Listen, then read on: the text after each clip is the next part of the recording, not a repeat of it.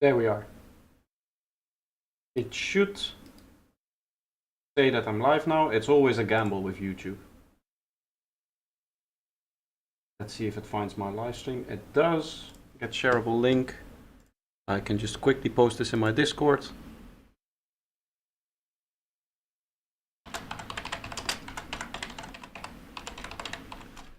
Hello, everyone.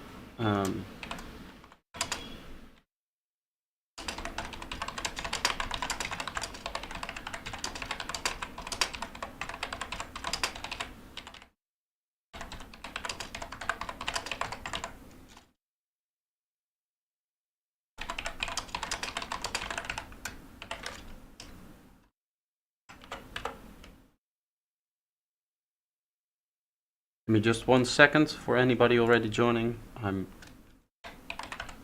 live. Yes, that's good, proper English. Okay. Hello, everybody. Welcome to the stream of today. We're going to be making some kick drums today. This is the kick drum project that we've been working in before. I've done some feedback streams where I showed off this project, I think. But I haven't really tried to make any progress. Today I want to change that by just trying to get at least to like number 60 in terms of kick drums that I want to make. So I want to make as much progress on the kick drums themselves as possible. So that's what we'll be doing. Right now we are at, let me quickly check, I think 38, right? This one should not be saved yet, because there's no kick there to begin with. Yeah, we have 37 kick drums. The pack is going to consist of 100 kick drums for each BPM. And the cool thing about this whole project is that once I have them made for 1 BPM, it's going to be it should be relatively easy for me to transfer them and create them for all of the other BPMs. So we end up with, in the end, 800 kick drums. But it's 100 kick drums made for different BPMs. So it's like 155, 150, 147, 145, 143, 141, 140, and 138. The whole point is that you have the same kick drum and you can just choose kick drums based on whichever BPM you're using. And all of these are like common sidetrance BPMs for the kind of sidetrance that I like to make, which is between 138 and like 150, and I put 155 in there as well, just to have one that's a little bit faster. But that should cover a very large quantity of like BPMs that people commonly work with within my subgenre of sidetrance. So that's what we'll be doing. Welcome everybody. I see that there are a few people already joining in. I also see that my timer is on, which we don't need for today. So we're just going to be making kick drums, and I'm just going to start with a kick drum in E here. I'll show you again the whole project setup just to go through it. The way that it works is that we have 3 sources. We have a body, a head, and a transient, and those then process together down here, where I can add specific processing on each of the kick drums as I want it. Usually this boils down to like 1 EQ here. This is going to be the channel 38 for kick number 38. And the cool thing is, as you can see, if I go, I think I can click here. If I go to the next one, you can see the channel selector. Just stay on there. The channel selector is actually moving with regard to which kick drum we're working on. So it automatically switches to the right processing and all of the right sources, as well as in here in the edit, where I can do a secondary round of processing if I need it. This is where I like clean up the kick drum and make sure that it works well with the BPM that we're actually working with. So all of it automatically like switches between the different, kick drums or the different change that I need for it to do. So the whole point is, once I have my kick drum or the collection of kick drums made, all 100 of them, this is number 100, I can just hit record on all of these, and I should be able to just record 1 row of kick drums out and then add the processing for each sorry, I can record all of the kick drums out, move them to the edit track, and then I should be able to put in an additional phase shift that's going to make it work for each new BPM that I'm trying to create. So from that, it looks very technical, but from that standpoint, it's a very easy way for me to just create 100 different kicks in 100 different patches and then render them out for all other BPMs. That's the whole idea of the project. Mine be A34L Music. How are you guys doing? Welcome to the stream. Let's have a listen. So this is the kick drum that it kind of defaults to. It's pretty standard patch. The only thing that I don't like about my standard patch is that it has this very long hat in here. I'm usually not a fan of the long big hats. Second to turn up my volume, it's a little bit low. There we are. Usually I like the kind of punchy ones that you get from without a hat. But the hat does add a nice bit of high end to the kick, which helps it stand out in the mix. This one is just too long for like most of the applications that I do. But the standard is 147 milliseconds, which is basically the whole hat. What I also like to do is just create different kicks for each of the ones that I'm making. So different pitch envelopes, stuff like that. So that's what we'll be starting out with. Just experimenting. The way that I do this is I start with the body. And I can just open up the patch, which is already preloaded, and I can start to tweak it. Maybe I want it a bit punchier.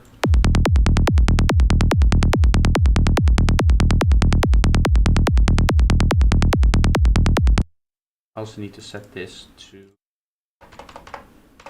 D.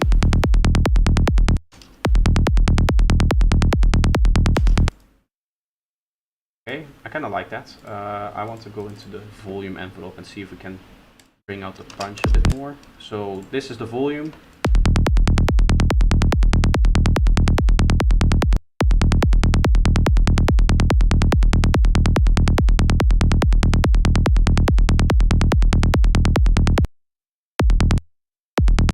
Maybe I want a bit more of a click from this.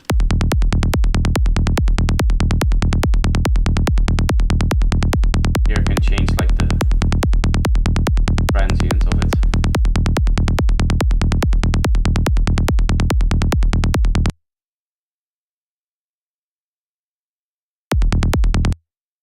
And then I have a separate transient source to add some extra high end to it.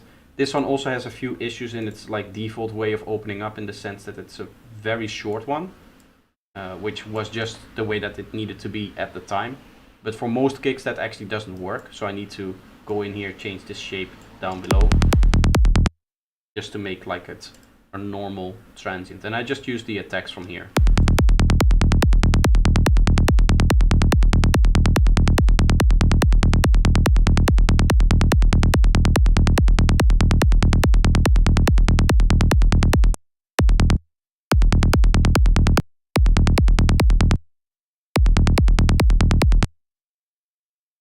High ends from it.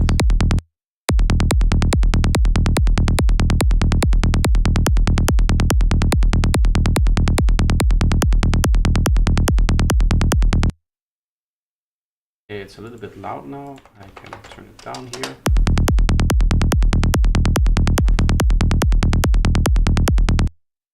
And then we add our hat.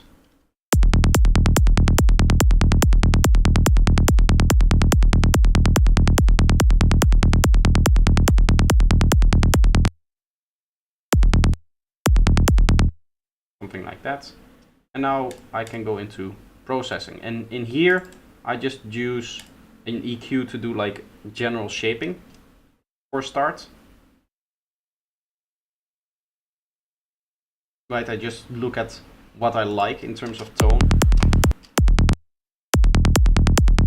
Usually like a little boost here.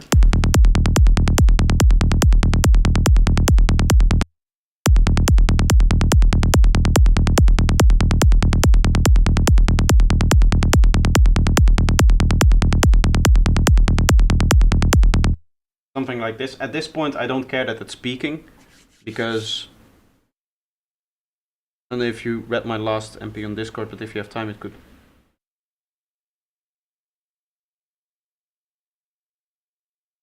Okay.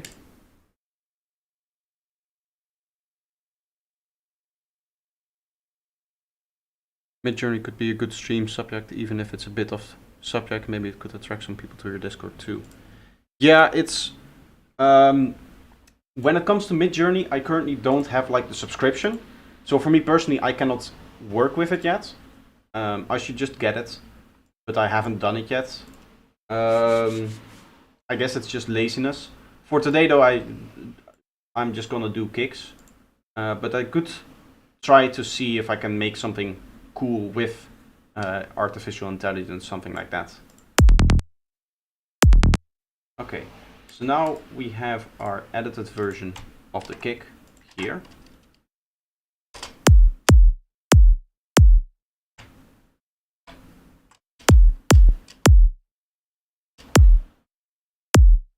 This should be here.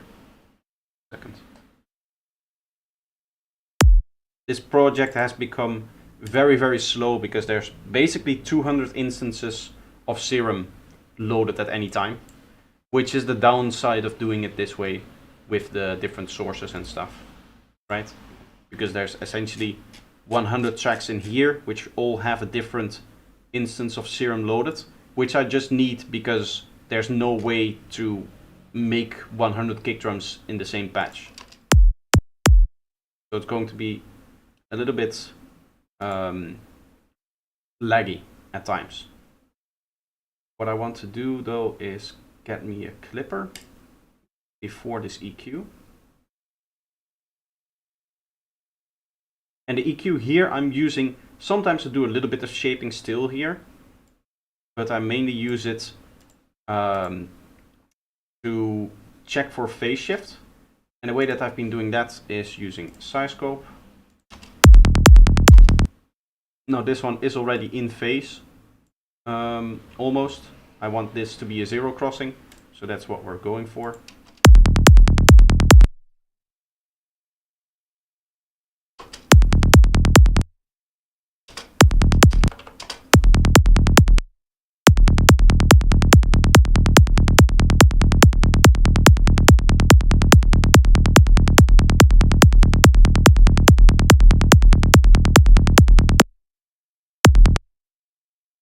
Zoom out a little bit, creating some massive phase issues which we're going to remove later.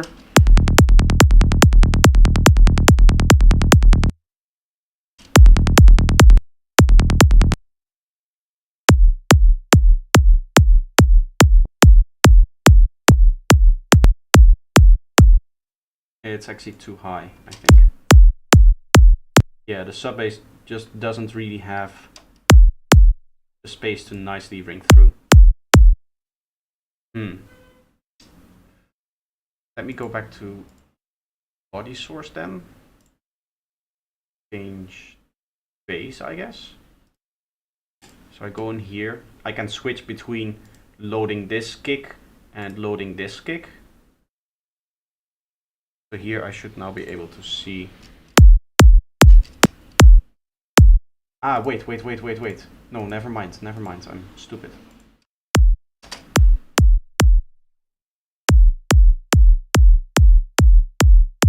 It was phase cancelling between the two kicks because I left the other one playing. This is what we want. I can go in here, slightly dump this down. That's looking good. What I'm going to do is phase invert this one, because I want them to essentially all, and I need to check some of the other kicks as well. I essentially want all of these kicks to have a zero crossing, but also have that zero crossing be going up to down here. And the reason for that is doesn't really have to do with the sound, but it has to do with the fact that if I then want to make it for new BPM, all I have to do theoretically is to recreate the kicks as they are with all of the processing on there, and then I should be able to just use one EQ for the final phase shift of all of the kicks combined. Hello, side, sorry, Psy, Side, and Psyder. It's very difficult if you guys all join at the same time to say your names properly. But welcome all to the stream. Anyway, I can just phase shift both of these. And now we have a kick with a zero crossing right here at the line. It doesn't have to be exactly precise. You can see it's like minus 43 BPM, not minus infinity. But that's good enough, right? As long as it's very, very close, then you're not going to have issues with your kick and bass not working out, something like that. So now I can record this. The first one, and then here in the edit stage, all I have to do is cut out this part, give it a nice tail. And we have our kick drum. And again, to listen to it with the bass. Or an off-beat bass. Or a sliding bass. The whole point of this project is that it's versatile and that it allows me to create a lot of kicks, one after the other. I can go to my samples. Let's leave this folder open. And I can just start to drag them in here. I have an E right here. I just copy over the name, paste it, and then this will be kick number 38. Bam. And that's how I've been creating all of these kicks. And I just go to the next one. I have the little MIDI clip there that I can instantly loop. And I can go back and say, I don't know, I want to make something in D sharp for the next one. I kind of randomly distribute all of the keys. I don't know what's best if I want to sort them by keys at some point. I have just done it kind of at random right now, because it's whatever I have inspiration for, I guess. But we can make another one. Do I want to go C0 or should I go one note below? I think I'll go one note below. And I've talked about my kick tuning ideas already, so I'm not going to explain that again. You can hear now we have a different kick again. Just because I've been, just because I switched between here and here, we get different kick sounds. Now we're at 39. We can open up 39. Let's turn these two off. Let's try to see if we can make some kind of like volcano kick, which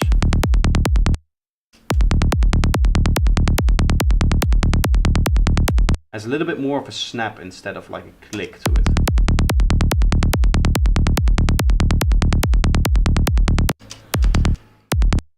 I think we need to be very careful with the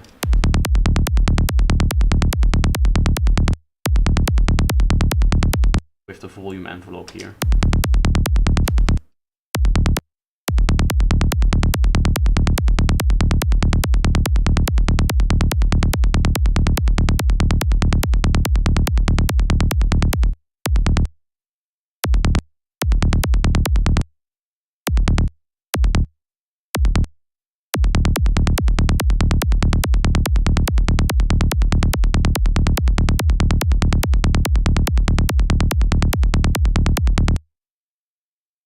In the inner circle we have Psybird, Psyger, and Psyder. Dipicus, hello.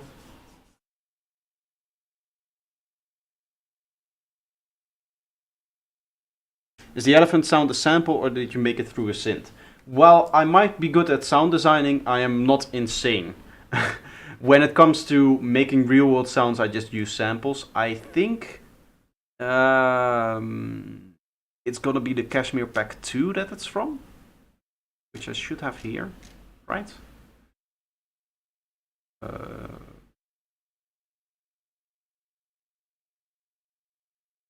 Volume 2, Volume 3. Sounds of Kashmir Volume 2, there we are.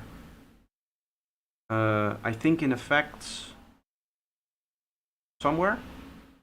Animals. And then here.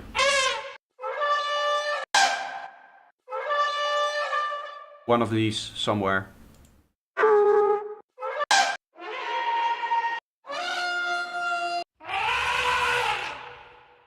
It's gonna be one of these from the Cashmere Pack 2. Maybe it's from the 3. I don't remember if that was already out. And if it does have animals, so it might also be.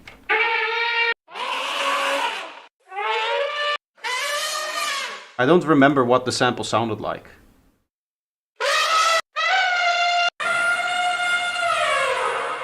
Might have been this one, I think. Right?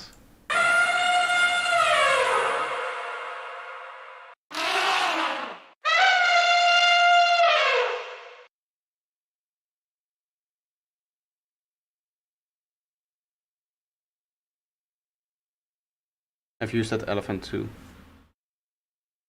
Yeah, it's the going to make it from scratch. That would be would not be a good idea because there's just samples available. Even if I didn't have the Cashmere Pack, if I wanted an elephant sound specifically, I would just search for an elephant sample. I don't want to sit there and make something that is readily available. Sound design is for creating sounds that don't exist already.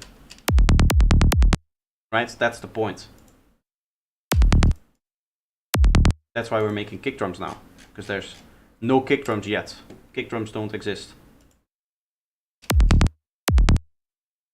Okay, let's give this some very strong high-end click. I think 34.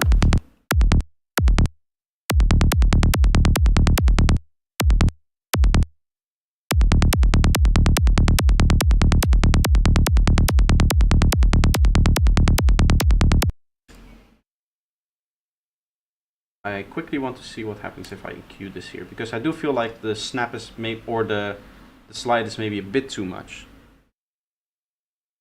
You can go to the zoo and poke the elephant with a sample recorder. Yes, yes, that's how I would do it. I'm not crazy, I like to do things the easy way. Okay, so there's definitely like a big click up top here, which is just gonna come from the body.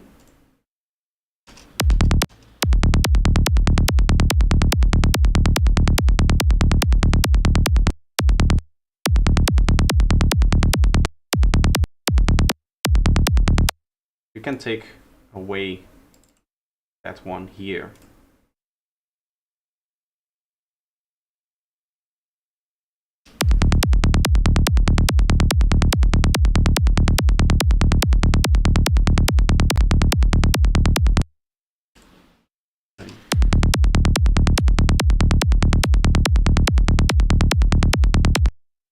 Something like that. We'll do the final EQ here once we have the hat in here. And for this one, I'm gonna go with a very short one.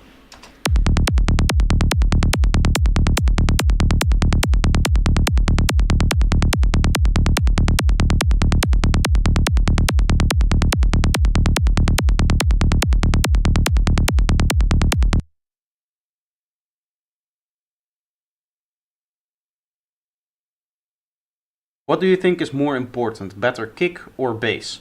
Well, I'd like to think that neither of them are really important. There's a certain level of kick and bass quality that you need to have, and up until that point there's like mistakes that you can make, mainly just the cleanliness of the kick and bass. But after that, you can just cover up all of the mistakes, if you were to call it. In the sense that once the kick, what people don't realize is in a good psytrance track, you almost never hear the kick and bass on its own, right? There's always synths and effects and atmospheres and whatever on top of it. Especially if you're making a very busy genre like the dark side or forest or high tech, stuff like that, where there's a lot of different elements happening at one point in time. And before I took my long break from YouTube back in the old days, I made a video specifically talking about this, where your kick and bass, where people tend to spend so much time on their kick and bass that they forget that they're making a whole track, and they can spend 2 to 3 hours on their kick and bass. Right? The whole point of that video was to convince people that they should make a kick and bass and just roll with it. As long as it's clean, as long as it's like technically correct and it transfers well to many systems, which I've recently also posted a video about how to make sure that your kick and bass is clean. Or something along those lines, I don't remember the exact title. If you follow those steps and you produce a clean kick and bass, then the very minute details of processing and tonality and the 1 dB boost of EQ that you bring at 250 Hertz on your bass line to raise out the, I don't know, 7th harmonic or whatever you want to do, it doesn't matter. Nobody is going to stop dancing on the dance floor because your bass is EQ'd slightly differently than what they would have preferred. If there's problems with kick and bass cancellation, if the sub bass just doesn't work or the first few harmonics just don't sound good, then you're going to have issues. But as long as you make sure that your bass line is clean and that it has like some quality of a good kick and some quality of a good bass line, even if it's simple, then it's just going to work. Like this bass line patch here. It's in essence a very simple bass line patch. We just have one step of processing, which is coming from the wavetable that I'm using, right? This one here. And all of, like, it's very simple. I've been using this patch in a few different tracks also, so I use the same bass line in multiple tracks, which according to some people is like a sin within Sidetrance. You should make your kick and bass for every track. I don't believe in that. I also don't believe that you should make your own kicks. Even though I'm doing it now, what I'm doing is I make my kicks now so that I have a sample pack of kicks which I can just drag and drop into my production. So if I'm producing, I don't have to worry about my kicks. I just have a sample, I drop it in there, and with it being BPM aligned and phasing properly, I should not have actual problems with my kick and bass there. So I make sure that the process is correct and that it's like technically correct. But it's when I'm producing, when I'm making a track, my kick process is literally, I go to my samples, I choose a kick. That's it. There's nothing more to it, right? I just drag the kick into the track and then that's the kick. And I'll worry about the actual tonality of the kick later on in the mixing phase, at the end of the production. Hello Zendo, how are you doing? FG also here. Any other names that I need to say hi to? I don't think so. I think everybody agrees with that statement now that I'm saying it out loud here on the stream. But it's really hard to not try to do it while you're in an actual production.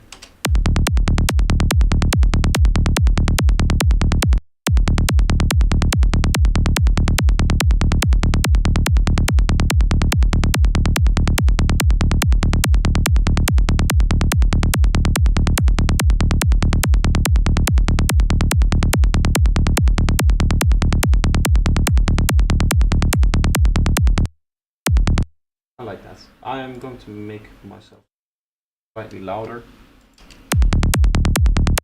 That shouldn't affect your volume, right? I know it's clipping, I should probably fix that. Let's record it first. Yeah, this is kind of the like volcano kick style, where you have the very large dip. The transient is a bit loud on this one. I can give a little extra boost to the sub bass. So like 2 dB maybe. See what that does.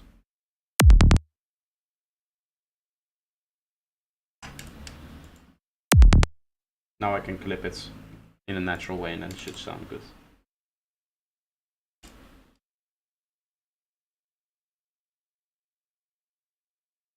I only make my kicks because every time I use a sample I have to change it so much and it's so hard that it's much easier just to make one. I make my kicks myself while starting a tune, most times at least, but I have to go cyber lamprey for kicks. It's important too. I'm outside today missing this one. See you later. You don't have to. I've said this many times before. There's no need for attendance. Nice of you to show up anyway, even though you're not at home or maybe not in a comfortable position to watch. But I don't expect you guys to be here. You only need to be. You should only be here if you want to be here.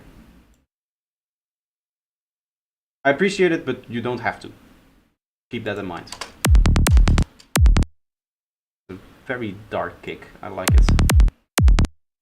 Okay, let's open up SciScope, because otherwise it doesn't really mean anything.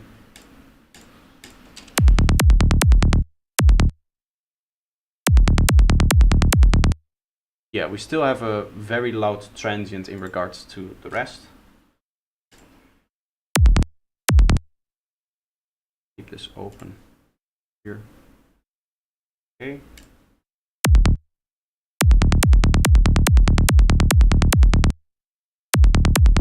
Yeah, it does need a bit more of a phase shift.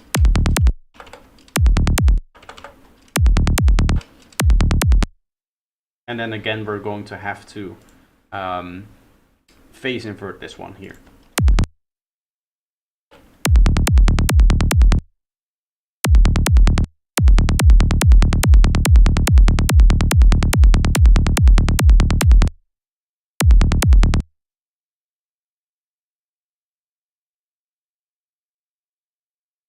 When's your setup, showcase, and room tour? When I have a nice setup and room. No, my room is it's. I think you guys will be surprised seeing my room and like me not having actual like studio monitors and stuff like that. Just normal computer speakers and all that stuff. I want to first get to a point where I have a room that is somewhat presentable, because it's also always a mess around here. That's just me being lazy, but it's true. I first want to have something that's presentable, which looks actually like a studio. Because remember, this is also my bedroom. Like, there's my bed here. You can see like the pillows and stuff like that. So it's just a bedroom with a PC set up in the corner. And I first want to at least move, right? Get out of a student flat and into maybe an actual apartment. I don't know what the future will hold. And dedicate a room to being a studio before I'm going to go over a studio tour. Doesn't really make sense to do like a studio or setup tour if it's just a messy angle of a bedroom. I use Kick 2 presets and tweak them so long it fits together with the base I made. Yeah, I think that's the main way people do it, at least with Kick 2. I've made a video talking about why I don't use Kick 2 and why you shouldn't really have a need for Kick 2. And a lot of people were, I wouldn't say angry with me, but they disagreed with me that they felt the need to make their kicks on the spot for each track. And I still just don't believe that that's really necessary. Everybody is going to have their own methods of producing. I'm not trying to influence you into or force you into producing in a different way. What I am trying to do is give you guys a different opinion that you can maybe work with. Right? Because at the end of the day, as much as we like to care about the quality of our kick and bass, to people on the dance floor, it doesn't matter. That's just the hard truth. So to spend, because what happens when people say, oh, I tweak my kicks so that they perfectly fit the bass line, is they make their kick and bass and then they work on it for like 2 hours, 2.5 hours. And I've done this in the past as well. I've spent a lot of time trying to create good sounding bass lines, and I think bass lines in particular, never really with kicks. But they kind of go overboard and they think that the Psytrance kick and bass line is really what makes or breaks the track, when it's really easy to kind of cover up at least some of the tonalities, some of the mistakes, if you will, or the different things that you have in the kick and bass it's really easy to cover up what is happening in the kick and bass, right, with other sounds. So to me, you could spend that time that you worked on making a kick and bass, and you could use that to write like a whole song. The second thing is, and this is like an actual problem, people make their kick and bass, they say, oh, it's nice and phase shifted and everything, and they just say, okay, this is my kick and bass now I'm going to produce the rest of my track, and then I'm going to mix it and master it, and then they forget about their kick and bass relationship. So what usually will happen is that in the mixing stage or in the mastering stage, they will use some kind of filter. Usually what happens is people use a high pass filter to remove the rumble of their track at like 20 hertz and below on the master, and that just completely messes up your phase alignment and the relationship that you have so carefully crafted over those 2 hours. So at that point, it's just 2 hours wasted.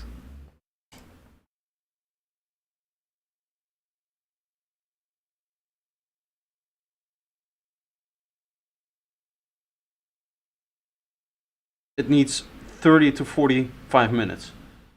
You want to see how long it takes me to make a kick and bass real quick? Say, I'm gonna do it here.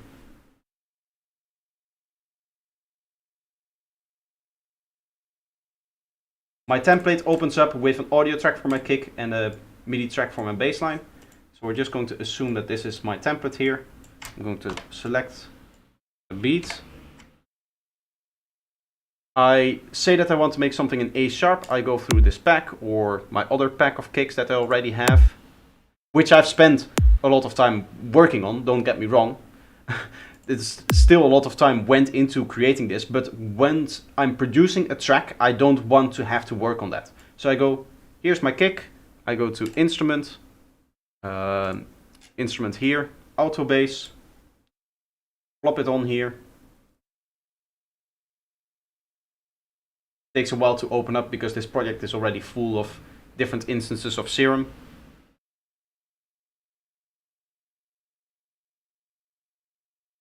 Going to take a long while, as you can see.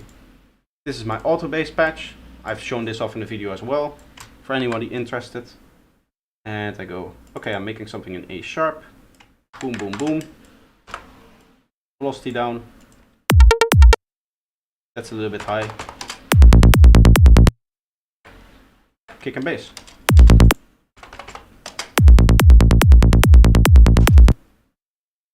Right? That's how easy it is. And I use this kick and bass for the remainder of my production. Once I export it and it goes into the Reaper session where I do all of my mixing, that's when I look again at it. I'll check the tonality again. That's where I apply like my finer EQ, stuff like that.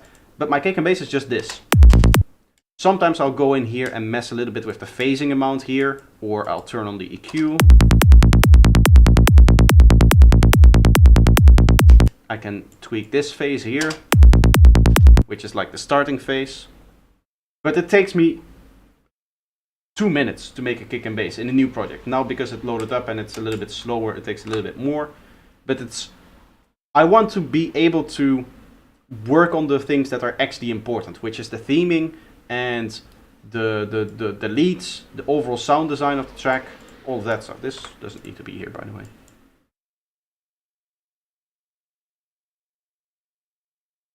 How do you make a rolling bass like that? Sorry if I needed to go back, I just joined. No, I didn't explain it here. The rolling bass is a patch that I've developed over a long time. As you can see, it's this is the same patch. This is the auto bass. It's named differently, but it's the same patch. The whole point is that this automatically does all of my phase alignment, and I don't have to resample this bass patch. And it has an EQ that key tracks to the bass line. Right, so different keys, the EQ will move around to move with the key of the track. You can see this one is at D sharp. If I play, a good example would be an A. Oh, there's something here. We go to an A, now it's at A sharp. So this is just for me to drop into a project and I can make a bass line in any key that I want. I made a video on this kick and bass. I'll see if I can find it again for you if you want to watch it.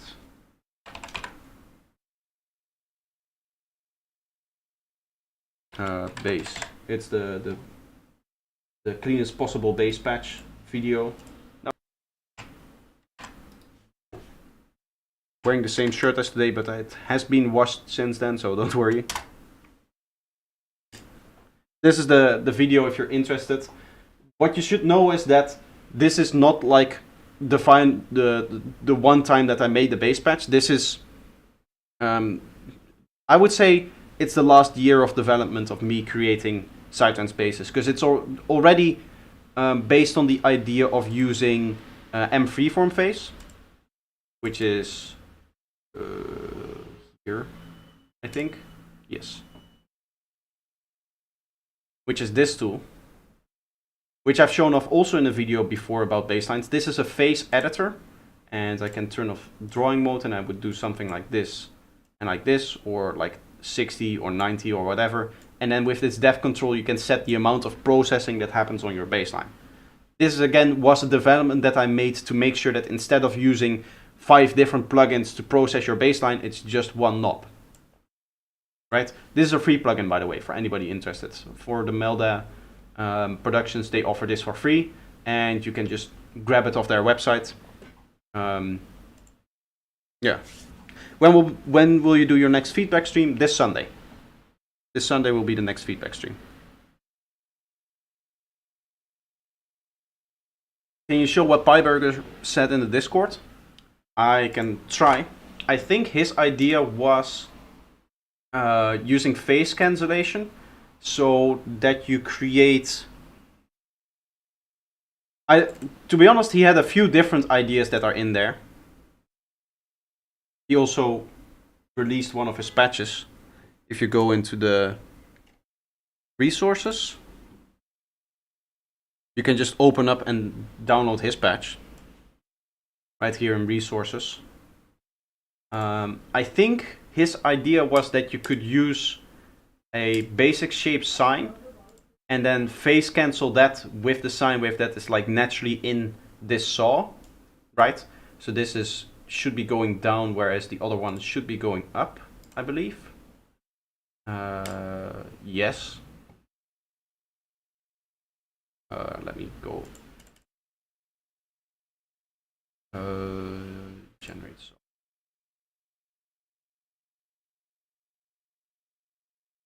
Yeah, so this is has a sine wave that goes up. This has a sine wave that goes down. So with good volume selections, you should be able to cancel these out.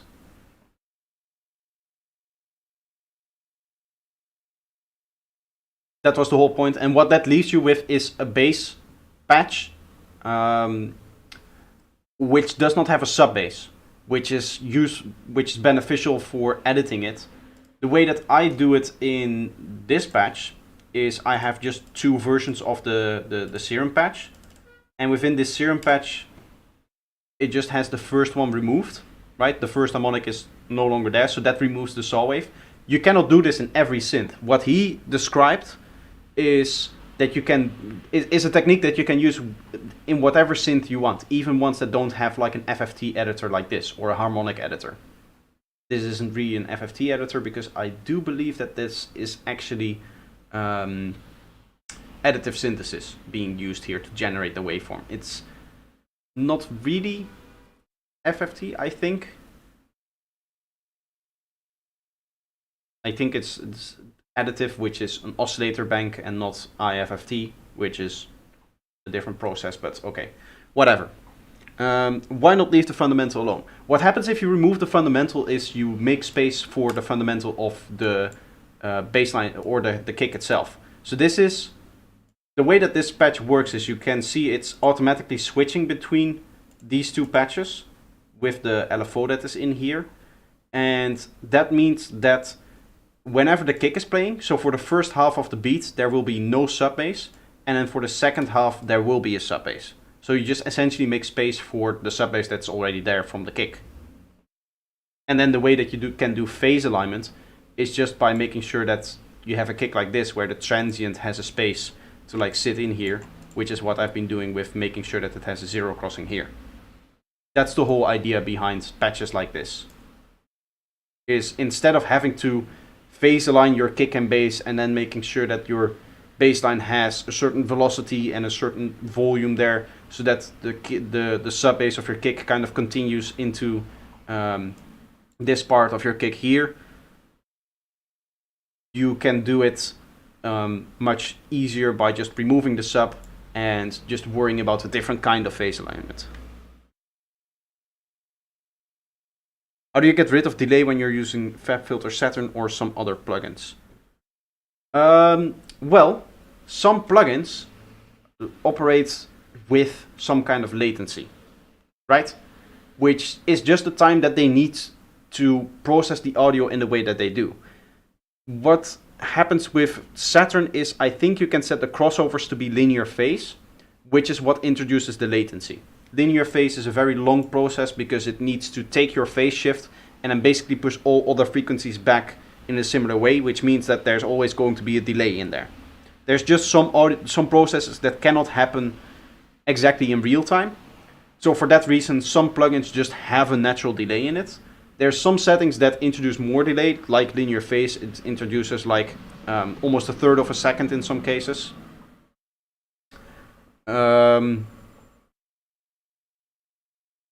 So if you use linear phase, then you don't have to, then you should take off linear phase. Otherwise, there's not really anything that you can do. If the plugin just needs that amount of time to process a sound, it just needs that amount of time to process a sound. There's nothing that you can do. The annoying thing in Ableton is that the plugin delay compensation is absolutely terrible. So you actually have problems with the delay. In other DAWs, it should just be compensated normally and you shouldn't have any problems with it. Ableton being a special kind of DAW which was introduced for live performance and not so much for production, it works under the presumption that you want the smallest delay possible without synchronizing between plugins, which is usually what you want because a delay introduced in one plugin can affect the way the next plugin processes the sound. So you have per plugin compensation, whereas in Ableton you just have compensation at the end of the chain, basically. It will just look at the sound input at the start, in this case that's some kind of instrument, and then at the end it will look, oh, how much later is that sound, and then it will just compensate all at once.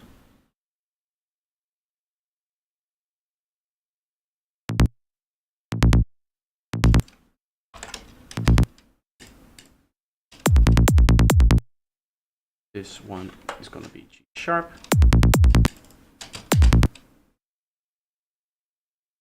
Going to be kick number 40, yes.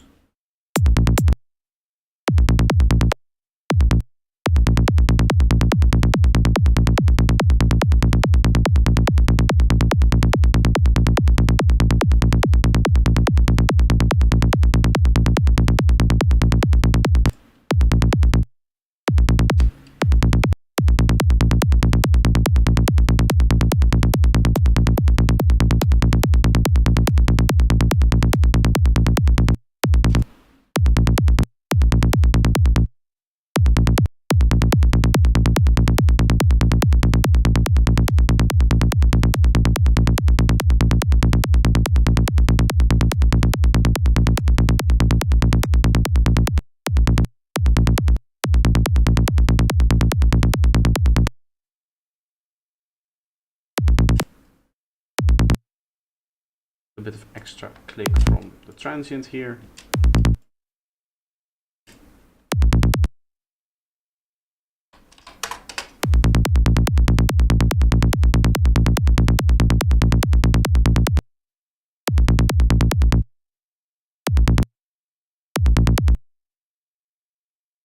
It's not the right one? Yeah. Why did it change again?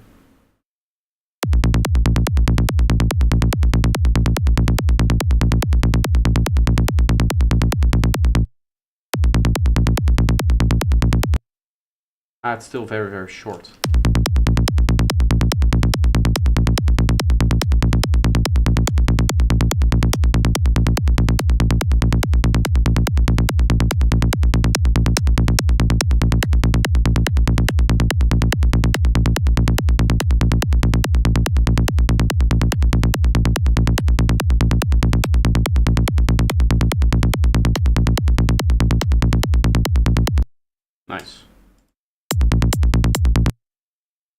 going to 40 here.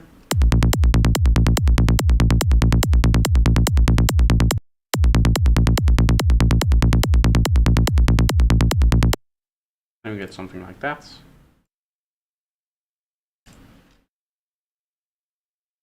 Just the stream you need. Well, welcome. Yeah, today is just a relaxed stream where we do some kick and bass or kick creation. Wait. Here it is.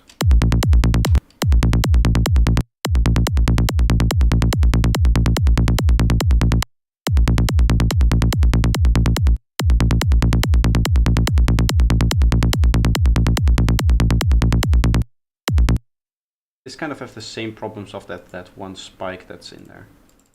Which comes if I change that small transient bit here. If I make any edits to this, if I make it even slightly longer, it actually seems to do much more modulation, which just ends up with it leaving like this big spike at 20 kilohertz or something like that. Which obviously we don't need that. At least I think it might come from the transient. No, but you can see it there. This one massive spike, which you can remove. We have other things that cover the high end, so that's no issue.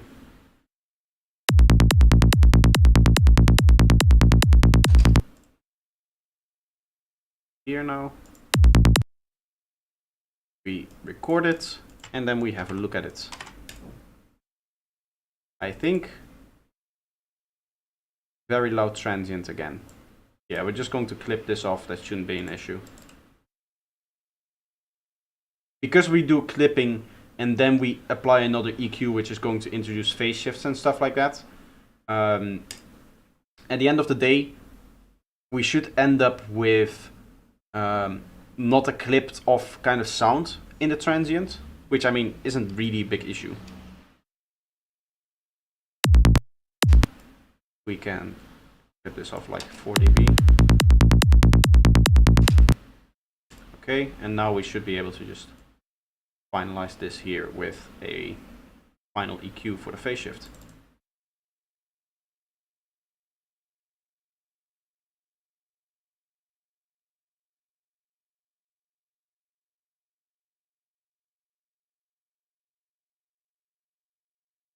My EQing is way different like yours, but I should set up a bunch of EQs that I can use. I'm sorry, sometimes I look over 1 or 2 messages, so I sometimes look up the chat to see if there's anything that I need to get back to. I also see, Side, do you play any video games? I do, but not publicly. Like not on stream, I mean. I'm a massive CSGO fan.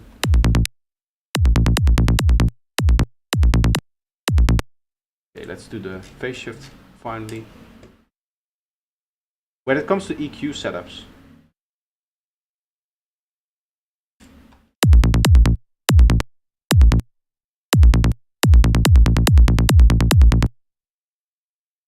when it comes to EQ, I don't know if you mean like the way that my EQ opens.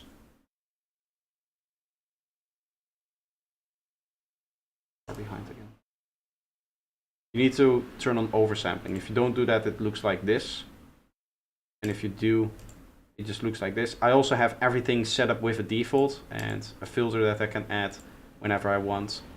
I should probably also leave this filter off. This should be the ideal setup, but I tend to use this filter so much, and even here it doesn't really do anything.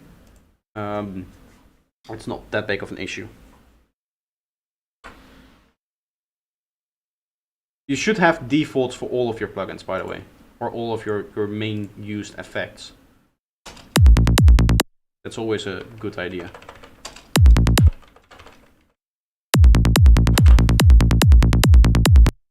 Okay, I give it a little boost.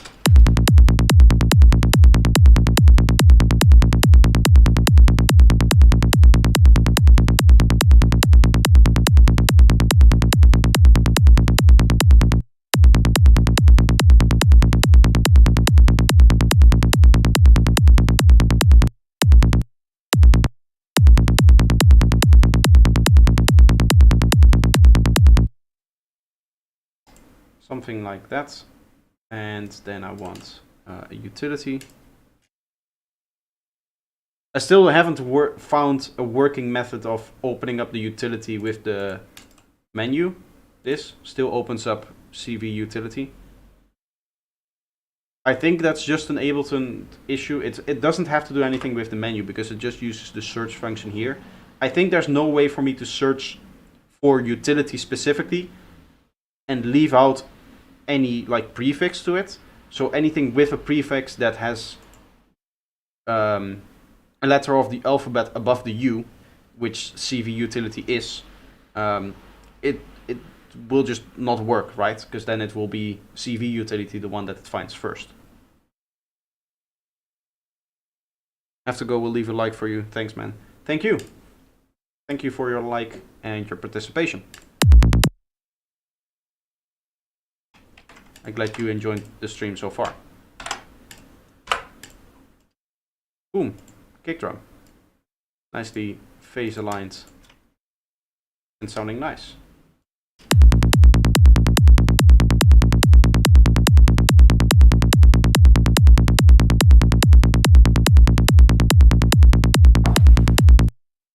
I really like this one. I like the sound of that. I'm also an A sharp fan. A sharp, G sharp. Those are the keys that I use the most, so hence my liking for a sound like this. Take this one. This is number 40.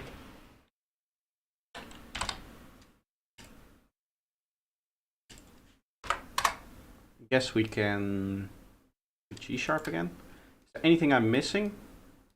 F sharps. It's been a long while since I made an F sharp. The reason why I'm making them in all keys and not just the keys that I tend to use is obviously I'm going to, at some point, sell this pack. You guys will be able to buy it. That's the whole goal here. Not just to make kicks for myself, which I can use, but also to create another drum pack for people to use.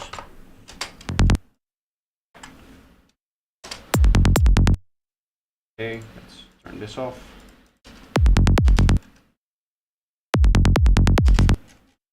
There's a nasty click on this now.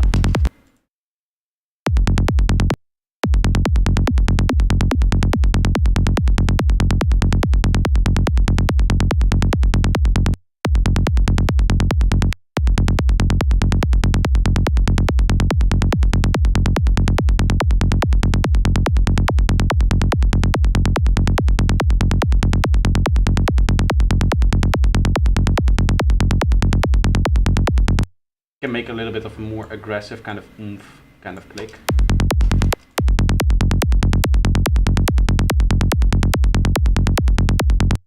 Still feels like it has some issues, but we'll EQ those out later.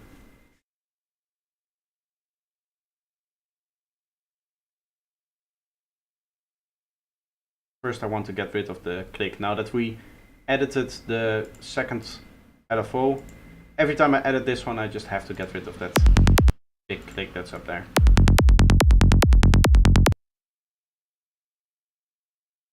Okay, we can look in the transients. 41.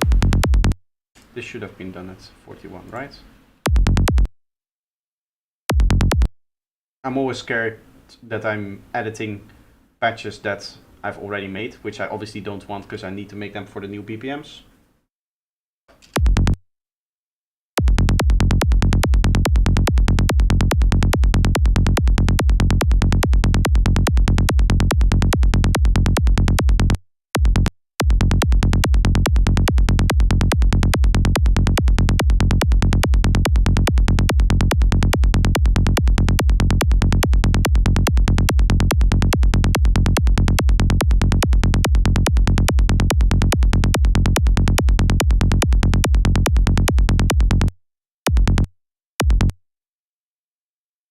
I'm thinking of going for a short one.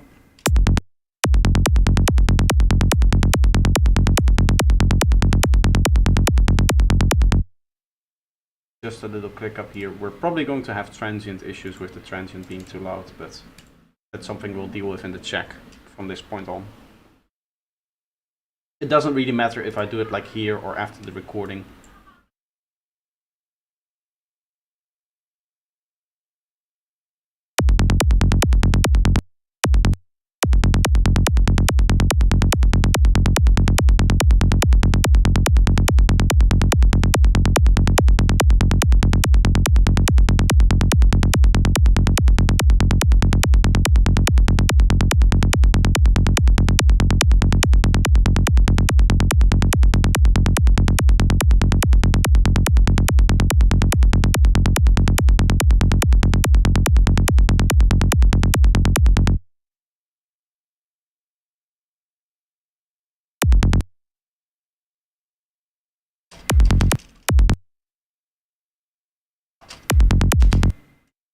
Okay, now we can open up Gyroscope and align it again. It's actually already aligned, so I don't have to do any alignment on this one. I can do a little bit of final shaping if I really wanted to.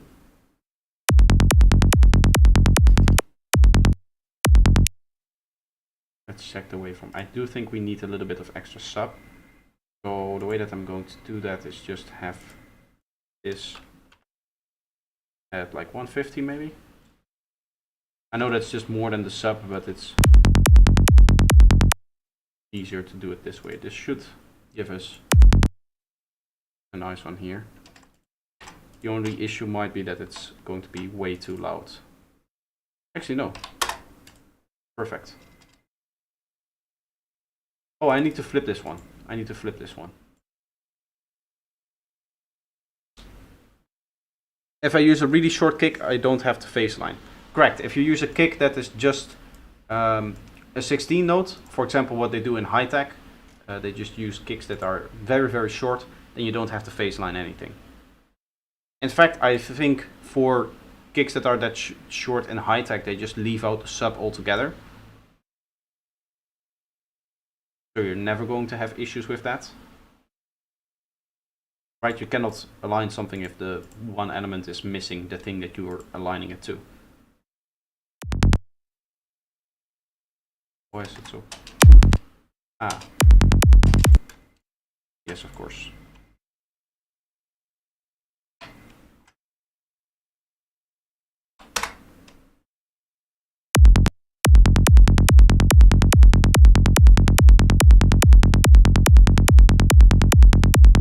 These last two kicks have been really nice. I like that one as well. Okay, copy an E.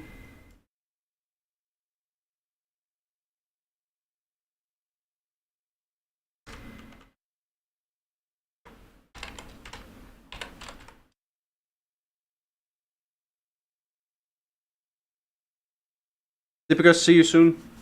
Thank you for stopping by.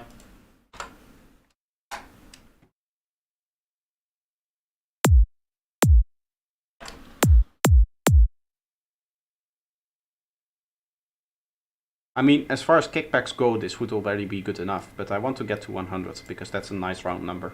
It's just my OCD kicking in. Oh wait, this is not an E, this is an F sharp.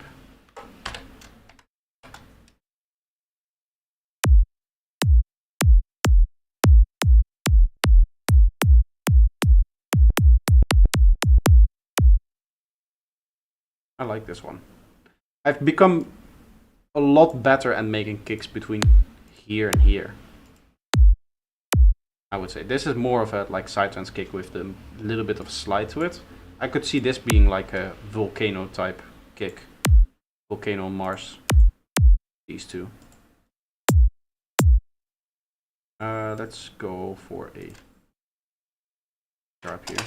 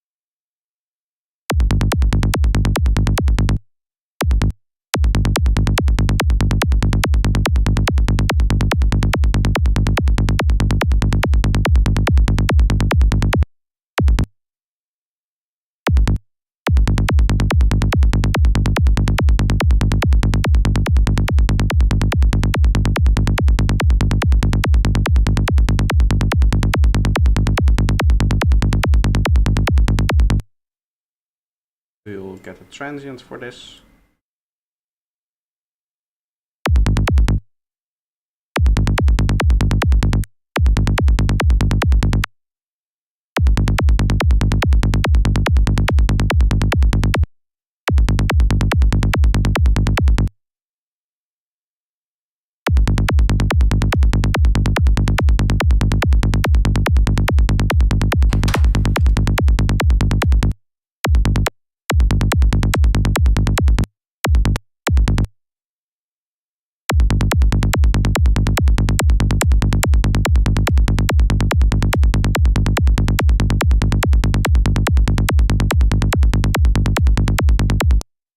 I want this to be a little bit more crispy, I should say. Something like that, and then the hat will be a long one on this one.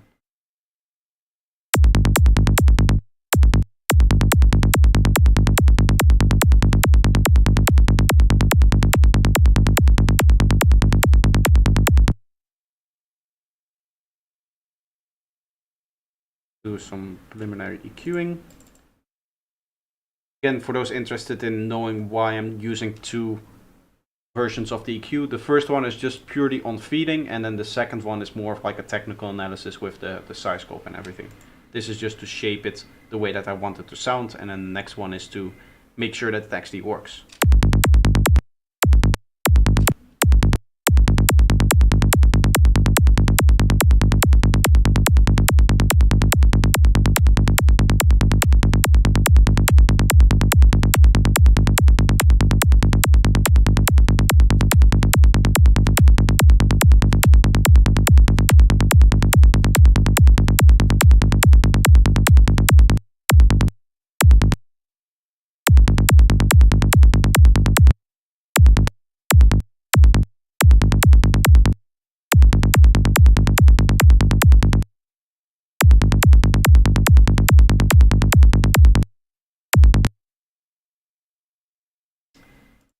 Okay, we can record it. I already know that we're going to need to push this into a clipper because we have a lot of, or a very big transient. I'm worried that it's going to be a little bit too big. That's 7 dB, that's a lot. If I turn this down, you can see it's a very strong click here at the start. I think that's hat.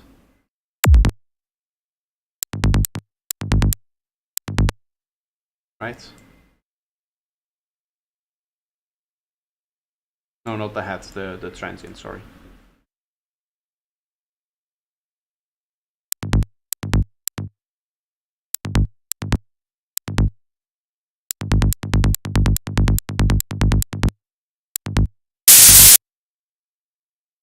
Ooh.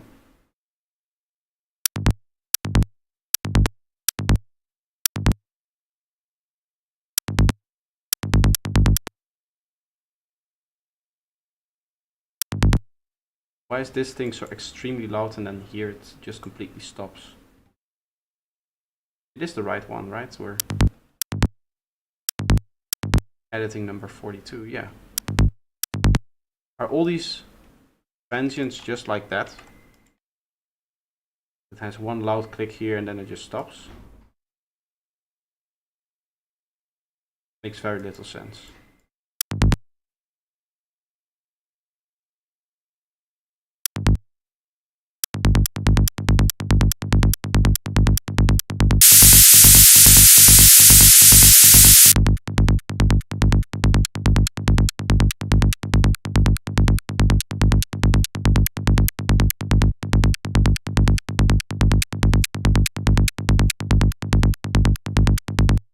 It's just these kick attacks are very, very strange.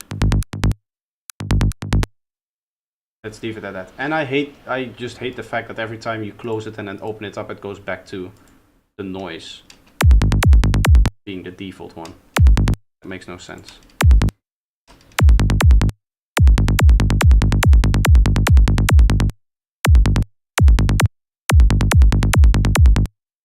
Now it should be okay.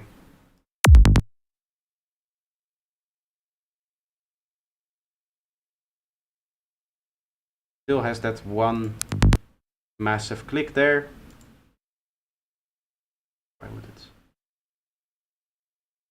That. Oh my god, I hate this.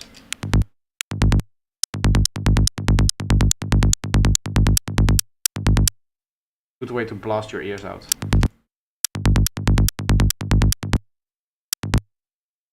This is going to be... It's the same one as before. It still has that massive click right at where I have the rest of the transient as well.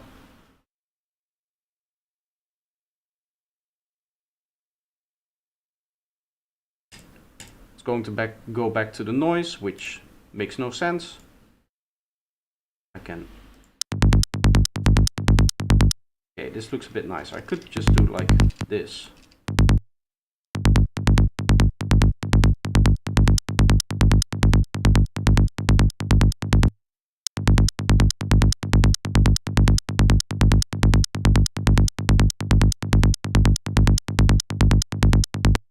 Essentially, I have it sit right after the other transients, I think.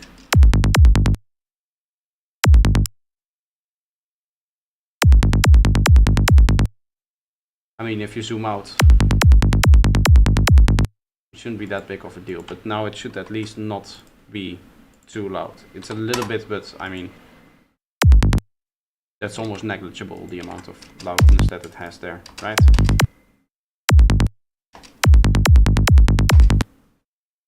Okay, let's do some nice technical analysis again. Make sure that it's phase aligned. Save as preset so it doesn't revert back to noise. Yeah, but it doesn't matter because every time I'm opening up a new serum. I mean, next one will be transient 43, it will have the same problem. I just believe that if you close a plugin and then open it again, it should just still follow this, right? If I click next sound, I always wanted to go next sound from the sound that it's currently selecting. It makes no sense to go next sound from like an arbitrary thing here. I just want this arrow to do what it's meant to do.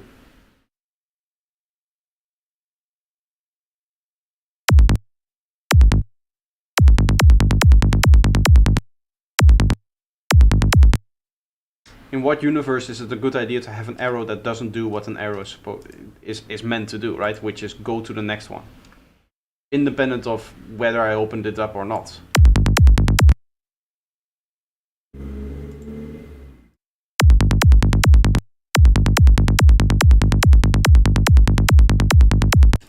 Okay, baseline.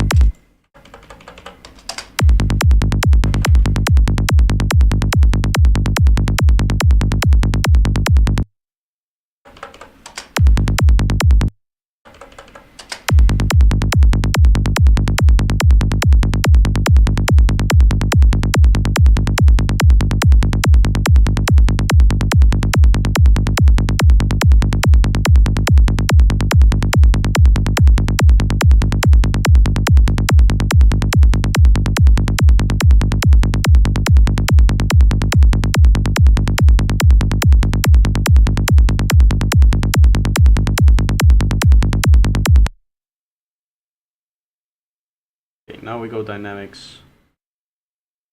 Free clip. The reason why I use free clip in this case instead of clip shifter, which is my normal clipper, is free clip comes with oversampling, which I like. Good idea to have oversampling here.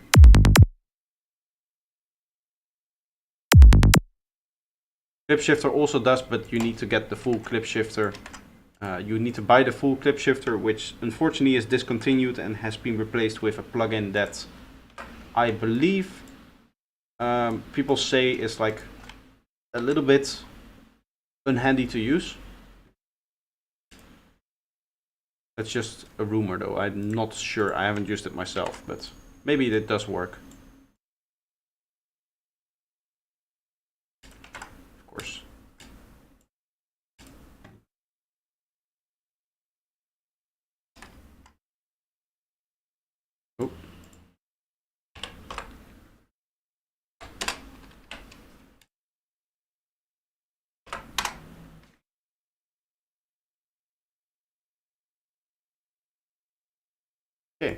and then we move on to the next one. I always have the feeling that I'm forgetting some keys, so sometimes I just go back to check if there's no key that I haven't made in a very, very, very long time. But I think I have been covering all keys so far. So I can maybe go back to like a D sharp.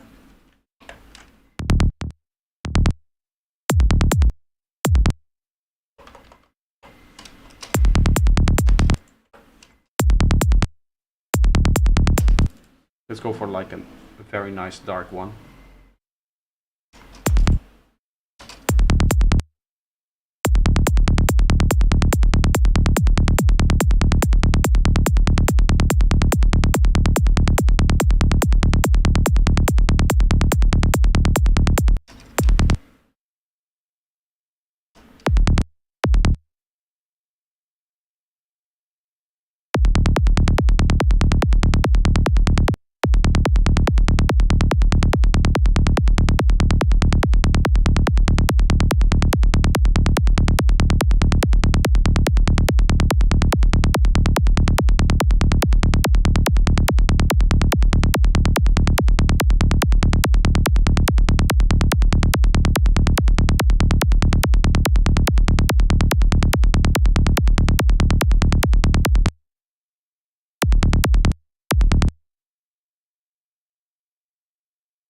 Have you tried using the plugin Kick2? I know of its existence, I know what it does, I've seen many videos on it, and I've never felt like it's something that I need for like kick making. I can get along fine with just Serum. Oop. We are at 43.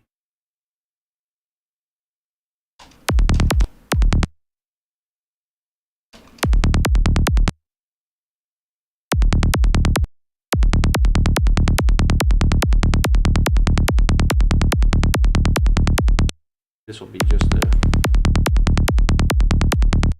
starting transient. I actually have this one here as well, which is showing me the sum of all things that I'm creating.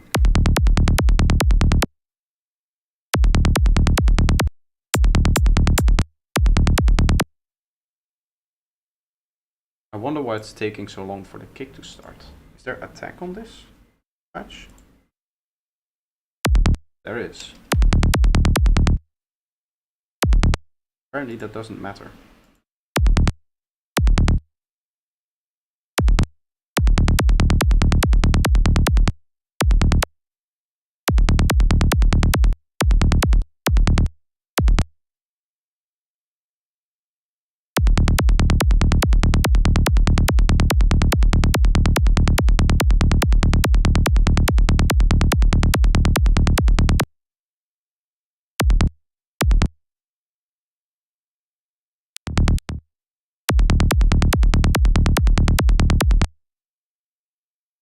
Okay.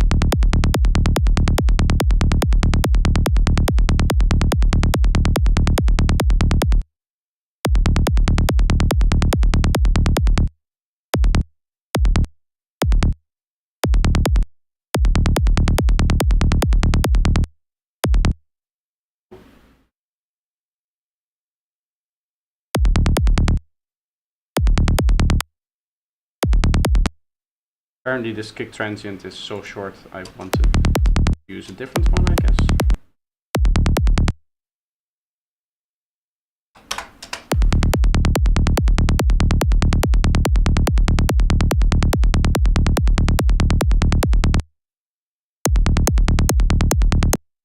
There we are. Now we have some content in there.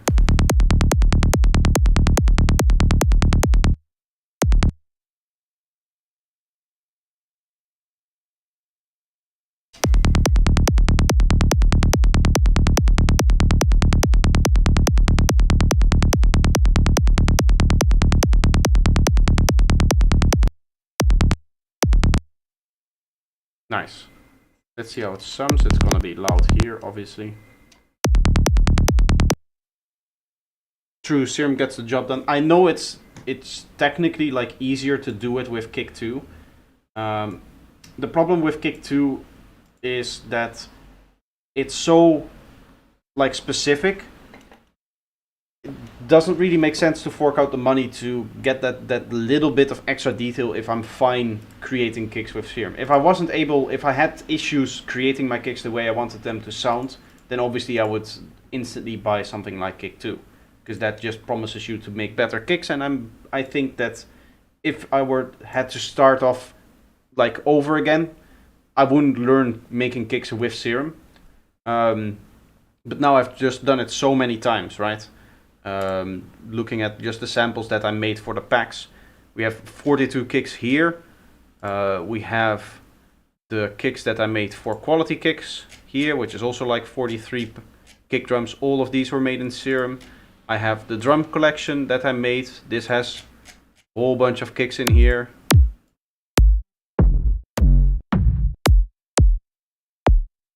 All of that was all made in Serum, so I know my way around Serum when it comes to kick drum creation and in general, right? I've been using it for 9 years now. It was on sale when I bought Kick 2, so I'm not regretting it.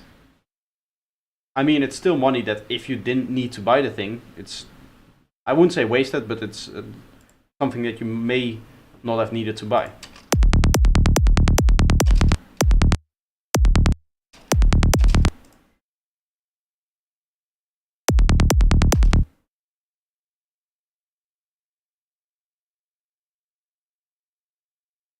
So you have a kick and a noise oscillator, or is just a click? It's just a click. We have a body here, which I make a body.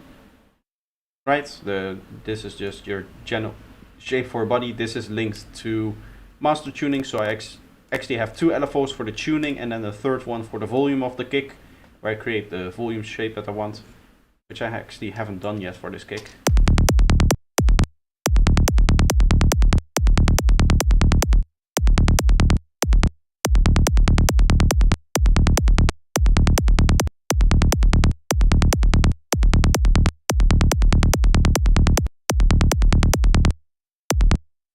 Nice, like dark version here.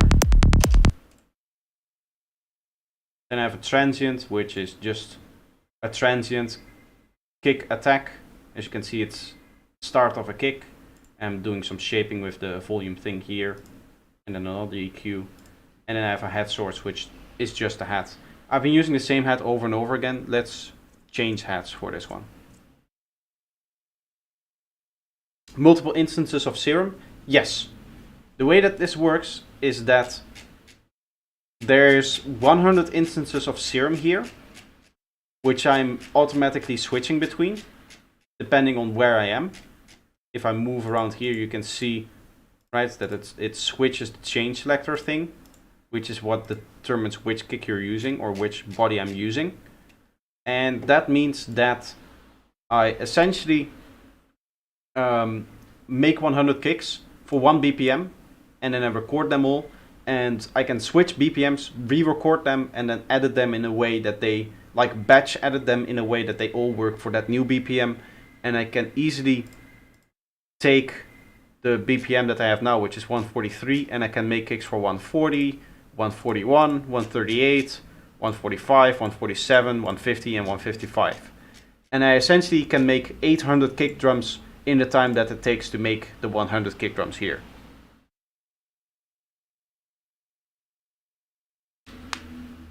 There's gonna be a video on this kind of thing, this kind of thinking. I have it on the list of videos that I want to make, which is just like a little paper list.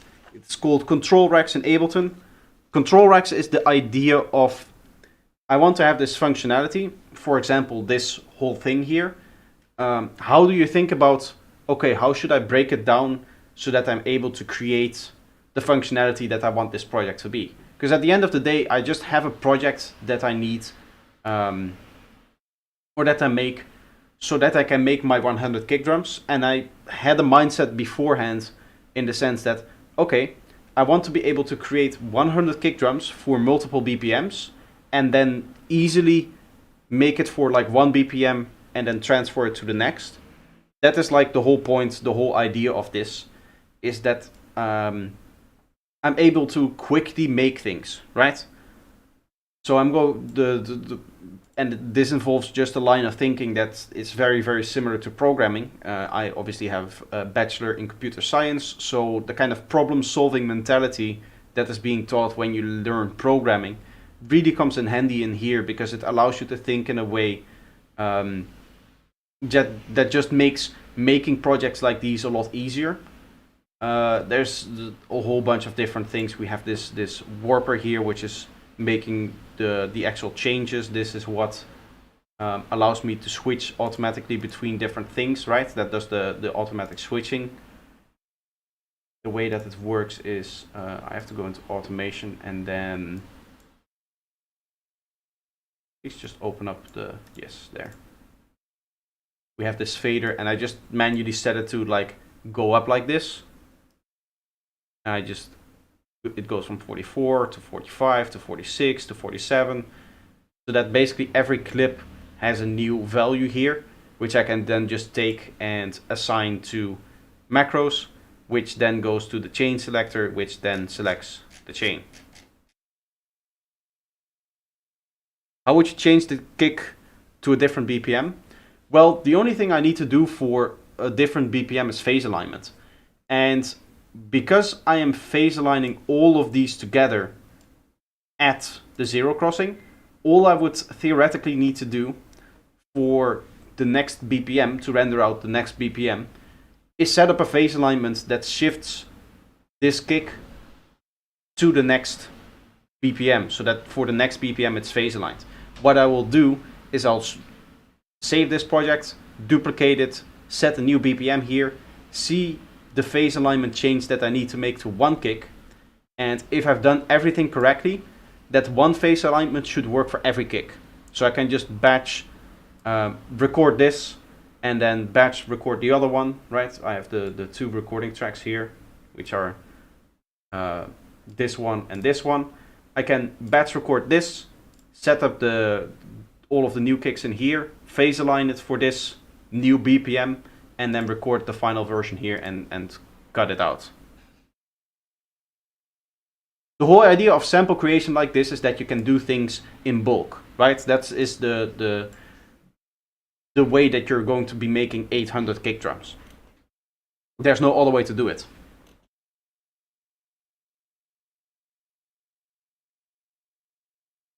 What I wanted to do, I wanted to have a different hat sound.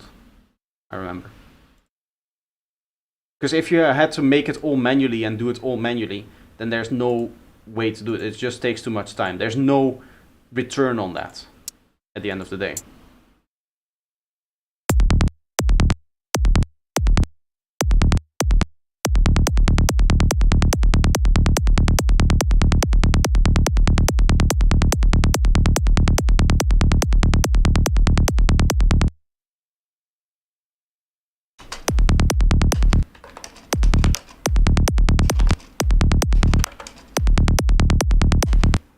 I like that.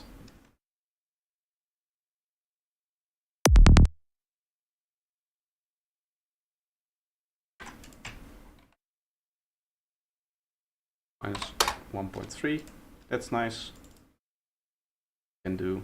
Did I do processing in here? I don't think I did. No.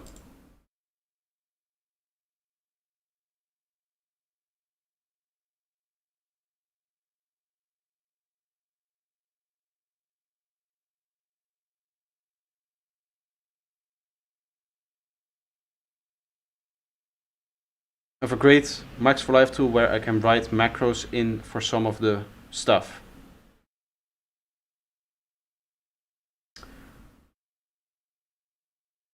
In what sense? Because yeah, this is all it is all done with like Max for Life devices with the multis and stuff like that, which just sends things to different chains for me. This is just mapping, right? To make sure that this one parameter can eventually go to 5 different chain selectors.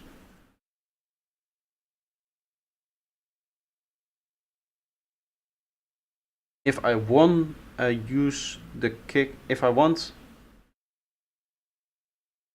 wait, if I want I use the kick with a different inner hardware, I won't be able to see the face. Yeah, that's the whole point of the pack. Is the whole point of my pack is going to be that you don't have to see the face, that it's pre-aligned for you depending on the BPM that you select. If you want a kick in 140 BPM, then you just take it from the 140 BPM folder. That's the whole point. That's the whole idea. It's pre-aligned for you. You don't have to do any work.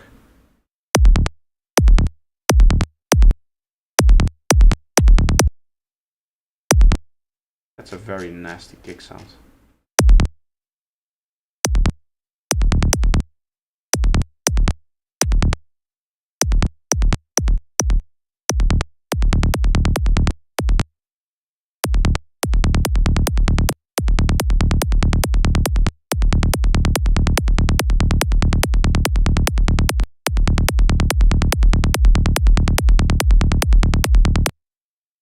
Sorry, I can't type properly at the moment. Yeah, it took me a while to understand what you're actually saying.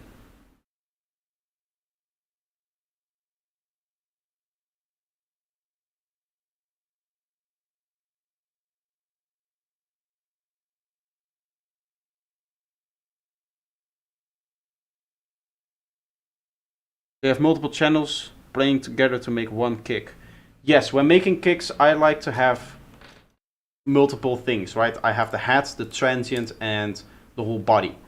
The body is kind of the main thing that you make within kick 2, and then you can think of these two things as the little noises that you can put on the side in the sampler, right? So that's essentially what we're doing here. You can see these three channels as one instance of kick 2, where you have two samples loaded in the little samplers that it gives you.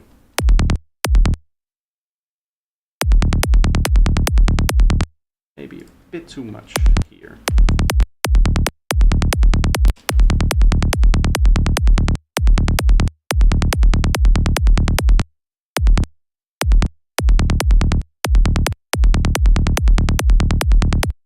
Or it's still that little hump there, which we'll fix with secondary EQ later then.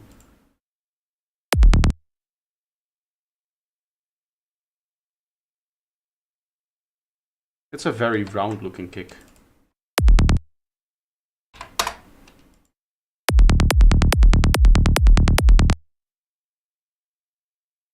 Okay, we go to 3.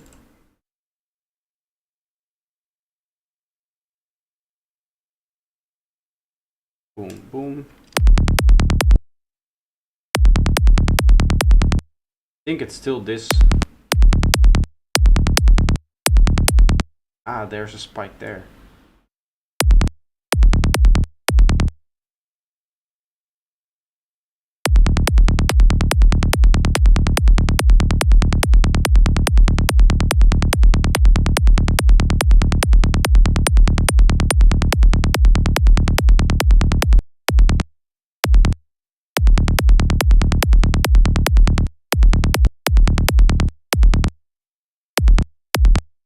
Something like that. I'm going to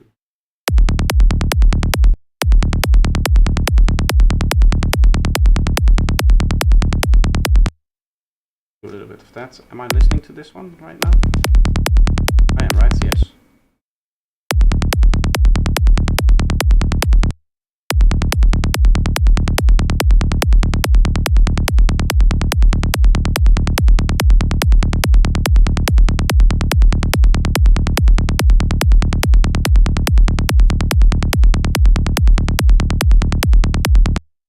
Nice.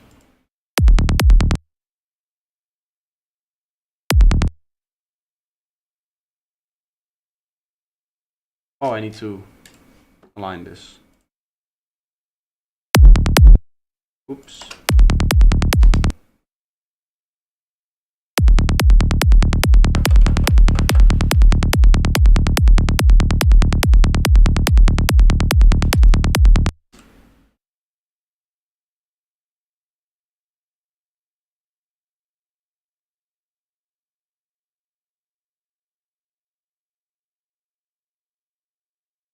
not that much louder. I think the best way to fix it here is just to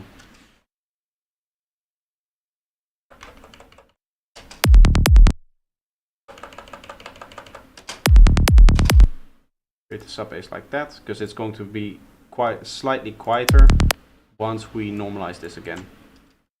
I hope. Yes, 0. Perfect. And then we go that's ish.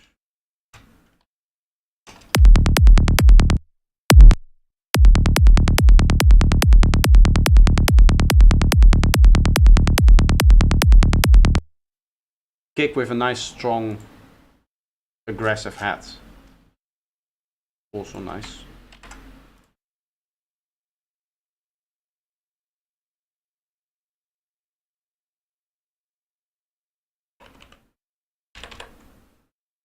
This is number 43. I've been streaming for 1.5 hours, which means that I'm going to take my little break as usual. Otherwise, you cannot keep listening to kick drums over and over and over again, expecting it not to impact the way that you're listening to them. So I do need to take a little break to refresh my ears. As usual, I will put on some music.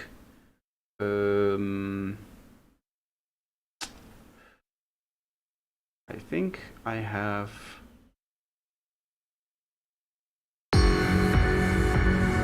this one, yes.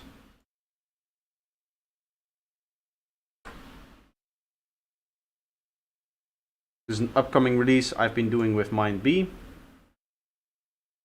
Very fun track. Has some progressive stuff in it, and then it has normal rolling kick and bass. It is mastered, so it's loud. I'll turn it down like 5 dB. That's not too loud.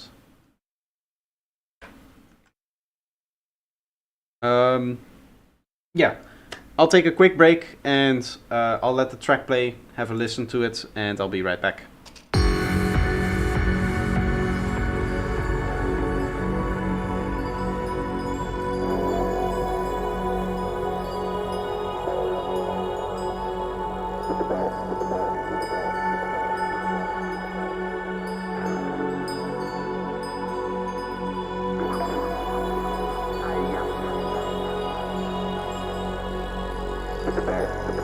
Our galaxy is made up of some 400 billion stars and at least 100 billion planets. How many are like Earth?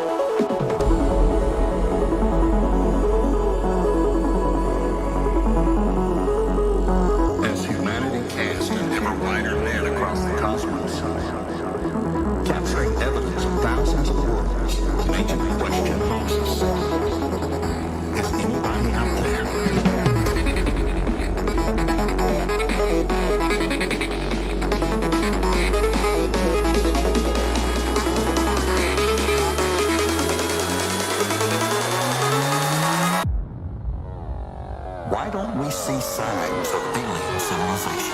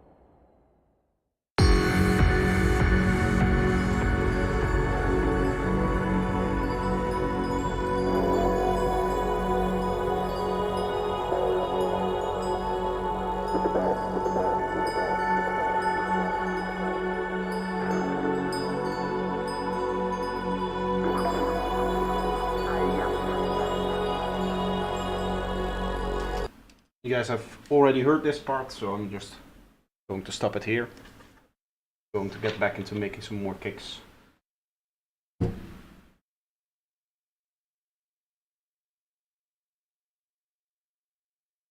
I don't know what the phenomena is. I think it's just my music being very, very good that I play during these breaks, but I can always see the viewer numbers going slightly up when I'm taking my break, which makes me think that the things that I'm actually doing on stream aren't really that interesting. But to me, the things that I'm doing on stream aren't necessarily meant to be the most interesting thing possible, because to me the whole streaming thing and just being around here and sitting here is mainly for me to just have a conversation with you guys in the chat, right? Because that's what I like to do with these streams, is just talking to people and having interaction. Bro, my numbers go down on breaks. Hey Dash, how are you doing? It's maybe it's the quality of the productions then. I'm sorry to have to say it like that, but maybe my music is just better and people stick around for it.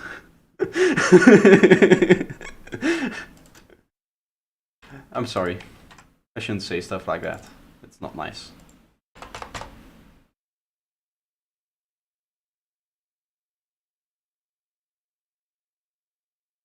It's just an interesting thing that I saw happening, that the viewer numbers always, like 2 or 3 extra people tend to be in the stream when I come back from the break than when I leave. I don't know if it's a good thing to look at those things, like viewer numbers like that, because it's like a statistic that once you really start to notice it, and once you really start to look for it, it can kind of take over, which I don't want it to do. Right? I don't want to be here seeing like, oh, now there's 9 viewers, and when I was doing something else there was like 15. So what I'm doing now is not good or not entertaining or stuff like that. Because then it becomes too much of a, how should you say it? It becomes too much of a liability, trying to get the number to go higher and higher. It is always nice that if I'm doing something and I'm streaming it, that a lot of people are enjoying it. But I should probably focus most of my attention, and that's what I'm trying to do, on entertaining and not just entertaining, but providing nice content for the people that do stick around. Because there's a whole bunch of reasons that your viewership might fluctuate those few numbers, especially if I'm you know, at the low view count, which is 10 viewers. If 3 people suddenly have an emergency and it goes down by 3 viewers, or they have to leave or whatever, then it's not an indication of my content not being good. It's just an indication of that people have stuff going on in their private life. I put the spectrum analyzer over the numbers nowadays. The only reason why I leave it up is because it also shows me my streamer health, and I keep having the issues with the stream every once in a while, just cutting out for a little bit.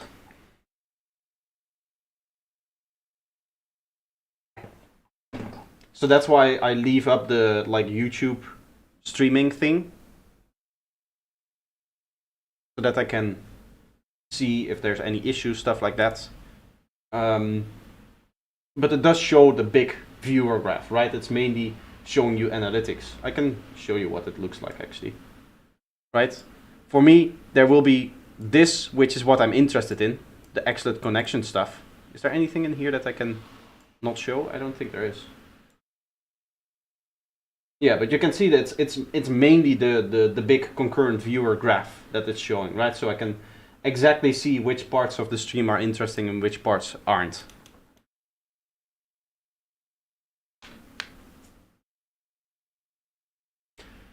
But yeah, today we didn't have a lot of connection issues yet. I'm going to knock on my desk right now to make sure that that doesn't start happening.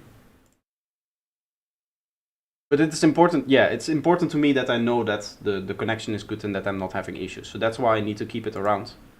If I didn't have the issues, then I would also just probably tap out of it and just have a different thing on that monitor. Maybe not a... It's exactly the moment that I start talking about connections, we have issues. The exact moment. So let's just stop worrying about that and make some more kicks. I said today I wanted to get to, what did I say, like 60? I don't think I will be able to get to 60 because we started at 37 and we're now at 44. So let's aim for like 55 for today. That's a good amount of kicks to make in one day. It's almost 20. Right? And a few more streams. This is also the thing that I will be doing on like feedback streams and stuff like that. So over the next couple of months I can worry about the kick drums and all of the other stuff, and then at the end of all of the streams and stuff that I am doing, hopefully in 1 or 2 months I'll have a nice big drum pack that is useful and I can just use for my productions and obviously can sell and stuff like that. So slowly we will be building up this pack of kicks together and all of the other drums as well. Either way, we get back into kick making.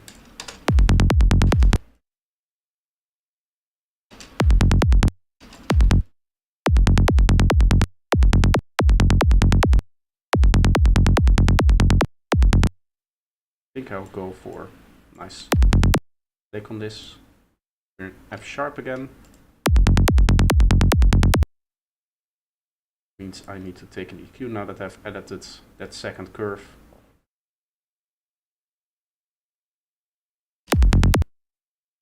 Get rid of that little little spike that's there.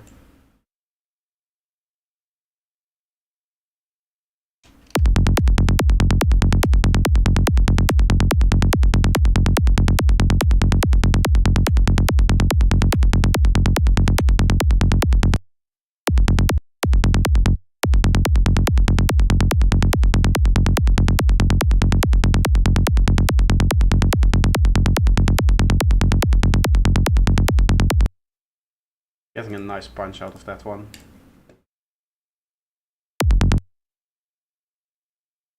I'll just get a random attack here.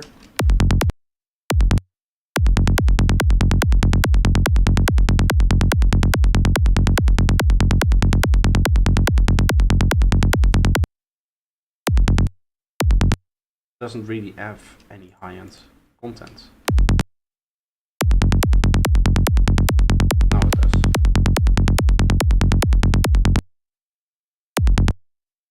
Okay.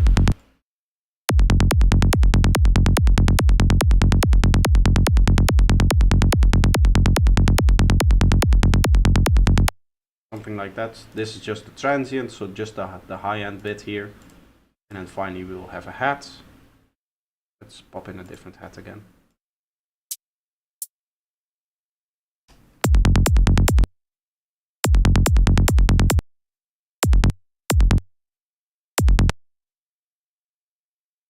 I did do that in the wrong one, right? Yes. Got to switch to the other one. This is the one that we want.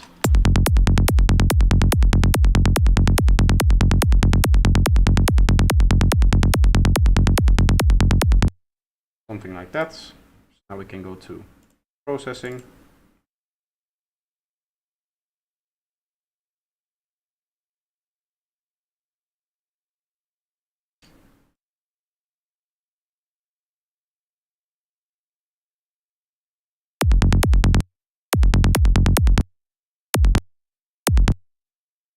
It is a strange issue, the whole internet thing, the whole connection thing, because it just drops for, I don't know, like 10 seconds and then it's back up.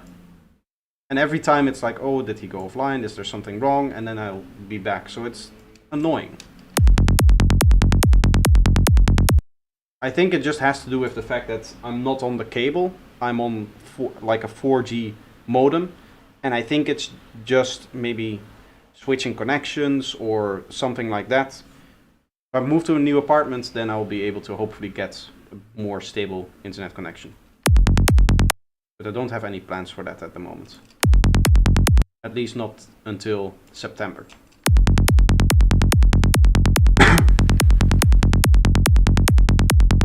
Bit too bright. That's nice.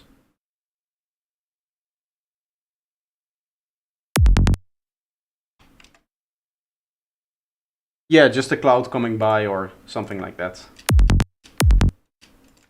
It's going to be... Yeah, so this needs a little bit more sub, which I mean we can do in here, right? Because we're going to do the phase alignment either way. This needs to go in here.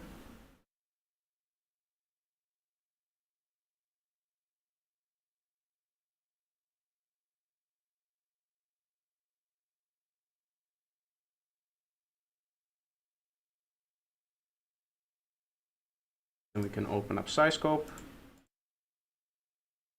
And like this. Do our alignment, and I'll give it a little bit of extra sub as well while we're at it.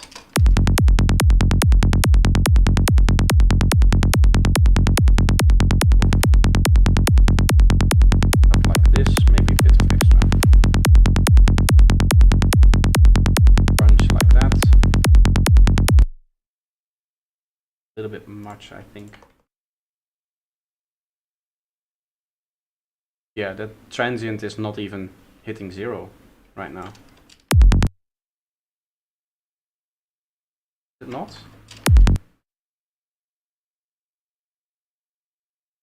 Or it's just that one spike? Okay.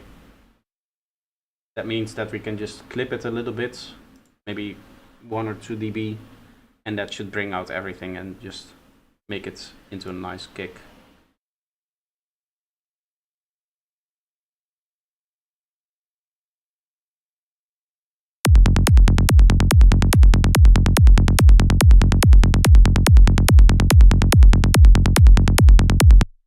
Nice. I don't want this. I'm basically looking if the sub does not get clipped, because obviously you don't want any hard clipping on your sub bass. It's just to, you know, make sure that the transient is nice and squashed and that the kick has a nice shape. Now we should have a good looking kick. There we are. And we just clean it up like this. I do need to phase invert it. I don't think that it matters, the phase inversion for the BPM. I just think that it's nice to have everything like going down. At the end of the day, it's not like you're going to hear like a phase inversion. But it should be good practice having it always the same. And I think there's a few of these samples that I don't have that in the earlier ones, so I might need to go back and change up a few samples just by like using a utility and then throwing it in there and then re-recording it. The only thing that I'm really worried about is with this whole project setup, because I have to switch channels, I may have made edits to some of the kick drums that are like invertible, and I already recorded the kick, and if I were to go back, it's going to really change the kick that I made. So I cannot remake it for the new BPMs. In that case, I'm just going to have to make it also for the old BPMs, or for the old BPM 143, but that's not a real big issue. So now I can record it and... Hello? Oh yeah, that's turned off, obviously.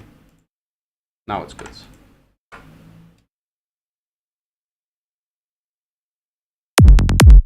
Hey.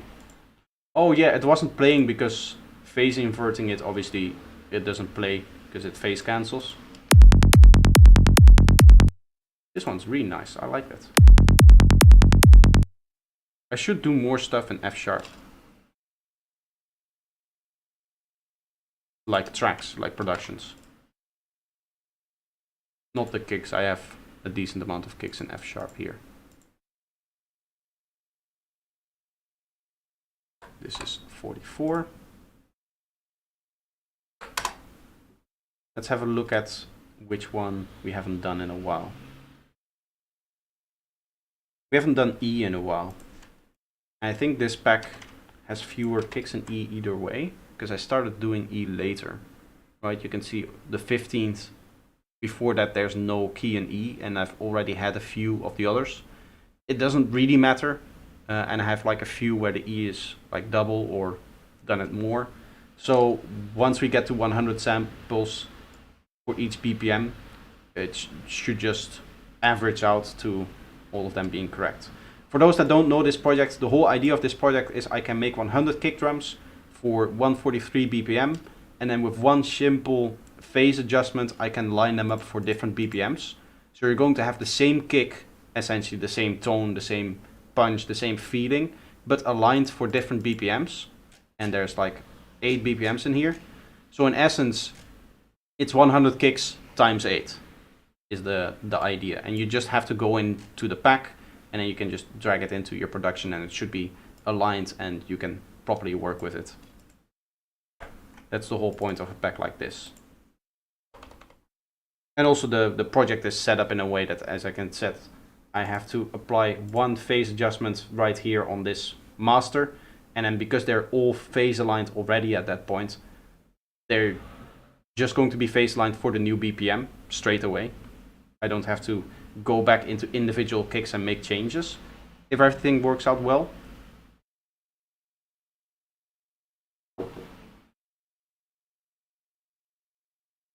So that's really, really powerful. That's the whole idea behind this whole track. Okay, we can turn this back on.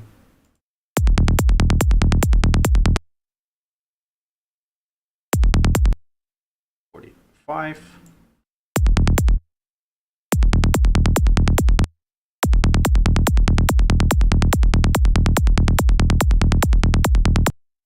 get one of those kind of clicks in there as well.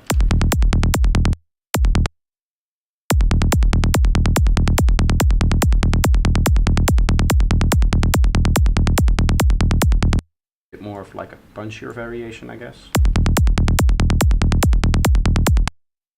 Let's listen to just this. There's always a bit of an annoying kind of frequency in there. It's the 600 Hertz area that I think is a little bit strange sounding. Right? I can test that here.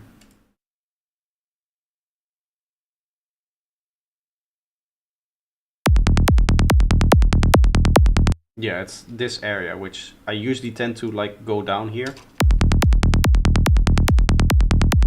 For this one we'll have to do a lot more.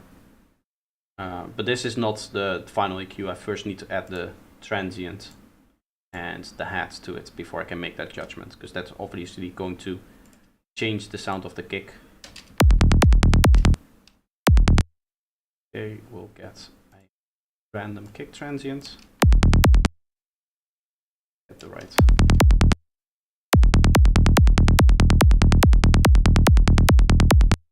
pitch here. These. I'm just looking at the graph down below to see if there's any content in the high frequencies, because that's really what this is going to be.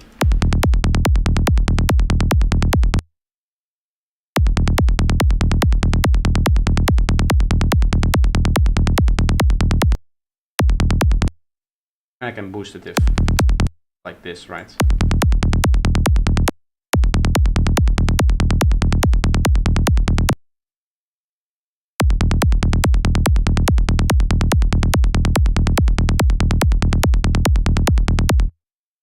Like it like that. And then for the hat, I usually wait. Oh yeah, this is, I need to switch to the new one. And then I can add a hat on it.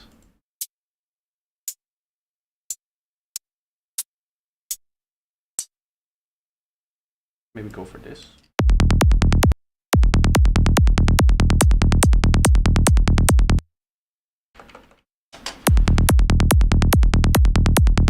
Okay, so that hat doesn't really work because it has the like double thing in there where it goes down in volume and then back up again. Almost like a delayed reverb.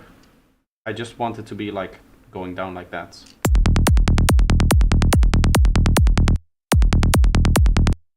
Hello Acid, how are you doing?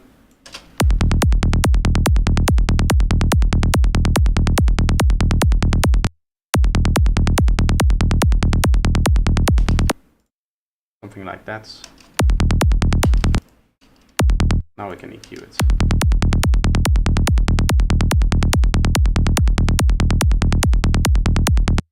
There's another frequency in there that I don't like. Let's see if we can pinpoint it. Here.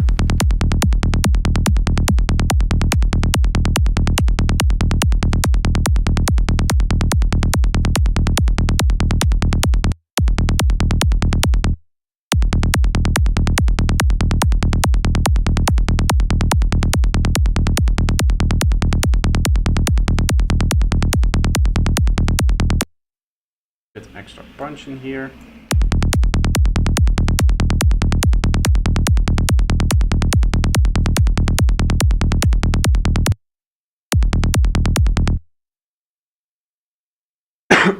Working on an architecture project and listening. Interesting. Interesting.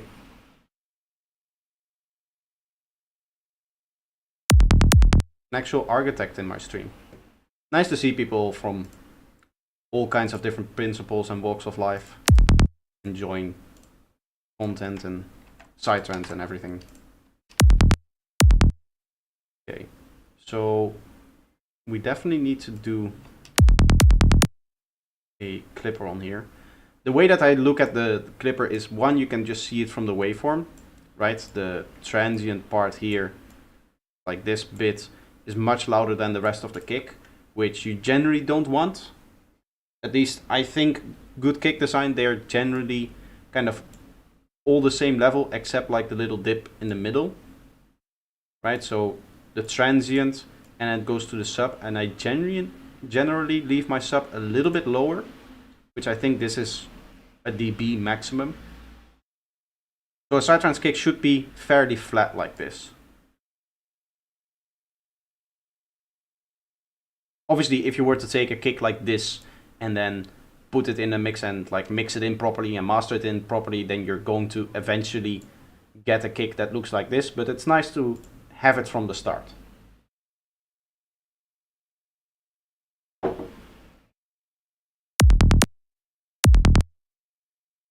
So I go free clip. Again, using free clip instead of clip shifter because of its oversampling.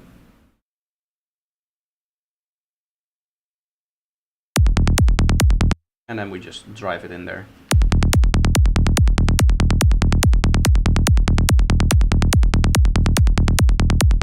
Something like that. I'm looking to not have the sub be clipped.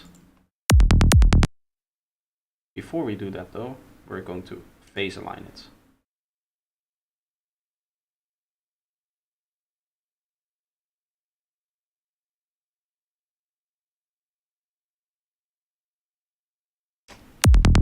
Oh.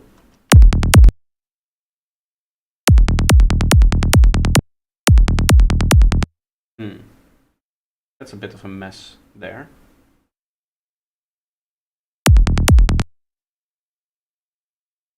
Put this before it and first do the phase alignment because that always changes.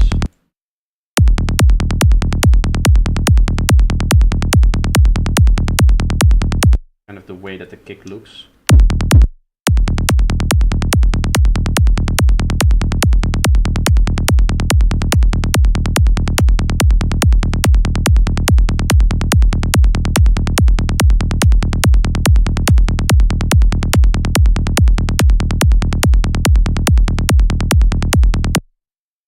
Something like that, and now I can just use the cue to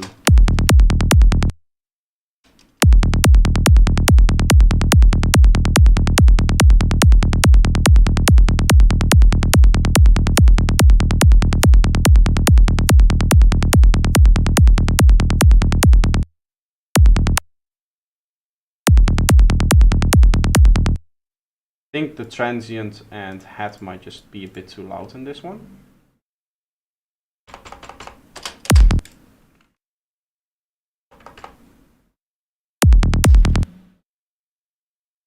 So we will record a new version.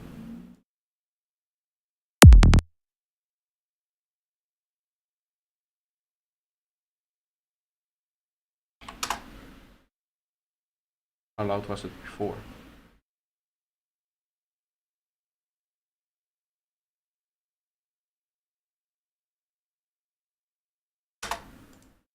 Yeah, so that's giving us 2 extra dB, which should mean we can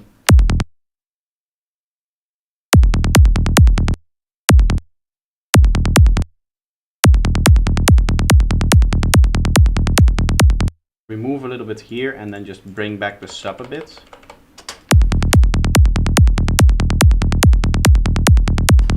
I guess we could just do like a boost here.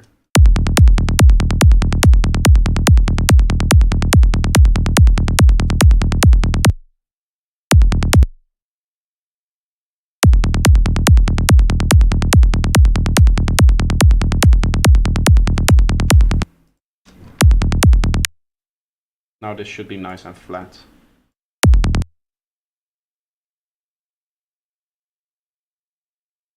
Right, Control J, go this to 0. Yeah, it's not clipping the sub bass because the sub bass is not touching the actual clip. So we have the transient, which is slightly louder than the rest. And it should also be phase aligned. Again, we need to flip this one. It's coming from below. I want the zero crossing to come from above. And that's the only thing we would need to do here.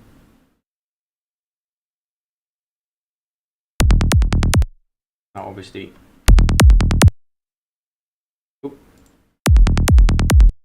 yeah, this is it. Here. There, we don't hear it now because when you have the two out of phase like we had before. It's going to cancel. Now it should be okay.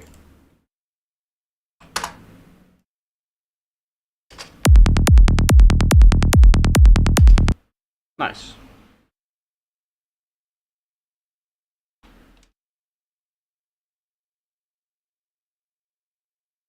This is kick number 45.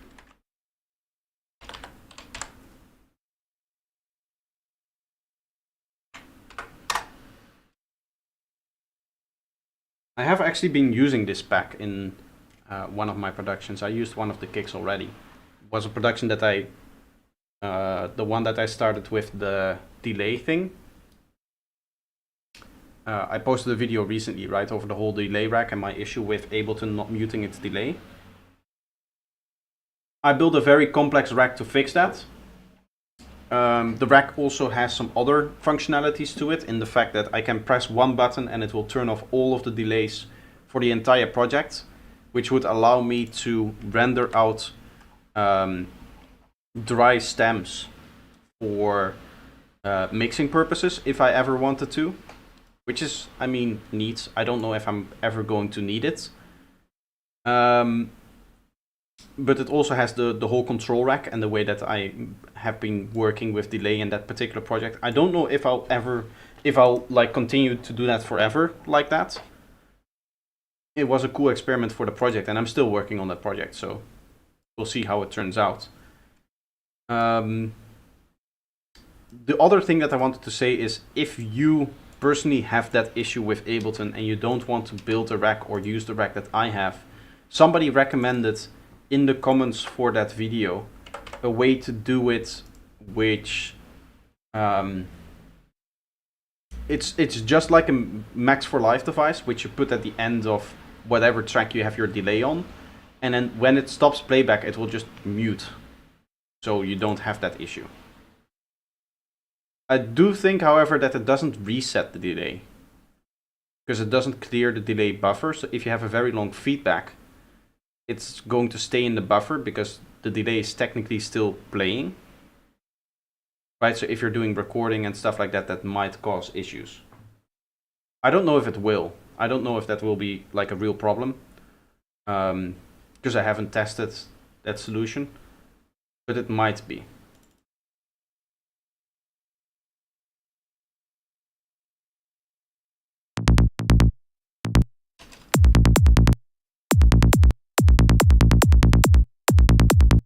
For these last few kicks, I've been going for more of like a clicky variation, I guess. Right? That kind of almost like a slide in, whereas before it was a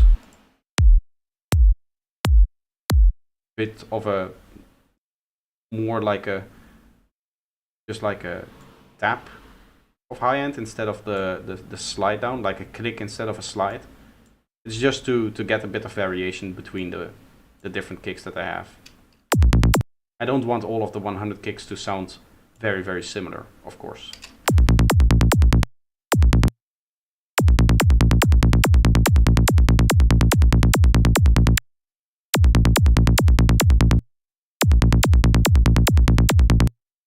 Here we're going to have the issue again with the modulation. Essentially, the issue that you have is that the modulation is so large with this that it just creates one peak at the maximum frequency. Right, you can see it here, that one long peak. We don't want that to exist, so we just do it like this.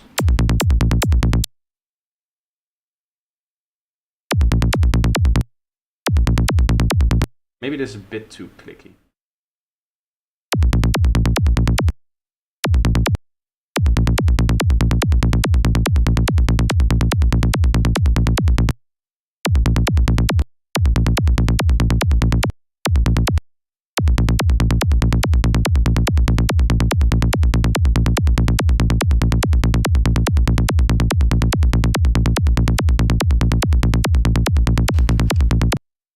I like that. I think if we layer transient on top of that, that should be okay. So we're at 46.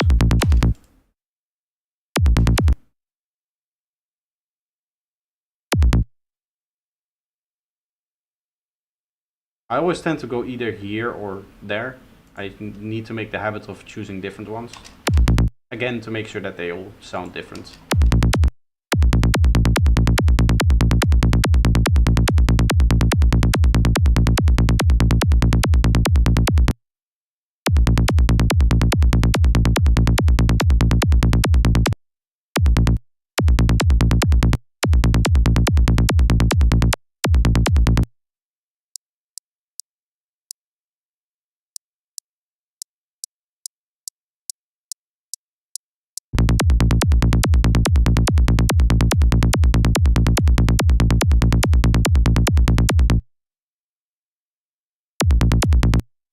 And then we add our head.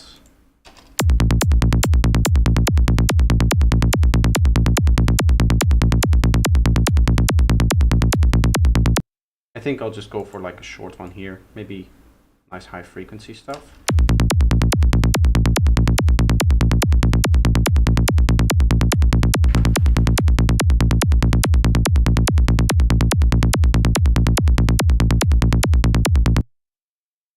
Like that. Go a little bit lower than this. And now for the magic of the processing.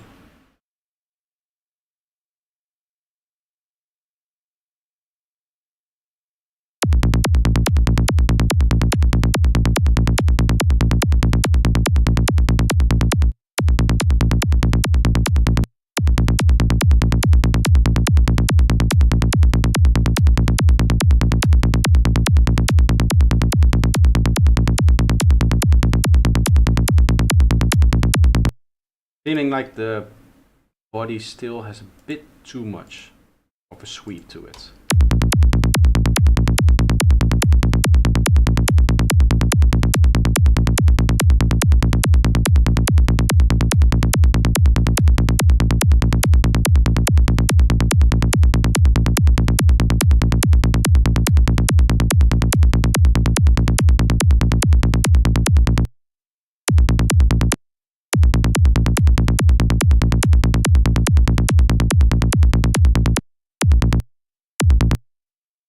Lacks maybe a bit of... I would say it lacks that punch. Still. It's really hard to get both the kind of sweeping effect that I'm after and the right amount of like oomph and punch to it. Maybe if I go like this.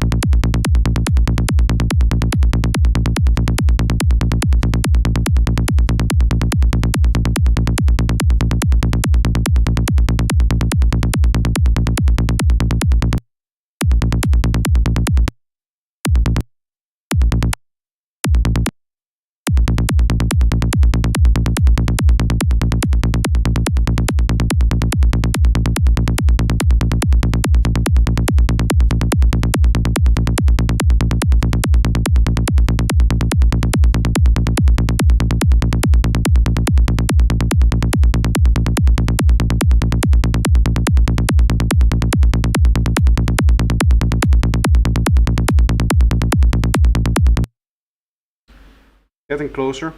This is a tough one. This one doesn't want to sound like the way I want it to sound. Either way, we'll try to get it with the second round of processing because I'm running out of EQ bands there.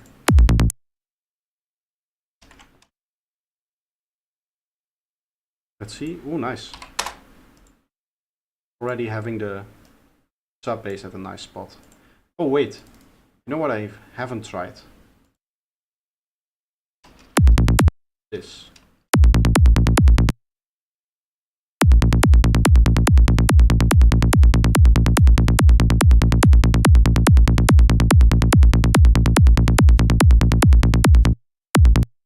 there's still like a nasty frequency in there that I don't like.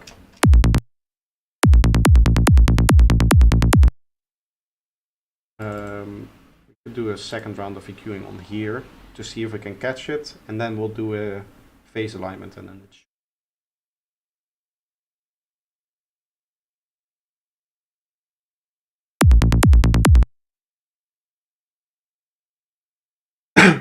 I usually have a bit of attack on the transient in the amp envelope. Oh. I wouldn't see why you would do that.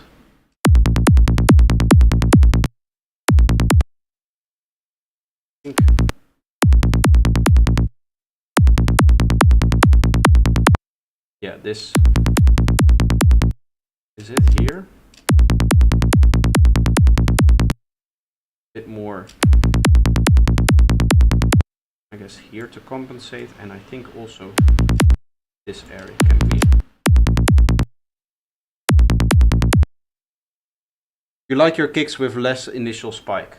Well, I see the kick as needing to have a lot of punch to it, and removing the transient really removes that, I think.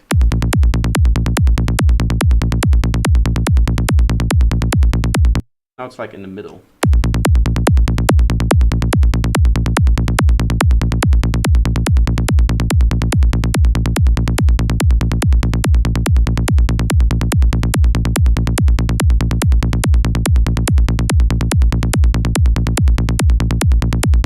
That's sounding more like it. Before. Like that. That's nice.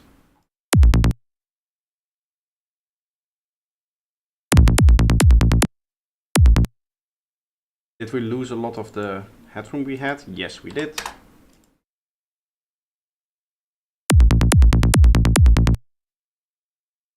We can fix that in here.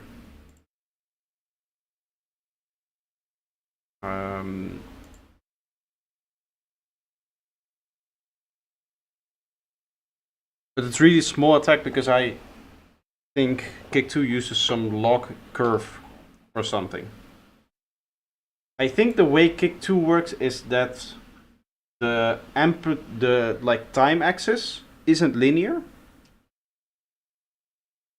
So maybe the edits that you make at the beginning of the graph are smaller in time than at the end of the graph. Right, because you have a lot of control over the transient pitch. Right, if you look at the transient pitch, what I have to do is I have to have like 2 separate LFOs. This is half the time of this one. So essentially this, you can see this shape as it being squashed like at half the length, right? So you can imagine that this point in time is really like here. So this point is just right after this. So you can imagine on this curve, if you were to add it on this curve, which is essentially what we're doing, most of the spike is going to sit in like this very small amount of time. It's just basically going to be popped on this little bit here, I would say. That's the way that I'm doing it. I just use 2 curves. But in kick 2, you have control much more over the transient because time isn't linearly displayed on the graph. It's also a little bit strange with the amplitude. I have to be very careful with the amplitude here as well.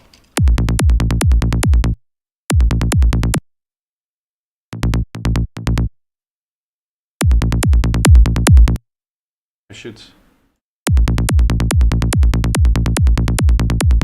maybe do something like that. Now have it. Okay. Now we go into processing.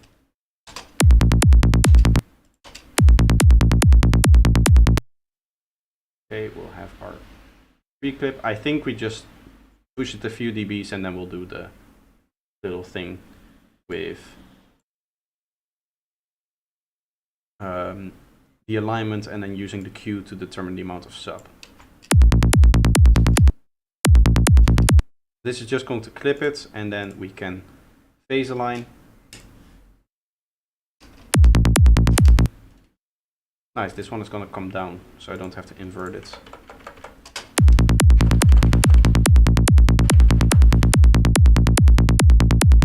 And now to get the sub to sit in the space that I want, essentially want the sub to be like here. I just go up until it gets there.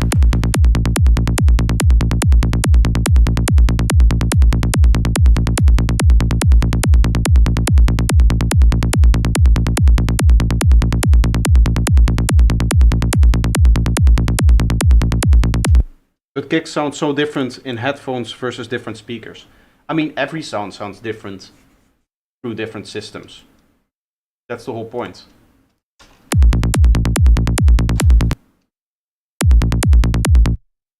Right, that's why we do mixing. Is to make sure that the average sound is good enough. And that's why studios spend potentially millions on making sure that they have the best equipment and stuff like that. And that they have the best rooms. Is this properly phase aligned? Seconds. Quickly go back here. No, it needs a bit more.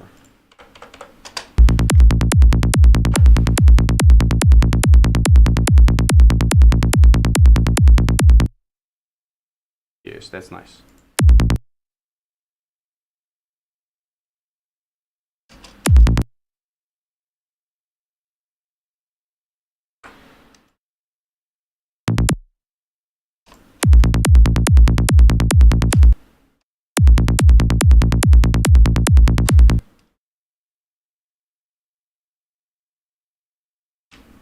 But once you're used to it, it works good. I imagine, yeah.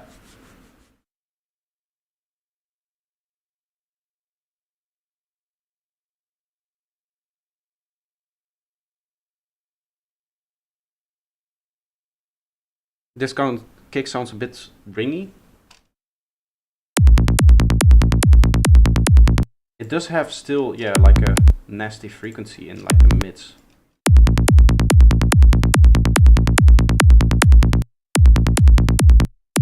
Bit of a slap to it.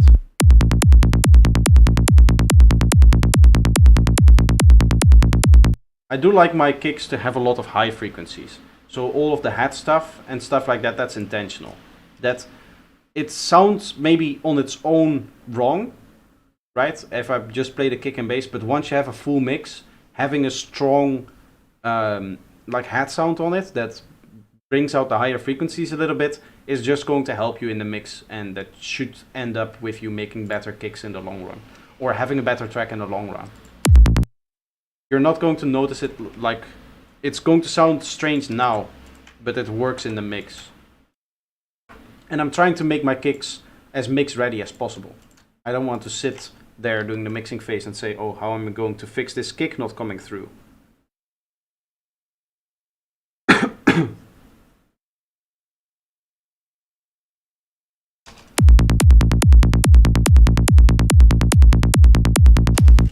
I mean, there is a little bit of an attack on the transient, I think. No, not on the transient, on the main body. Yeah, 0.6 milliseconds on the main body. That's leaving the room for the very, very initial part of the transient and the head to come through.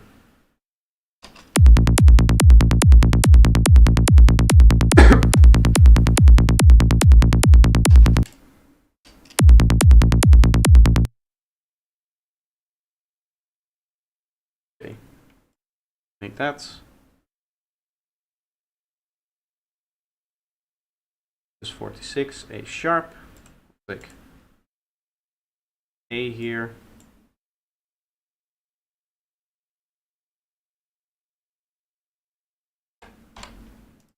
There.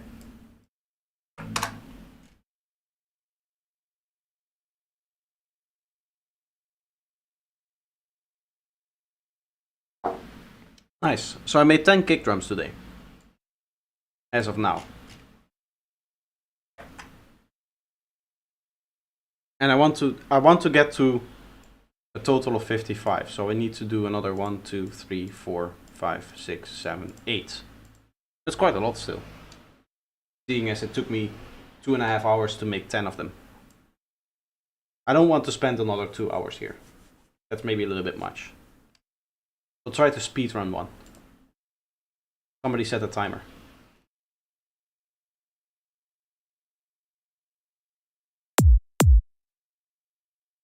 Get a base.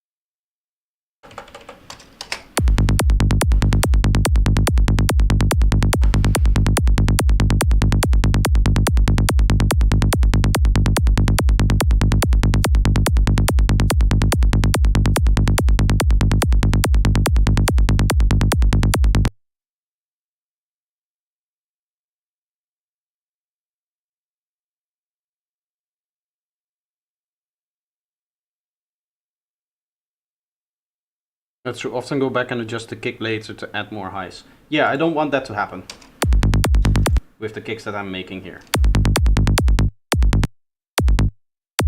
Crunch.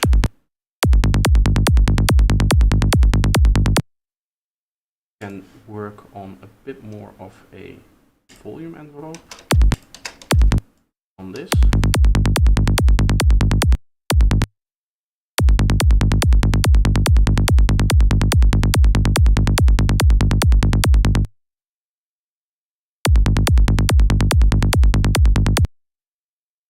There's another like ringing thing to it, I guess.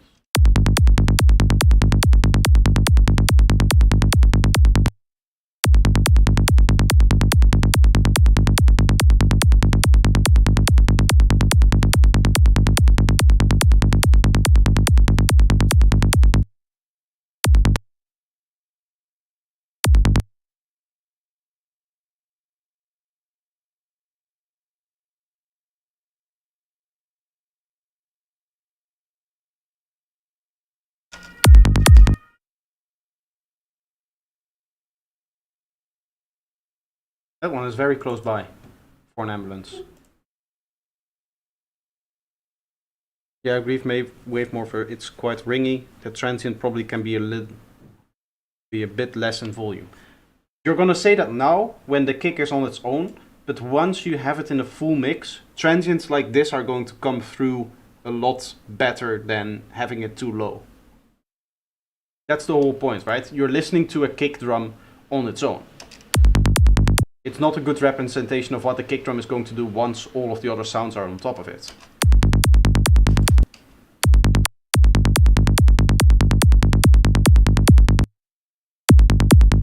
I think I'm still playing both. No.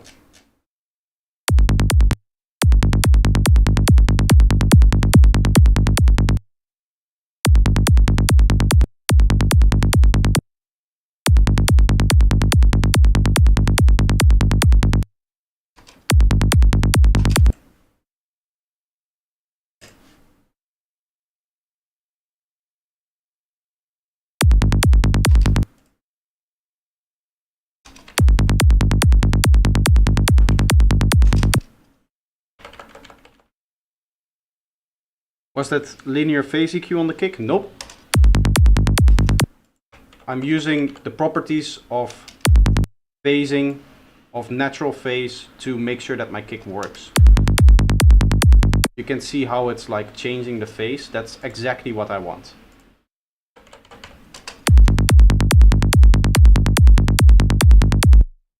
A bit much. I think that's good.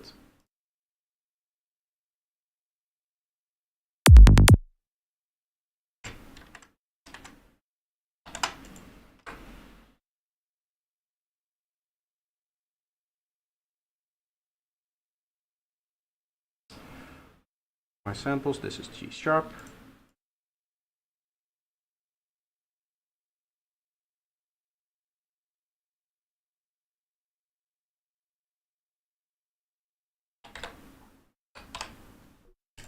And time.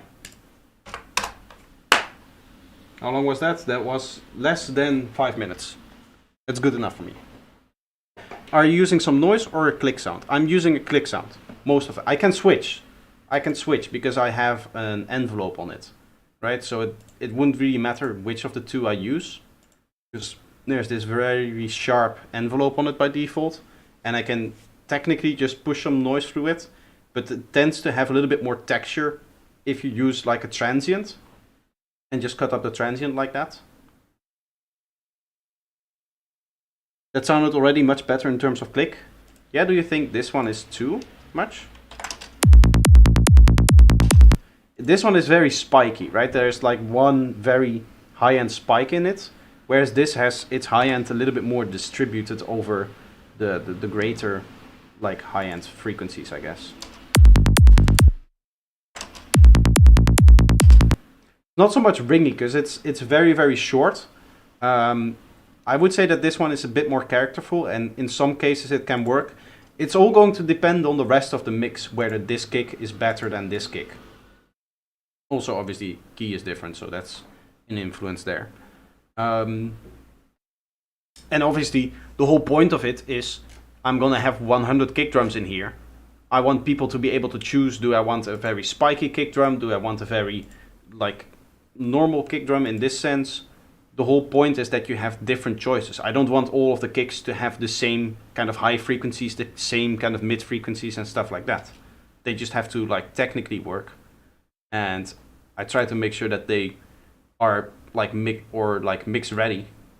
That you don't have to do a lot of mixing on them.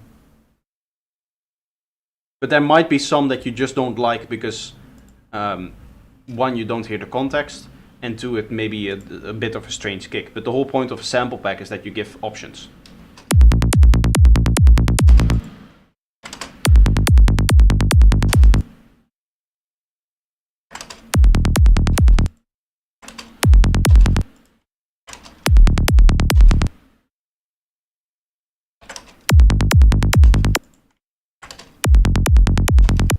All of these have like different sounds to them.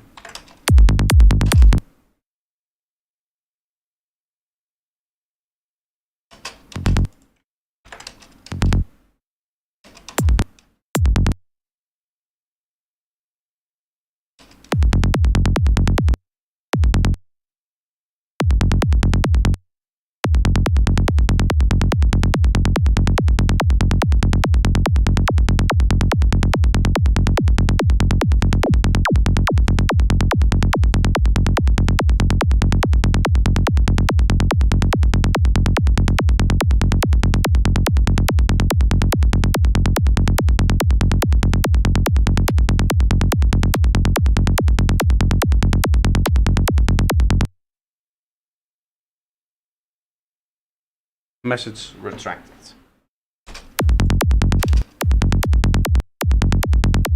Now I'm curious.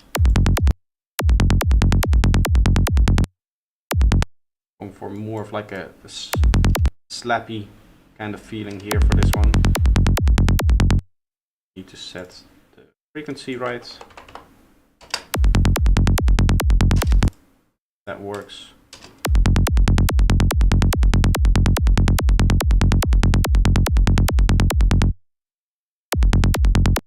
We could try to see what happens with some noise here.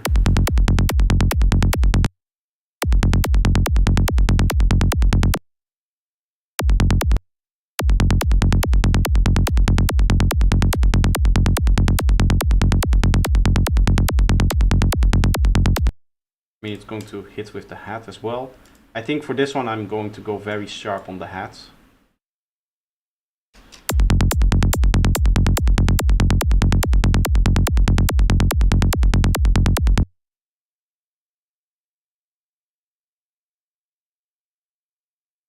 I just said some of the recent kicks seem to have a similar click. Yeah, maybe. A little bit. Oh.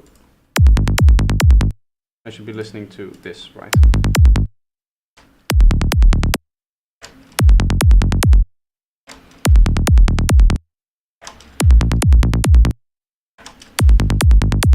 I guess the reason for that is I've always used the same hat. Or I just generally tend to go for this hat because that's the one that's loaded by default. I should change the hat more. I think that's what we're hearing. I go like this now. On this one.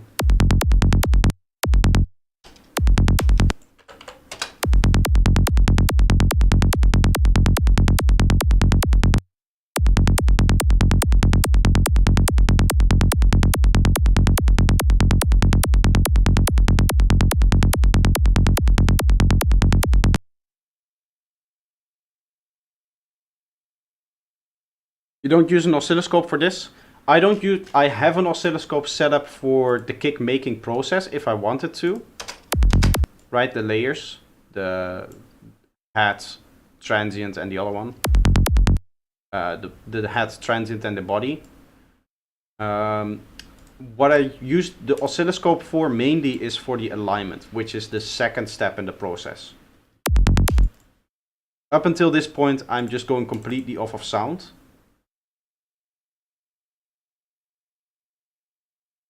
So this is to give you an idea of the way that I'm doing this. The EQ that I'm adding now is me just listening to the kick and trying to make decisions. Then I'll record the kick, and then in this edit track, there's a secondary round of processing where it's all about the technical thing.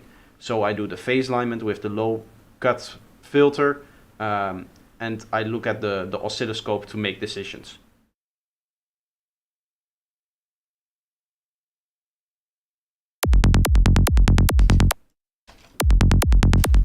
Now I'm just going off of like liking things, not so much if it's technically correct. I'll try to get a sound that I like and then I'll morph it into something that technically works.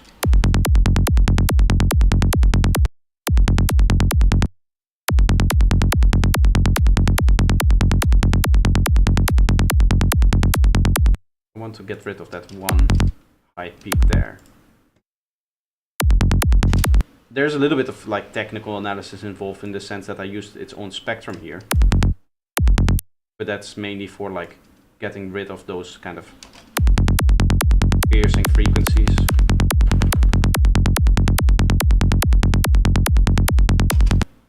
Drink.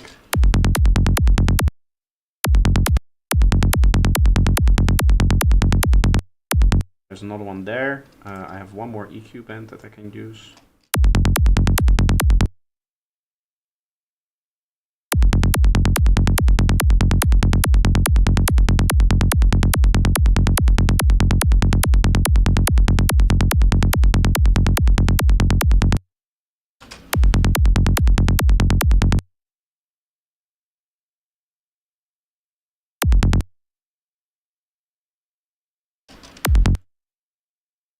The only thing that I need to make sure is that, in this case, which it is, my sub bass isn't too quiet here.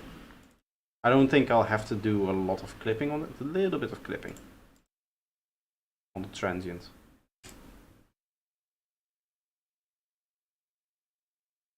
I didn't do that on the last one, but it did end up working out.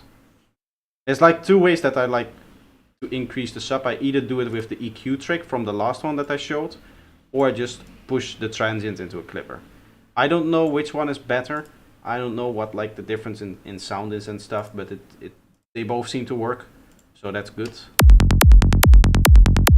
That's a bit much. Now I can go into 8 and just do phase alignment. I wouldn't have, theoretically I don't have to do boosting the sub anymore, right? I can just do it like this. I will have this before the clipper so that I'm sure that there's no issues with it. If there are issues, I'll hear it, right? The clipping specifically on the sub bass. That's not what we want. So now I can phase align this. And I can also see it now in the oscilloscope.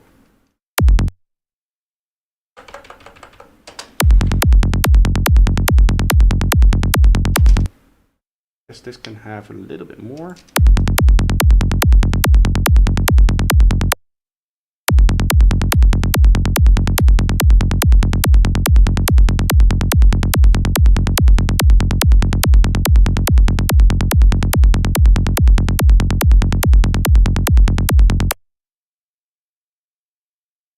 Hello Klaus, how are you doing? Welcome. Last thing I have to do with this one is flip it.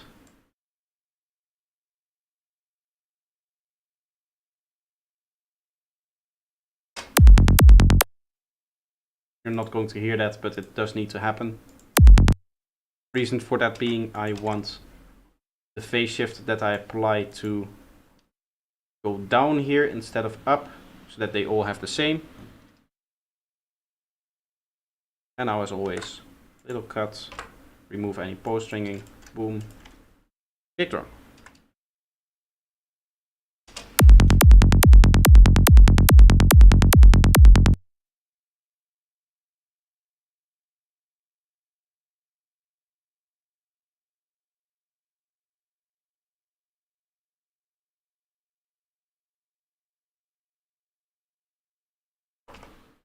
This is 48.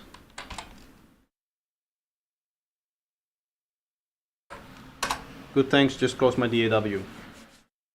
Nice. I hope you had a productive session then. Hey.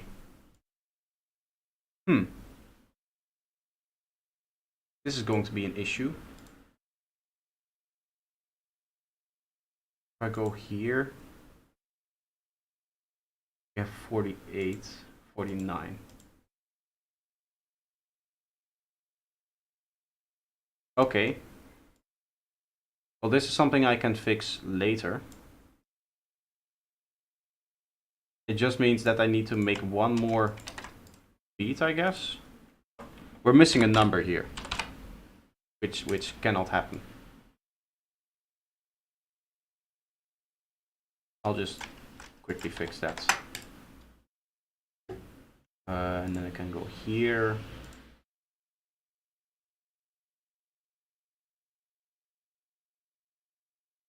Ah, okay. I did make it go all the way to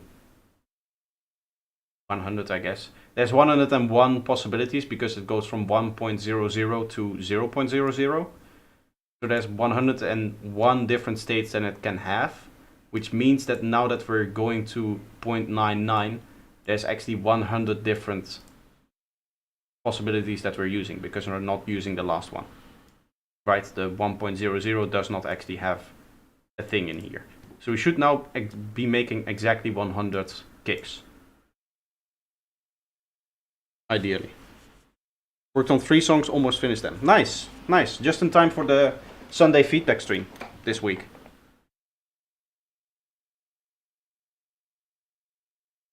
Okay. We have to go back and see which key we're missing. I guess I'll do another D sharp. It's been a while since we did a D sharp.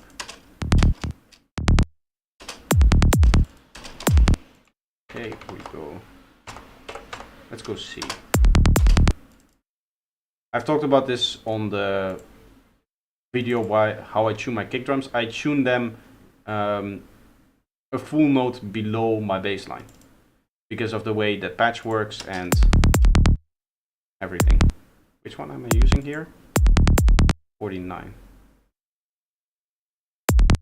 Does this have a... Yes, okay, so this is edited. Okay. Okay. SBMNL. I'm just going to name you like that, so I don't want to pronounce the whole thing. Welcome. thank you for the greetings. Nice to see you join the stream as well.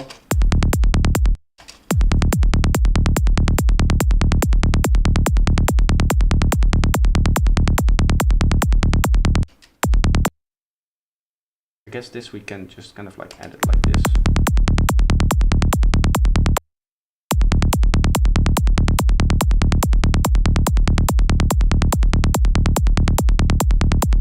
There's a little bit of like a ringing frequency in there now. I will EQ that out later, a little bit, but I will keep like the shape like this.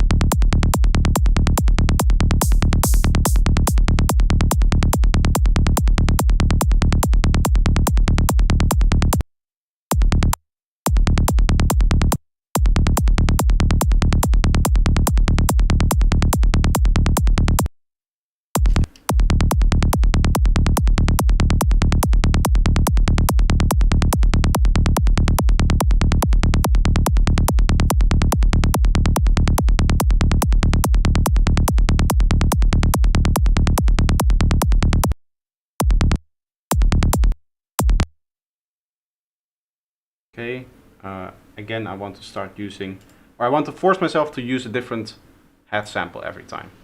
I should even use from different packs, maybe.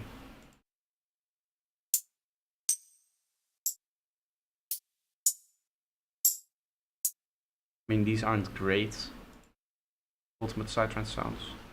I don't actually have a lot of great sounding hats. This is all a mess. Black Octopus, does this come with hats? It doesn't. Nice.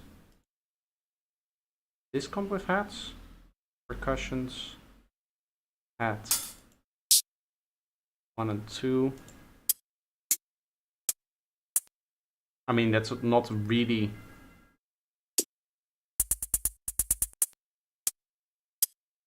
what I'm looking for.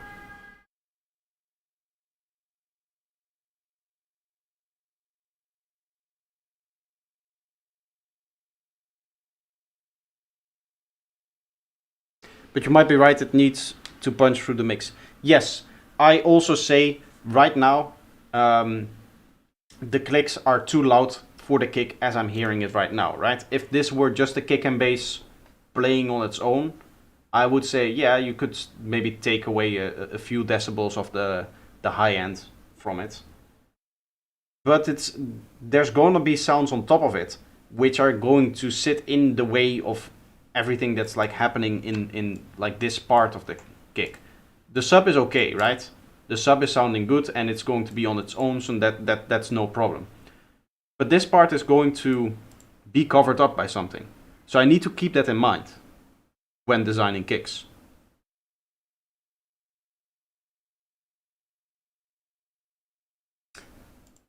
I think these are my other good hats. Something like this. Not even that is great sounding, but we can try it.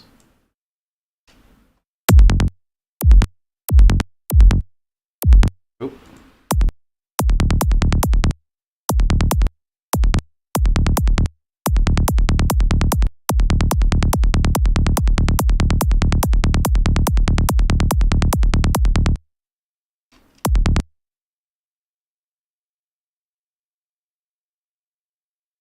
Yeah, no need to argue with a pro. Thank you. Thank you. I'll take that as a compliment.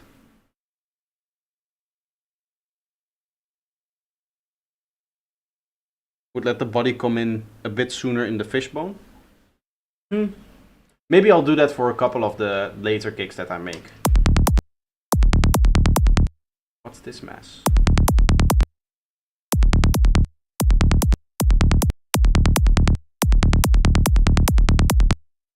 This needs a big fix.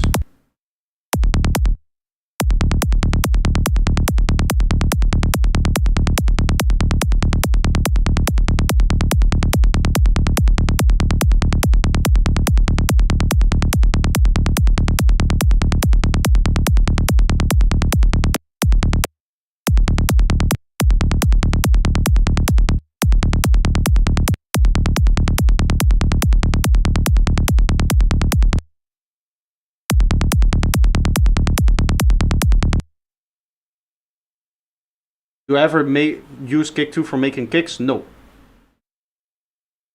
I use two, yes, as Wave Morpher already explained, I use 2 pitch envelopes in a Serum instance for the body, and then I have essentially 2 samples. You know how Kick 2, you have the main like body editor, and then you have the samples that you can insert there? That's the idea here. We have a body that I'm making, and then I have a transient sample, and then like a hat sample on top.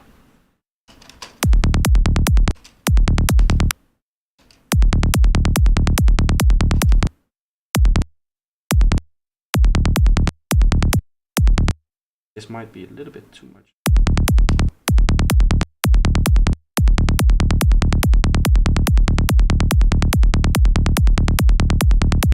I think it's a little bit too long, actually.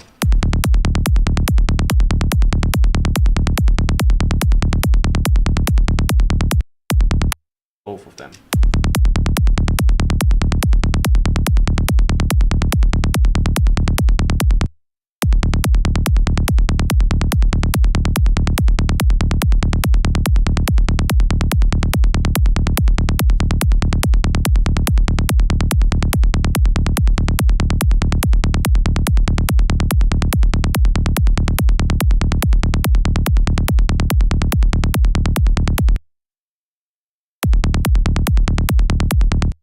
This is a tough one.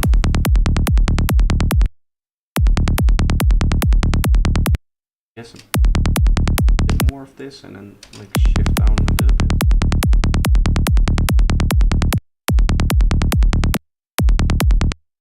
Oh.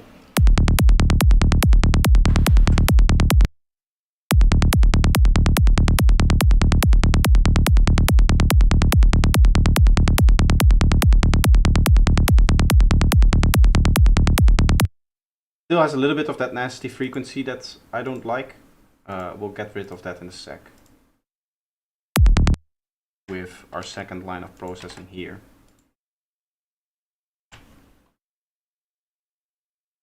-1.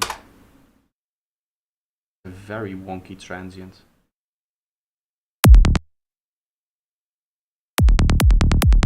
This is a very wonky kick.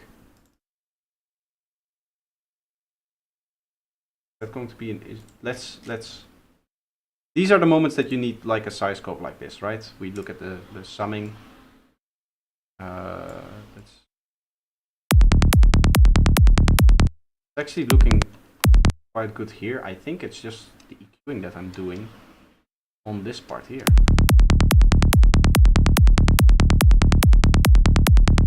Like that looks like a good kick drum to me. But then once we have it in here, transient lacks a little bit there. Although I do like the sound of this more than we had before without the EQ.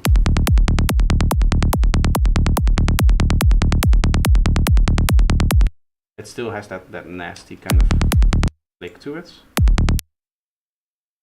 Or EQ bands here.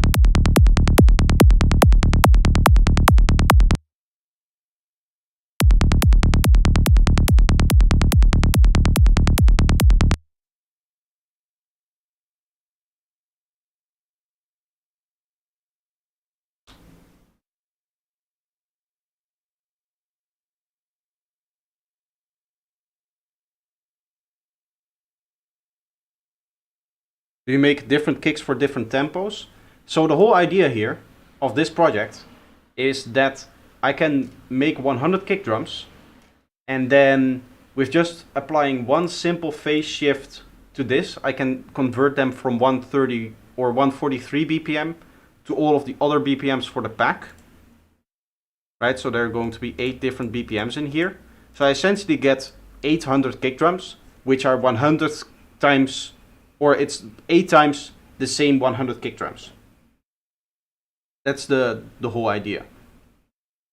I'm gonna be making all of these kicks for 134 or 143 BPM, and then what I have to do is I can record this track once, apply or see which phase shift I need to apply to like the final processing here, and then record it again here, and I just have 100 new kicks for the new BPM.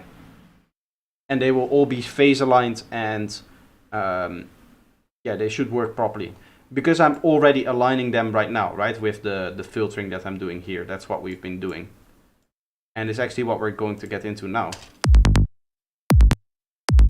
Oop. This round of processing will do a little bit more of like normal EQing, because I still don't like the mid-range of this one.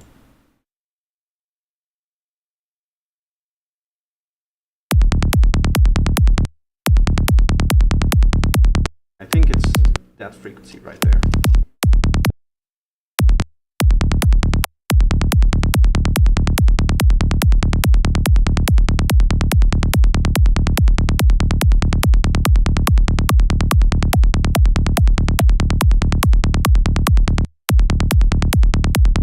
It's like those two frequencies.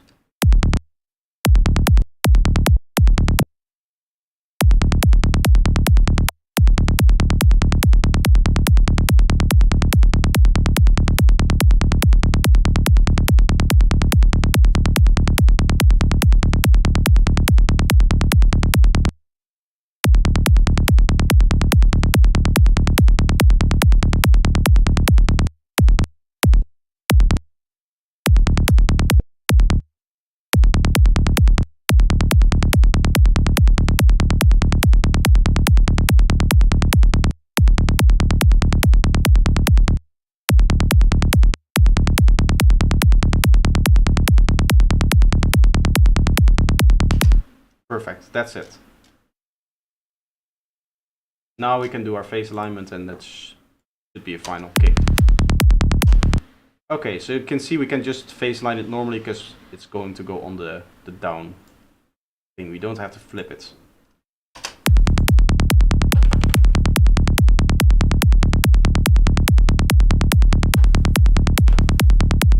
Like so. I just want this to be a zero crossing right here, or close to. It doesn't have to be exact.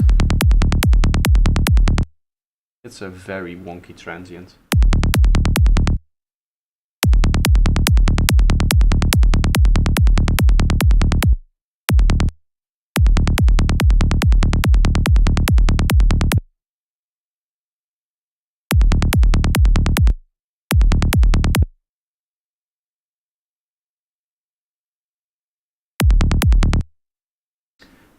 I think we can fix that transient if we just, or not, maybe not completely fix that transient, but we can mitigate its wonkiness a little bit if we just throw it into a clipper.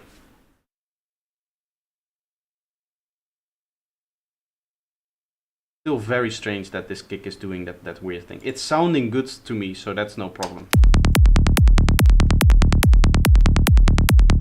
Right, you should always go over sound instead of waveform.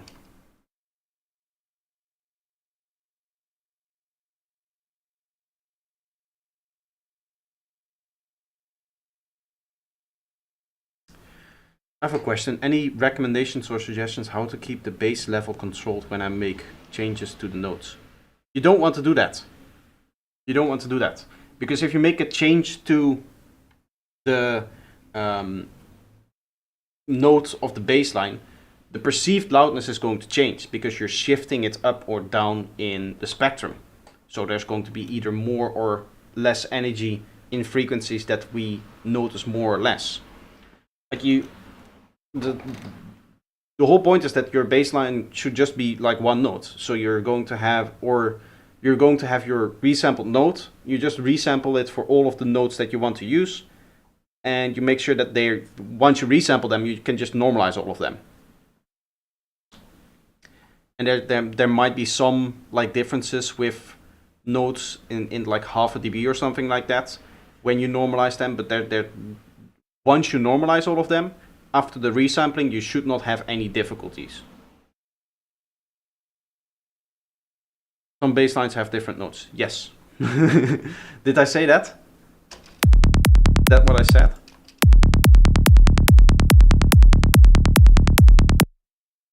Still bringing out this more.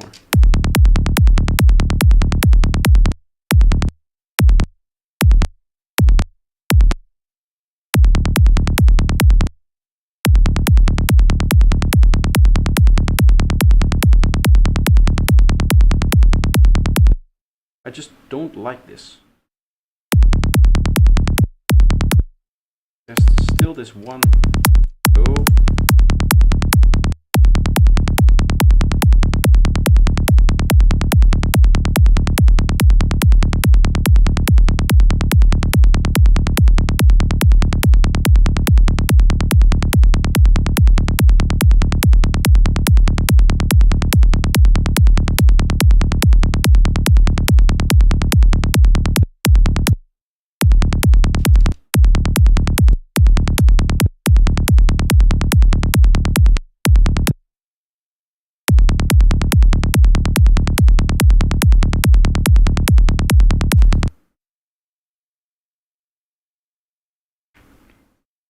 I've seen something interesting recently with the total length of the kick. Increase it over 100 milliseconds, you get more oscillations in the transient. It gives it more knock. Yes, but then you also get a longer kick. Right? Because then the envelope is scaled. But with it not being a linear envelope, I wonder if there is... Because as I think we discussed before, the editor in Kick 2 isn't linear, in the sense that time isn't displayed linear on the x-axis. So I wonder what the length in that case has in terms of implications, if it does actually change the tone as you say.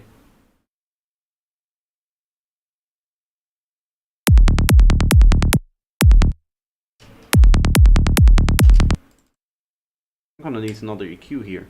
This kick is just wonky. That's the only way I can describe it. There's this... It sounds so strange. In this, yeah, that's the frequency, right?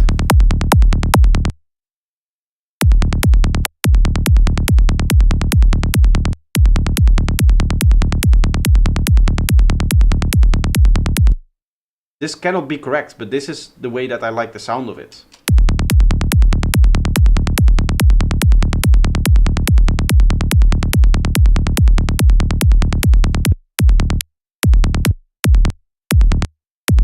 It has this very weird knock to it.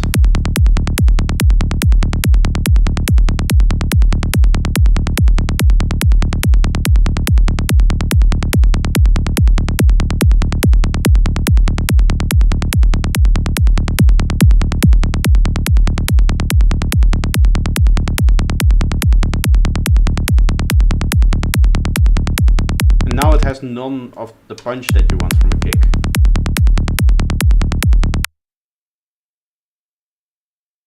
I always cut mids from the kick. Yes, but I always do. Like the 600 Hertz is like a staple to cut for me. But it feels like I'm doing it too much on this one. I have to do it too much on this one.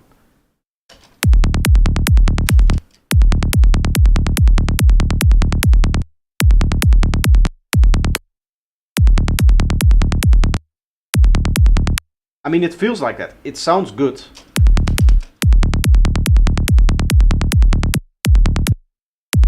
Right, going like this. I mean, I guess I could go for more of a kick like that. It sounds good like this, but it's strange that I have to cut this much. It's just also this transient, it's wonky. This whole kick just makes no sense.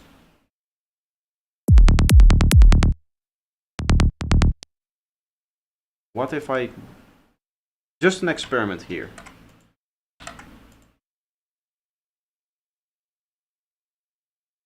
For one, we might be able to just do this. Cleaning it up like that. And I'll go lower on this then, right? No. We have this one here. We crossfade these two. And then turn this one up. I think it's like that. No.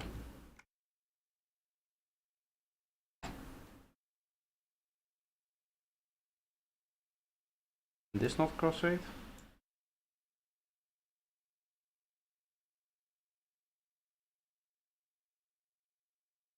It cannot crossfade there because this one is in the way.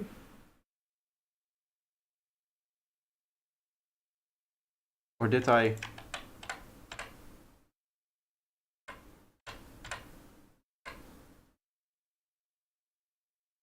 Ah, yes, I consolidated this for some reason.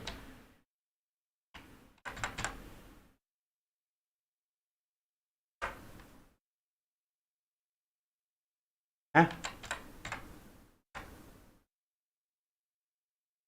Ah, this is a different recording. Yes. Now we go crossfade here. Up until this point-ish. Crossfade here. This one can go longer. And then we turn up this bit here, I think, and then this one goes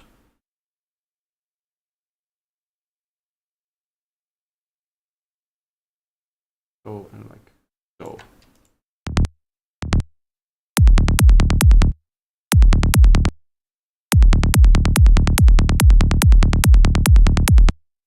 I mean, that brings the transient back a little bit.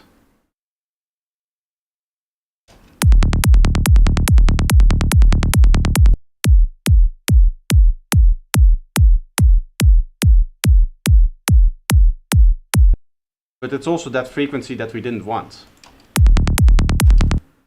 So I guess I should just go with this version. That's just going to have a wonky transient, I guess. I could do like this, at least.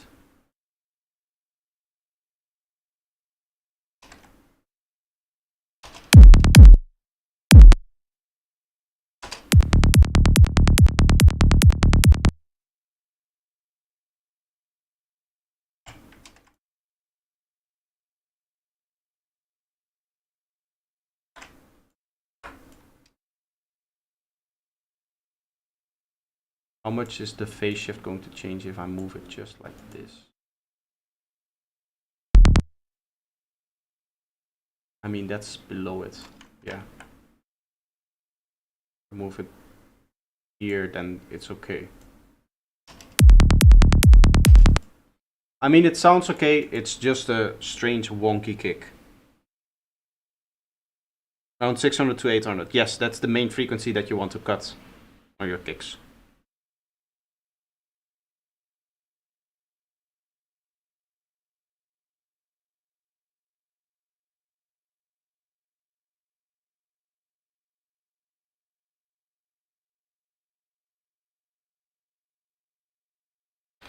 Or is there really a secret and exact formula to achieve a perfect kick and bass? What do you think? It's going to obviously be different for every person and every production. So there is no formula. The only formula that you need to consistently uphold is that you need to clean your kick and bass. That's the only important thing, that if you don't do that, then it's going to suck for sure. But if you do that, then it might not suck. Is what I'm trying to say, right? So if your kick and bass isn't cleaned up and you don't take into account post ringing, and phase shifts and stuff like that, but mainly post-stringing. Post-stringing is your main enemy. If you have post-stringing from one bass note into the next, or from your kick into the bass, anything like that, then it's going to guarantee not work well on every system. That's good. It's going to guarantee not sound good in some cases. Maybe it sounds good on your system in particular, but it's going to definitely not translate well to other systems. If you do clean your kick and bass, then obviously there's a whole bunch of other factors involved in the way that you EQ it, the way that you process it, hell, the other elements that sit on top of it. Does the kick and bass work with the rest of the track? All of those things you cannot fix by just cleaning the kick and bass. But that's like all aesthetic, right? There's no secret formula for that. The only secret formula, a formula that I've been telling everybody about for, I don't know how long do I have this YouTube channel? For the longest time, right? Is that you need to clean up your kick and bass. You need to make sure that they're well separated and have their own space. That's the only thing that you need to do, which is somewhat of like a formula.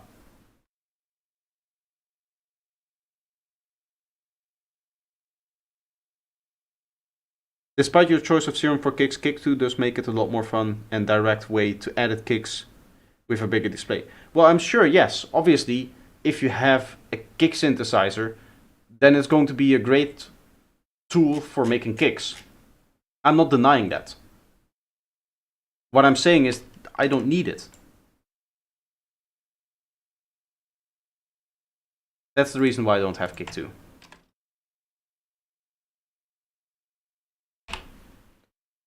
I think there's even a video on my channel stating that, the exact thing. I'm not trying to discourage you from using Kick 2 for making your kick drums, but you don't need it, right? And seeing as there's alternative tools out there that allows you to make kick drums and a whole bunch else, if I were to buy a synth to make, or like a general synth, if I had a certain amount of money, if I had a certain budget to start music production, I would try my best to not have to buy Kick 2 for making kicks, because it's part of the budget that is just solely going to one element. When there are synths out there that can also make that element, as I'm hopefully showing here, and a whole bunch of other things, right? All of your leads, all of your basses, everything. Do you mainly prefer Serum for bass? I only use Serum for bass. Just Serum. In fact, for the last, since I made that video, since I made this patch, I've only ever used this patch here. So I have 4 knobs that I need to edit, and one of them is one that I never use. So my bass is literally 1, 2, 3 knobs. That's it.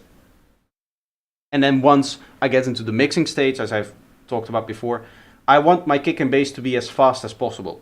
Before in this stream, I made a kick and bass just from scratch. And I was like, in 2 minutes, I was done with the kick and bass that I use for the production stage. Then I go into mixing, and then I'll do other things, right? And in some songs, I might have like a stereo layer or like a gritty layer on top of my bass line. But I want my main kick and bass to be done in 2 minutes maximum. Really, I want drag and sample, drag in this thing, set phase, determine if I want to use EQ, set this phase, done. This is phasing, so the amount of processing on the bass line. This is phase in the sense of where does the transient start. Is there a big difference between Serum VST and VST3? The differences between VST and VST3 in any way is VST3 is newer and it has a few more features. The main one of VST3, which this isn't the VST3, it still has it, but the main one is that it has native scaling.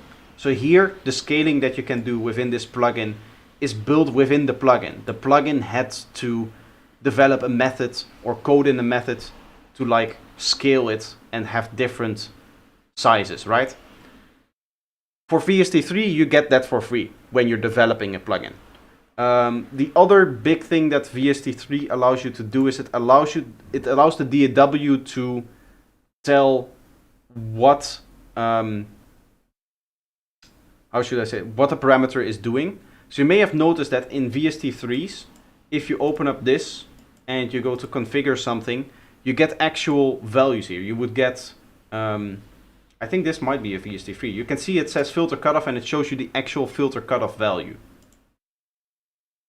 Right, so it shows you what the minimum and maximum is. I think that's a VST3 feature. I'm not entirely sure if that's true though. There might be some workarounds on that as well, that you're able to tell the DAW what kind of parameter it is. I know for a fact that for VST3 it is native. So it will, when you're coding it, when you're developing it, it will automatically allow you to do that.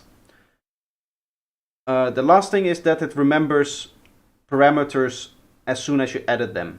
I think the way you would say that is that the parameter saving isn't led up to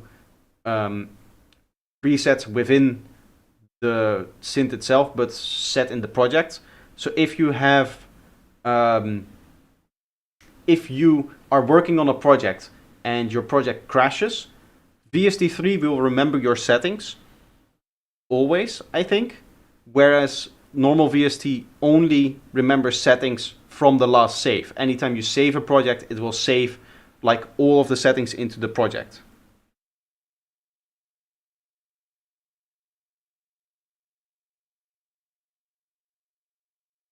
Hardware gems, but not needed in a DAW, of course. Maybe less CPU for VST. Yes, there's other optimizations and stuff like that.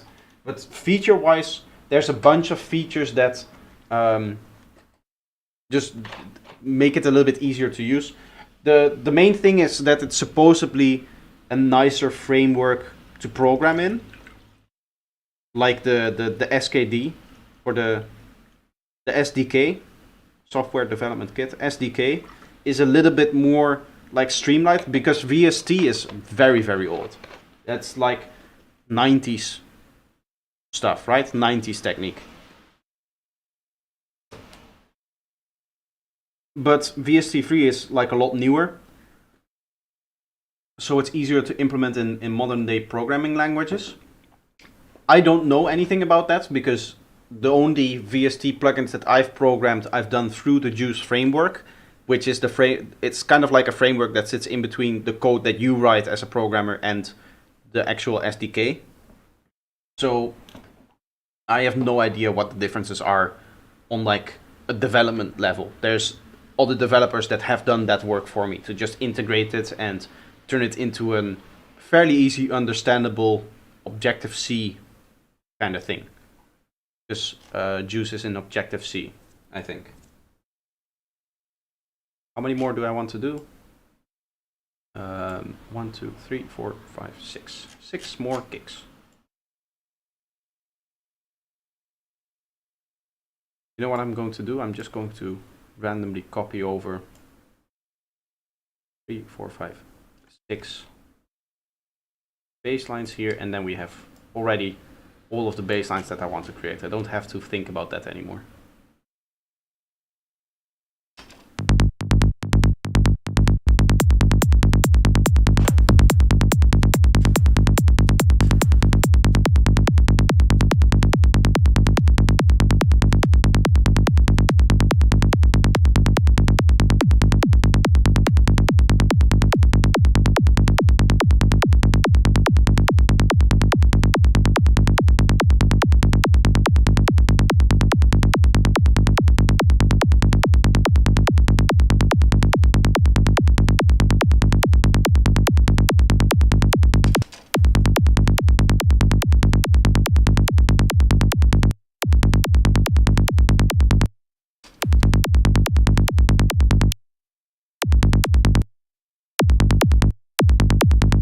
I think I'll make one that's like punchy like this.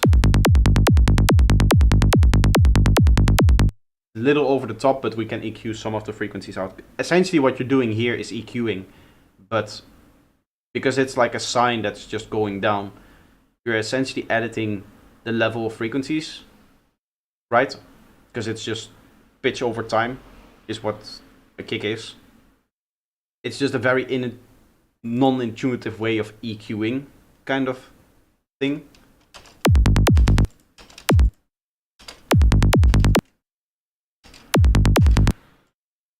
I don't know if that last thing made sense to most of you. But there's like a direct correlation between the time and the frequency of a kick. Therefore, if you were to change the amplitude envelope, you're in essence just lowering and raising certain frequencies.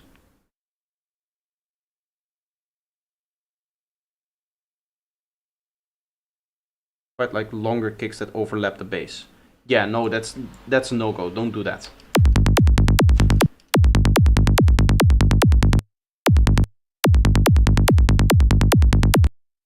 I mean, when I say don't do that with a kick like this, right? If your kick has like a little tail like this at the end of it, which you'll sometimes see in high-tech psytrance, that a little bit of the tail, which just is low volume like this, is still overlapping with the first bass note, and the first bass note is a little bit lower. In that case, what you're just essentially doing is you phase align it to this bit, and then it's okay. But if you have something like this, a tail like this, don't think about overlapping this with a bass note that like has sub bass and is like loud and stuff like that. Don't do that. The way I'm mixing in my bass lines here is that there's no sub in my bass line and it's very low volume. So then I can get away with it, and even then I need to make sure that it's the bass line works properly so that it doesn't sum too loud. It's always something I check.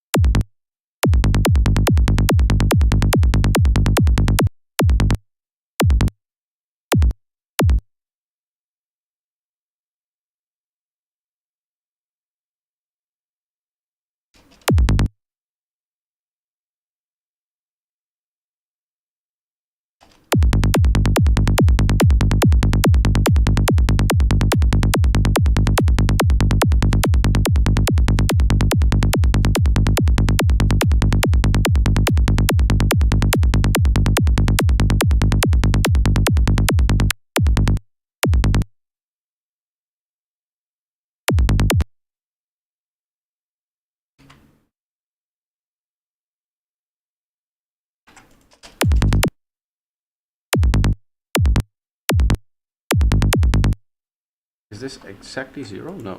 No.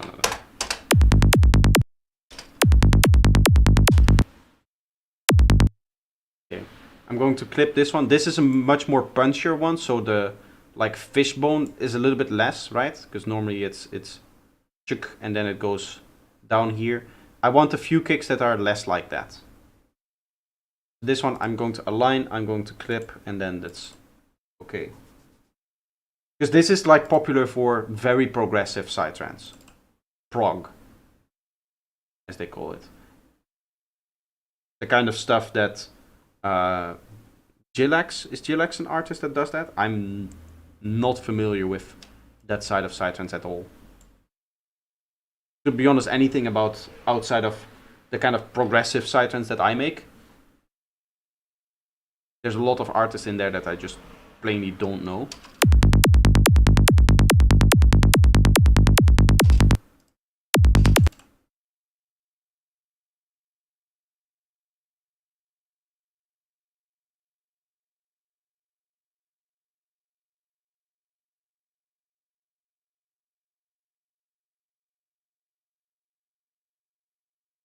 You could maybe translate what I was talking about to Serum by making your generation time longer and your pitch bend time shorter. Well, no. Technically, I...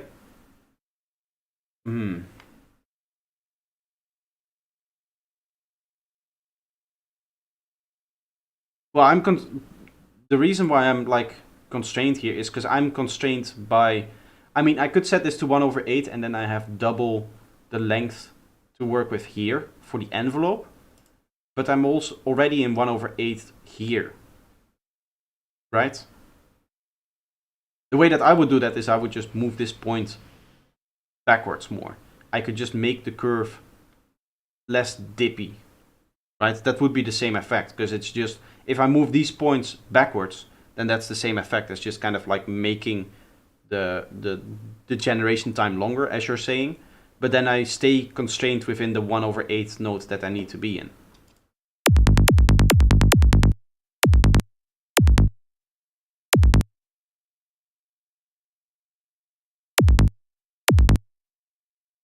This is going to be a lot louder now.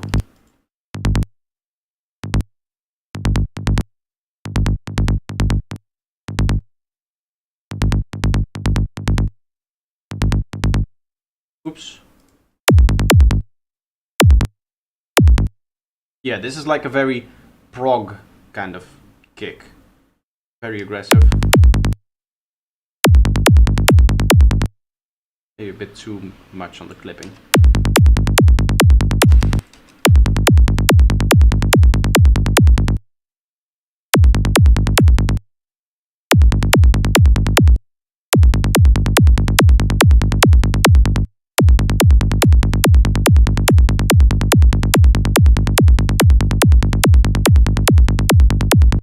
I don't always like kicks like these. These are too knocky for my opinion, but I'm making a sample pack for other people to use, so not just for me.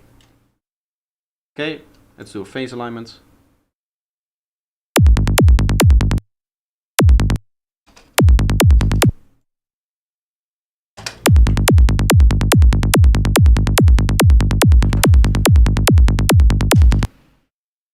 We go a bit more in the sub.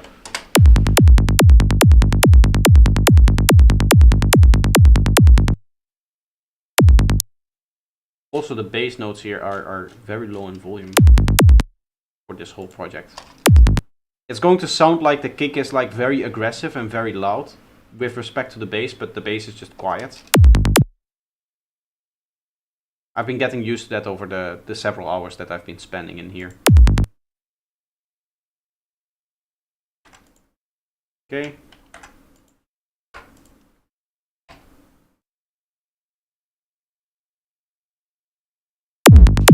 Oh.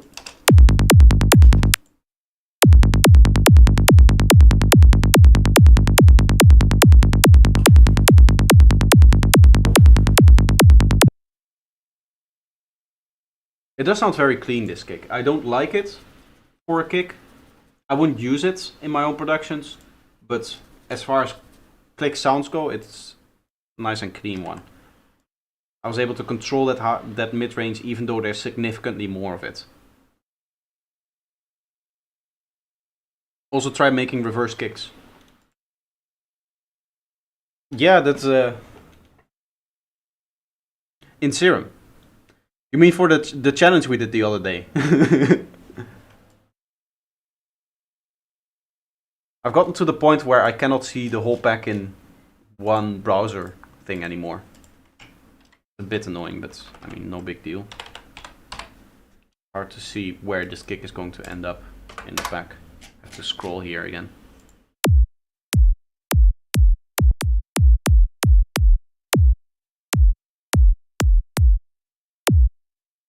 Yeah, this is just a lot punchier, right? We'll make a few of those. Oh.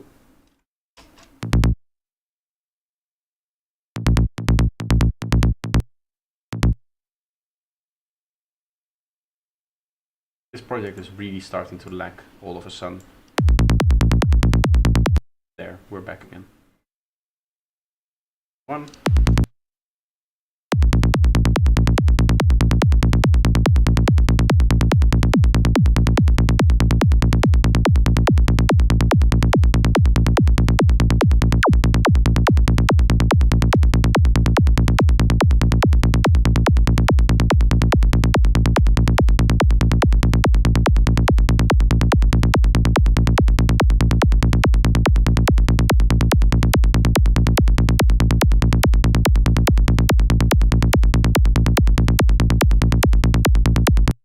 Actually, a simple envelope like this works really well.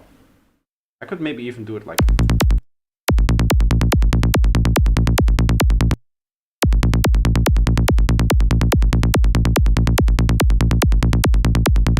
The simplest of envelopes like these. Little dip in there.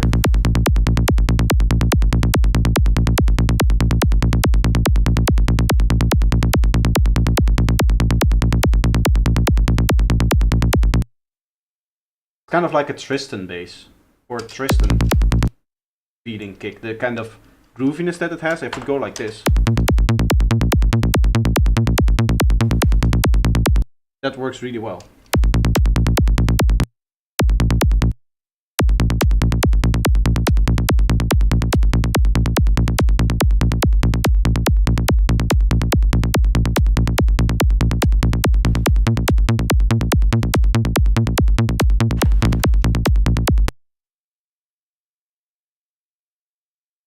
Does feel like a kick he would use.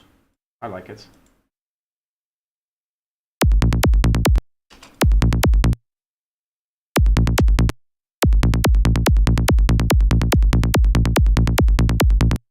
Big noise thing here.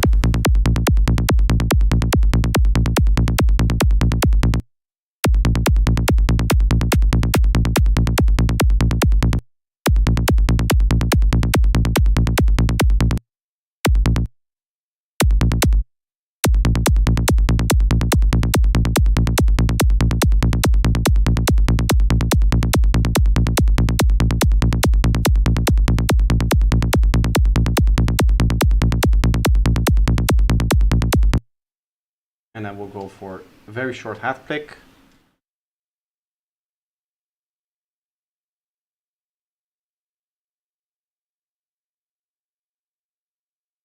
Do all your kicks have frequencies above 10 kilohertz in them, or do you sometimes make them darker? I always make my kicks like this, like full spectrum, punch through the mix.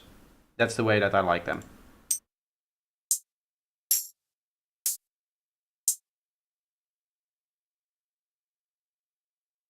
Oh, I edited the wrong one again. Right? Yeah, we're at 51.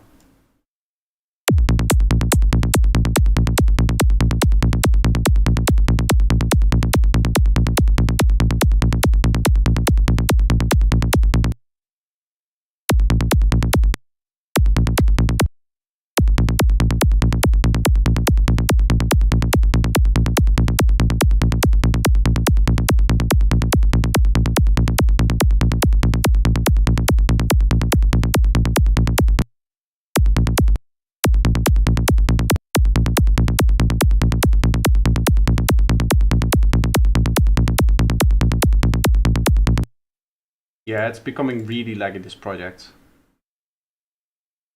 Part of it is because I'm streaming, but part of it is just because the amount of EQs and things that we've been adding to it. Now it's just good again. Sometimes there's just like big spikes. Obviously when I'm moving things around, it's fairly big.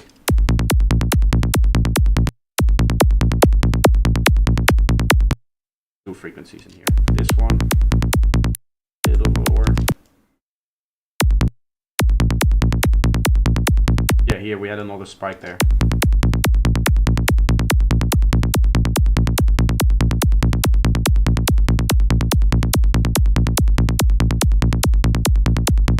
Iron shaping.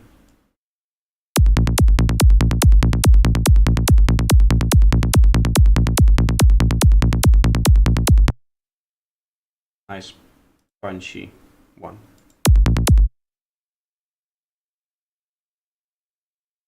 Look at the waveform. Yeah, here. This is a different kind of waveform, right? That's not even like that one.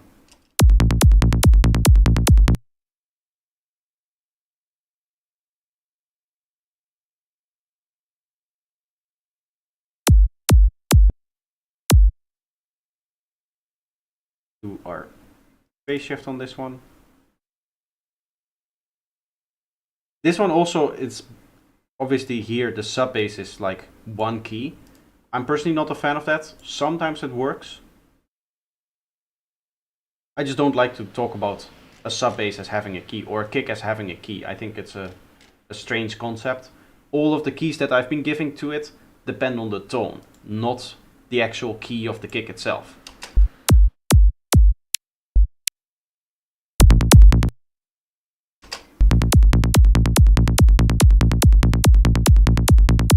Hey, this one is already phase aligned. Ooh, that's nice.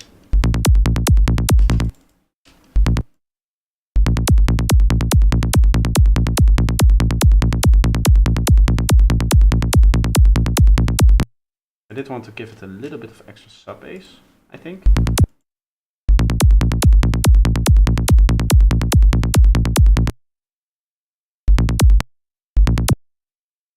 Is this already normalized? No.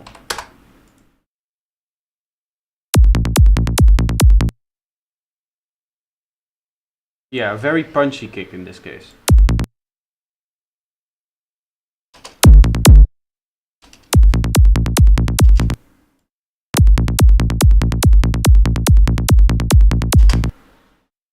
I'll make a few of these. For it being a sample pack, that's a good idea. Hello Glip. Welcome. Sometimes I'm a bit late with messages, but that's just because I need some time to see them. And sometimes I just look over 1 or 2 messages in the chat. Glad that you're enjoying the kick drum stream so far.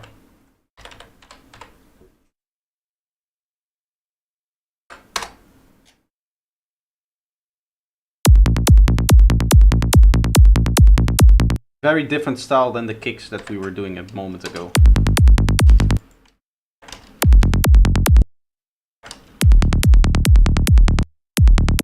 Yeah, this one still sounds wonky. It's nice dark though. I can see this working in like a darker style of track. Dark Times, the track that's on the album, could use a kick like this maybe. With like the swing bass, that could work. That's the dog upstairs that I'm hearing. We'll make one of the punchy ones for this. Probably a good idea that I have at least one of the punchier kicks for each key.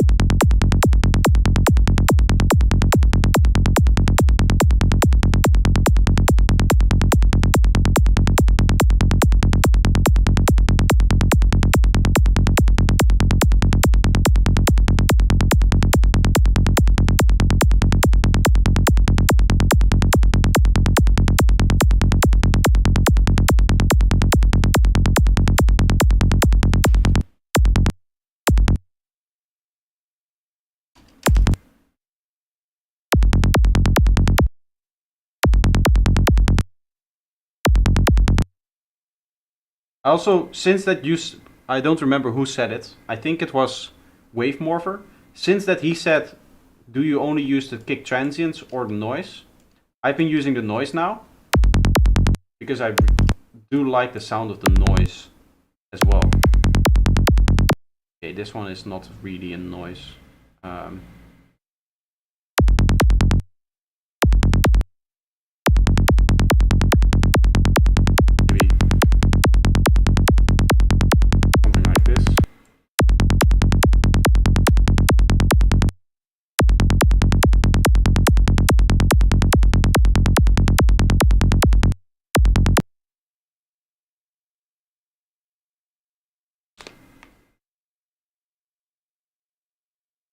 Listen to your track Live Experience yesterday. I really like the vocal synth groove that you had in there. Thank you. It's one of my favorite parts of the whole album.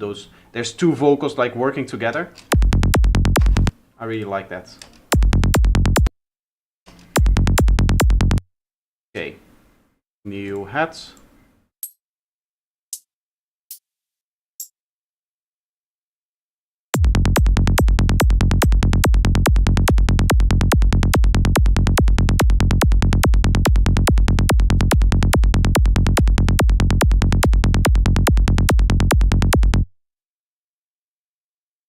Bits processing as always. 2.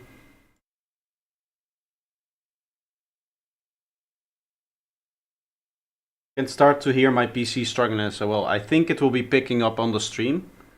The noise that my PC is making when it starts to really struggle, it has like this strange fast clicking that it does. I think it's like the something with the hard disk or something. I don't know if I could or should get rid of that clicking. Like, I don't know what's possible.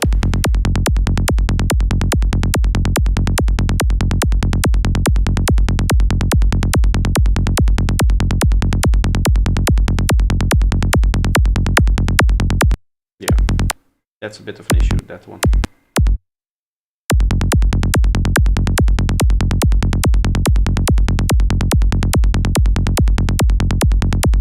I'm sure it will start to pick up on stream now, right?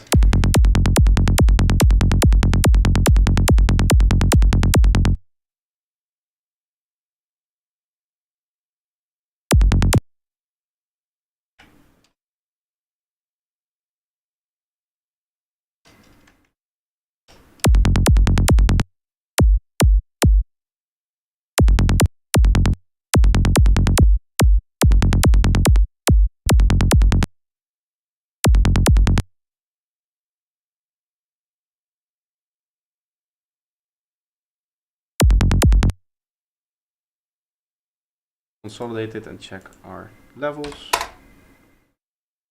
Little bit of clipping. And then it should be okay.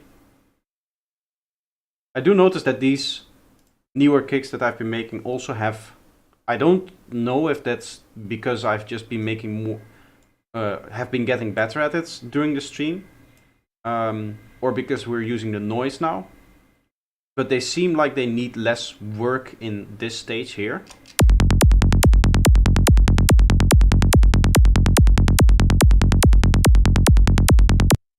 Not in the sense that I need to do fewer effects, but in the sense that I don't have to boost and cut anymore in here, like different frequencies.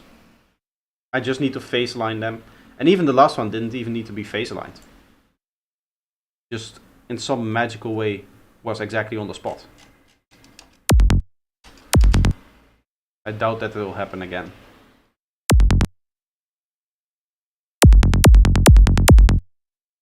It happened again. It's perfect. Wow. I just need to flip it over. Right, because it's coming from below. Which you don't want. But it was, again, perfectly aligned somehow.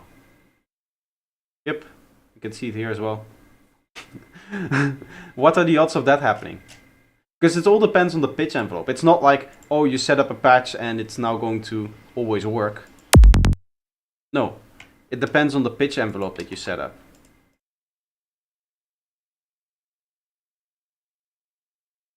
Hey, why is this one so short now? Is it because we didn't use the... I mean, it's okay, we can have a little bit of a shorter kick.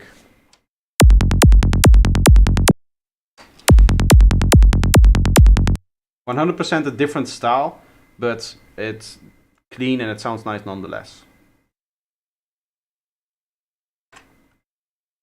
It's a little bit shorter in the sub, but it doesn't really matter if it gets here or like there, right? That difference isn't going to bother anyone. Except the 5 people viewing it who now know about this. Those will be bothered.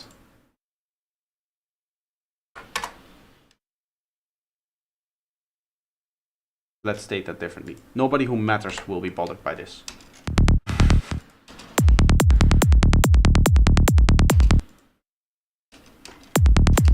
Okay, we'll do another one. The recipes for these kicks is very, very easy. Just go like that. Ooh, wait. I made a big mistake.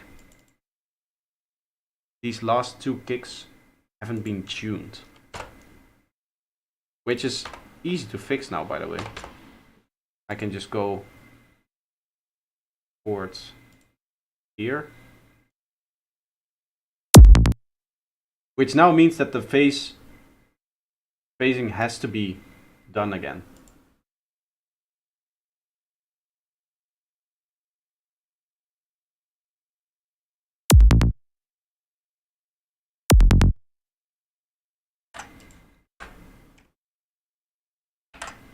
So all the excitement we had before can be thrown out of the window because I need to do the phasing again because I didn't actually tune them properly.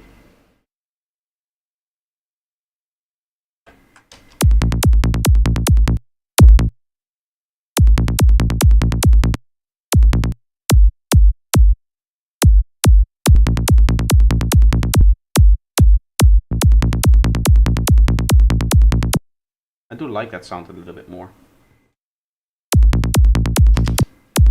Has a nice groovy feeling.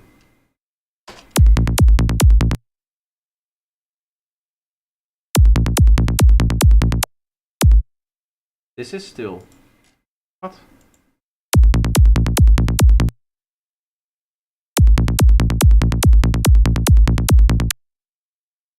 This makes very little sense now. I do need to... yeah, I do need to flip this one. So that makes sense.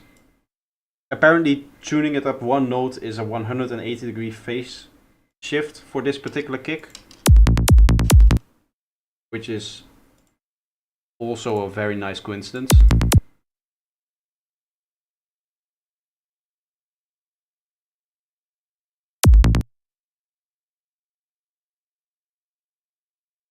Oh, I'm doing something.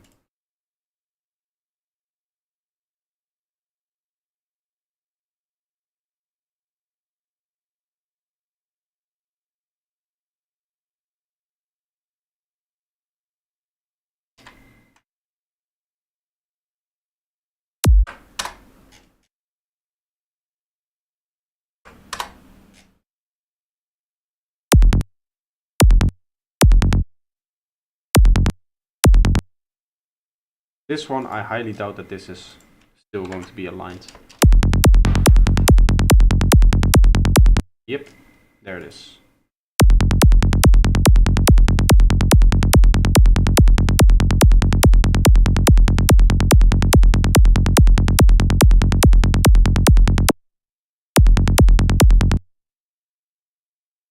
Okay, like that. Okay. Now we can go this.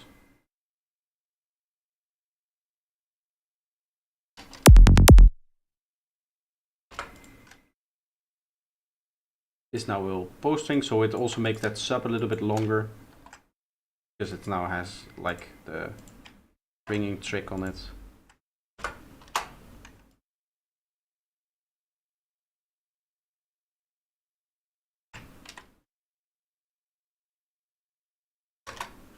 Done. Okay. Now let's continue with these kicks here. This is D sharp, which means that this needs to be C. C sharp.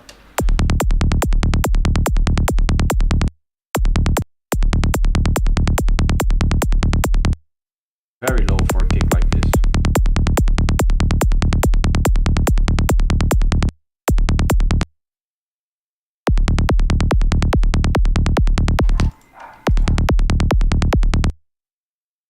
But if it works, then it works. Cider is back. Nice.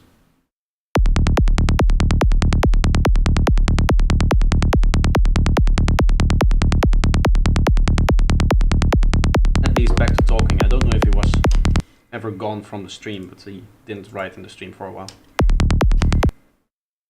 Not that it matters too much. If you just want to chill and lurk, then that's okay.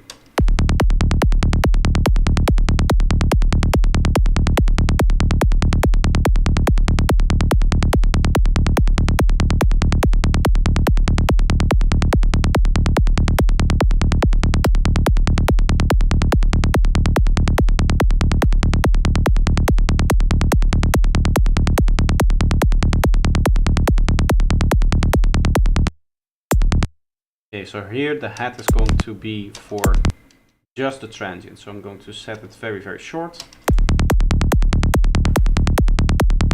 Very, very high.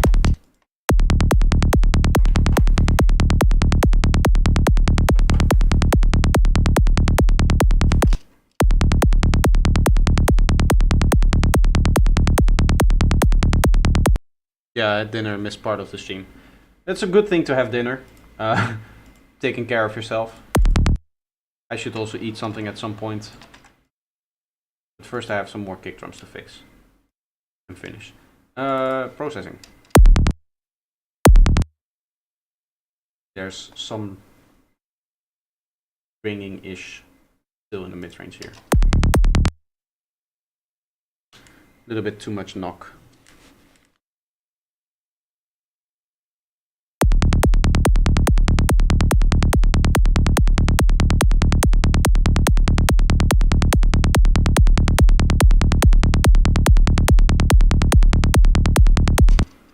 Something like that.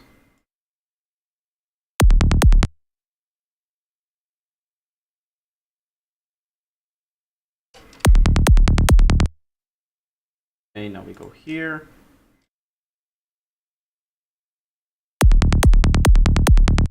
You can see how big the oscillation in this one is. It's so low.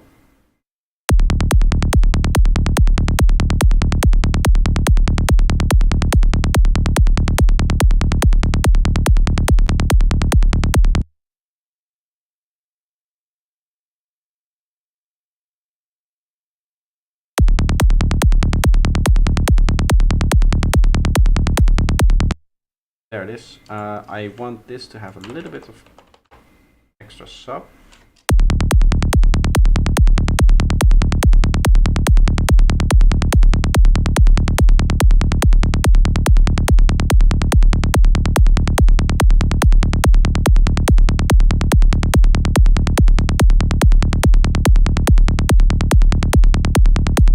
I guess something like this.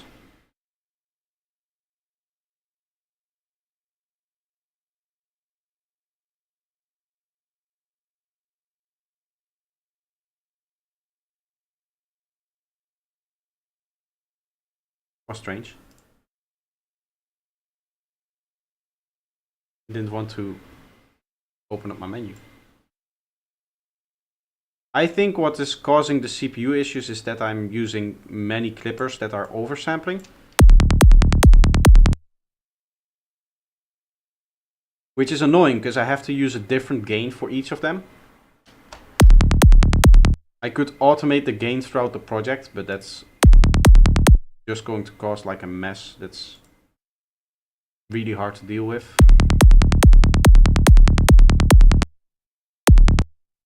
At that point, a little bit of lag extra isn't an issue. It also has to do with the fact that I'm streaming and just OBS running as well. It never helps, right? Did I check the phase shift? I think I did, right? Yes.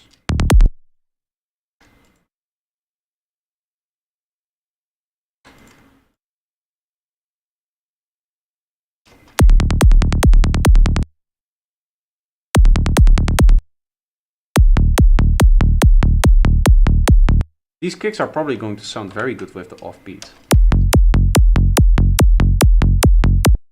This one as well. A little bit high. I like this.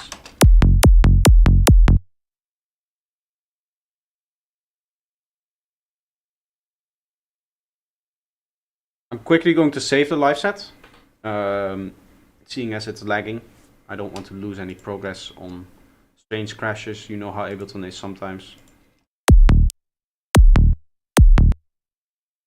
Did I? Yes.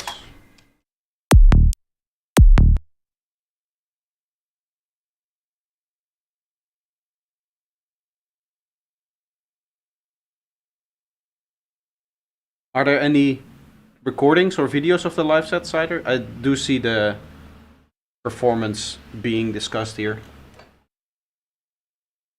If there's any way that I can watch it back, that would be nice.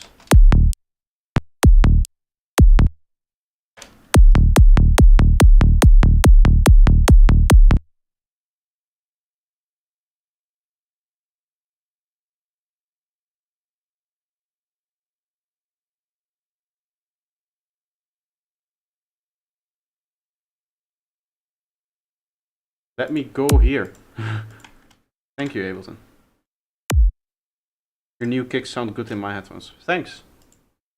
Yeah, it's we're going for a little bit of a different style in these last views, so that's. This was 53.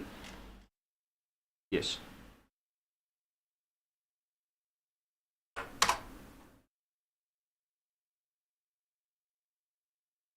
It's a hardware live performance. Nice.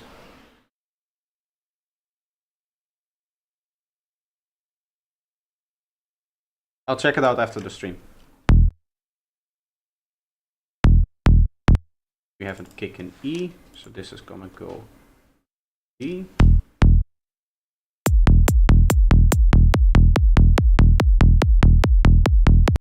I might do at the end of the pack just ones that are like body. Like this, some very, very clean ones without any noise on them.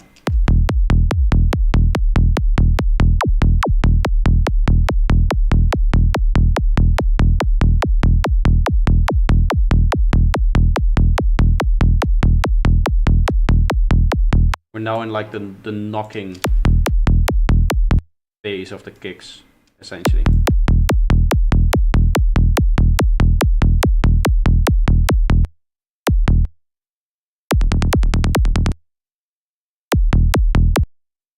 Maybe even slide bass works on this.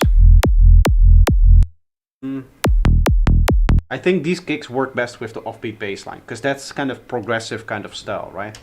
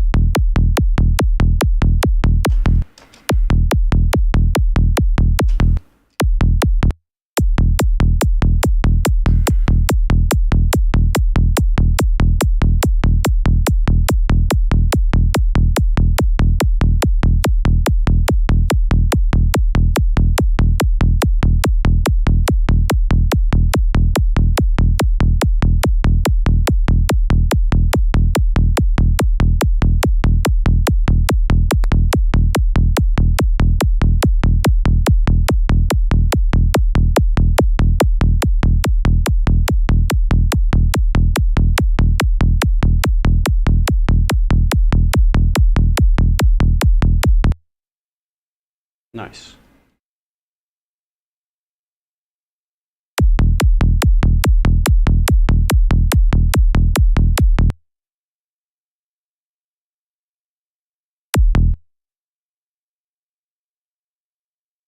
I'm kind of running through this last bit a little bit quickly, and I might not be explaining everything. That's just because it's been 4 hours. I want to just get this over with and finished.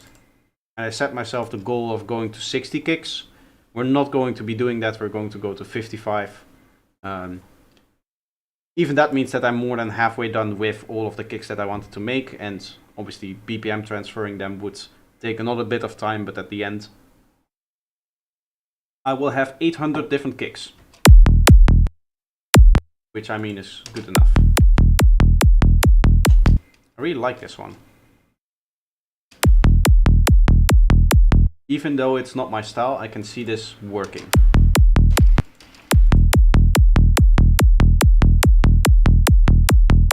Like, I don't like this with a rolling bass line. Bit too aggressive for that, I would say. This one is going to need some large amount of clipping. Oop, wrong thing.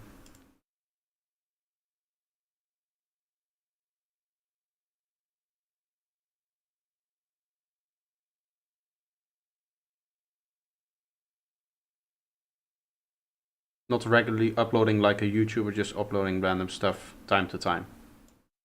I mean, that's what a YouTuber is.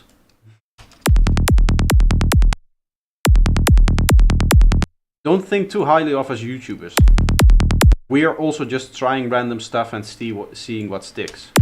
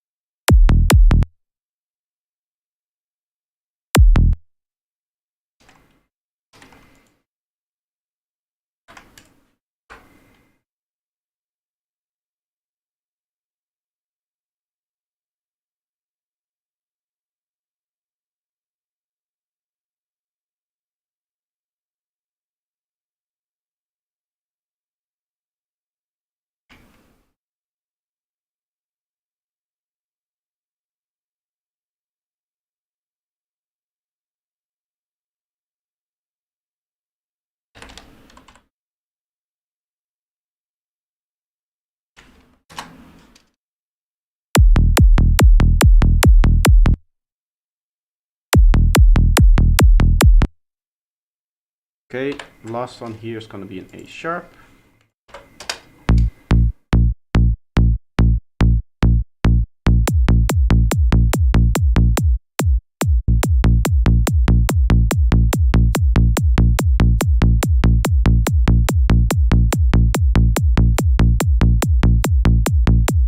Wait, wrong thing here. I was like, what is making sound if there's no instrument in it, and why is there no instrument in it? But I was in the processing chain.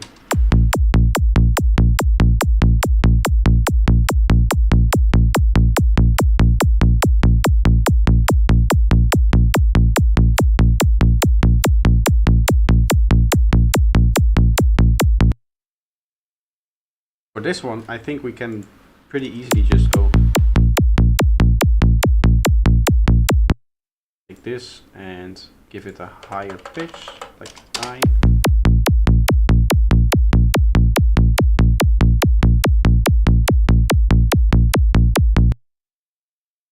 And then I'll add a little bit of noise to it, but it's gonna be a very quiet, like, noise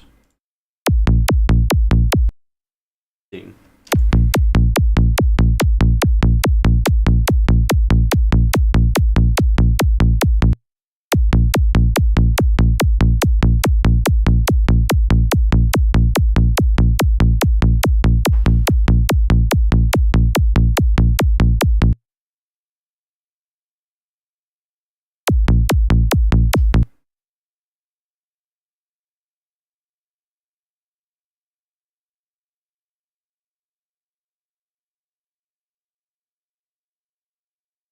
Can't wait for your kickback. It's going to be so useful when you use hardware. Yeah, I can imagine there's a lot of use cases. Yes. I'm always scared with a pack like this. It's going to include other drums. So that's going to be the selling point. Because people like making their own kicks, right?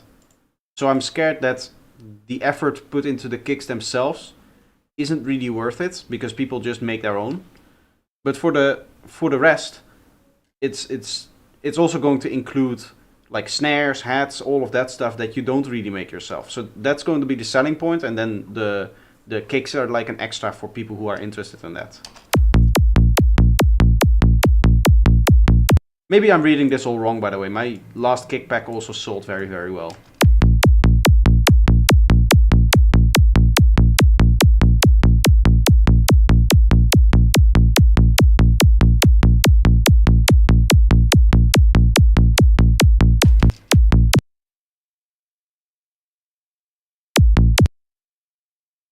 I mean, not so much as the preset packs for Serum, for example, but it did sell fairly well, I should say. Okay. Classic clipping.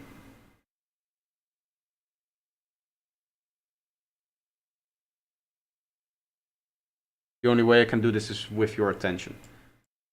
Yeah, attention doesn't pay the bills for me, but I do like it nonetheless. I'm gonna have to say it like that. It's at the end of the day, if I want to turn this into a real full-time thing instead of just doing it next to my studies, then I would need to find a way for it to pay for itself. But as long as it's not that, it's just nice to have right on next to it and on the side thing as a side thing. And in that case, I do like the fact that there's, especially like the last, I would say, 3 months, ever since I've been starting to make shorts, there has been a regular group of people watching.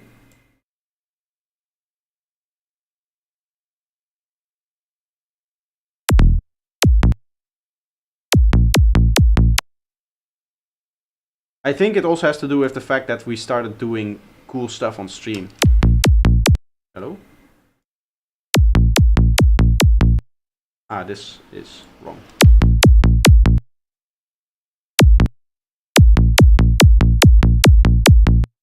Bit too loud on the clipper.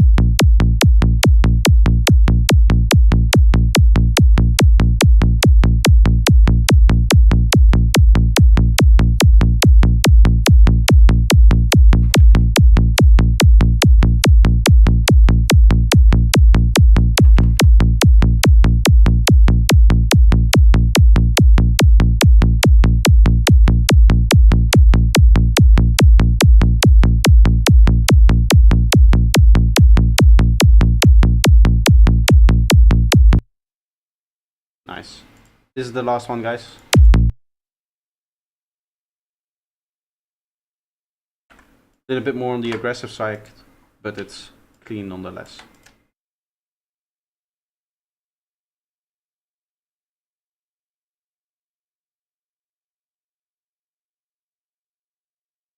Hard word, saying a nice word means the world to a small producer.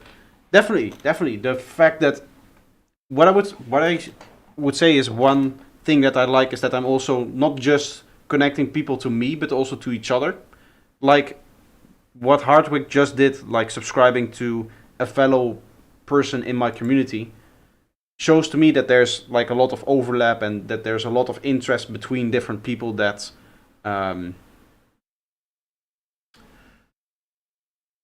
that there's like a community and a thing for the thing that I love, right? I don't know how to word this properly. It's not just me that finds the things that I do interesting, but also other people, and therefore those other people also connect to each other. I think that is one of the best things about doing all of this, the whole streaming thing. And I've seen that grow more and more and more since we did the first challenge and feedback stream and stuff like that. I think that's really helping the community aspect of my channel a lot. And just shorts are bringing in so many more people. The word community explains it. Yeah, no, but it's not just the fact that it's like my community. It is the Psytrance community. It's obviously I'm building up my own community here with the people that come specifically to my stream, but they're not just staying at my stream. They're also interacting with each other within that. Outside of my stream, they still are interested in each other's work, in each other's music, in each other's productions, others tutorials. Obviously, there's other YouTubers that people are interested in and that are doing well. People also really liked me working together with Dash and Psyger and Mark for that one video that we did. I think it's more than just my community, it's the community, right?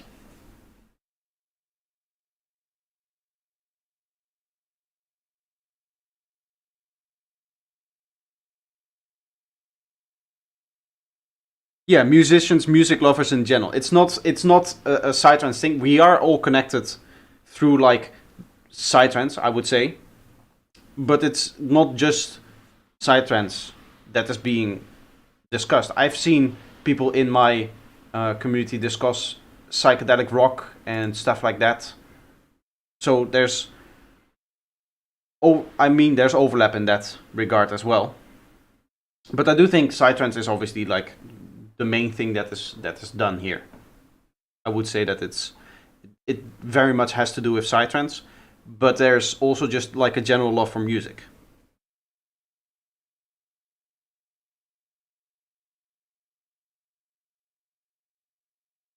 Micropsy community on Twitch is very friendly as well. See, these are the kind of things that I like to hear. If you, okay, I'll make a deal with you guys. If you have somebody like Micropsy that you're just mentioning now, if he is live and he is doing something interesting and cool that people might enjoy within my community, just post it in Discord. Just go to like resources here, something like that, and just post it in here so that I can get to it. Like what Altar of Wisdom is doing, he sometimes puts in like music you like. He throws in that he is live on Twitch and he just does live streams of himself mixing, right? So he has YouTube videos, but he is also sometimes just live on Twitch making stuff. I have him here as a content creator. I would like to have this list of content creators be 3 times the size.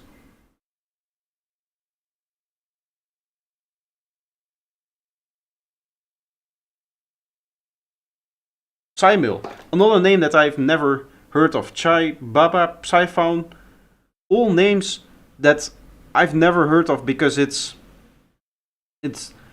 maybe just outside of my community, or maybe I haven't searched enough, and or maybe it's just, you know, I don't have the knowledge of the whole community. I would love to have a little bit more interaction. Also, I'm not like on Twitch anymore. I used to be 2 years ago. So the Twitch community may have changed. That might be a thing that's happening. But if you ever have somebody else that you think is interesting to the people within this Discord group, and there's a lot of people in here, there's like 500 people in here, 455 plus the 59 that are online, yeah, more than 500 people in here, just post it in here. Just post a link to their community and I can look at it and I can find them and then we can interact right now. Chai Baba is live now. Alright, post a link. I'm finished with my stream. I have nothing else to do. I'm gonna go over there. It's really nice. Yes, new autoplay, by the way. He updated his version of autoplay.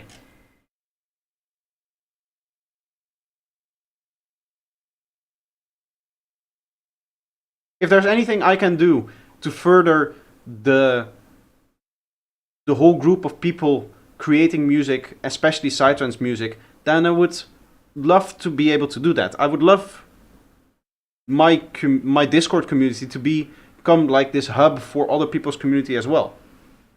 Because I'm sure that other people within my community are also interested in that thing.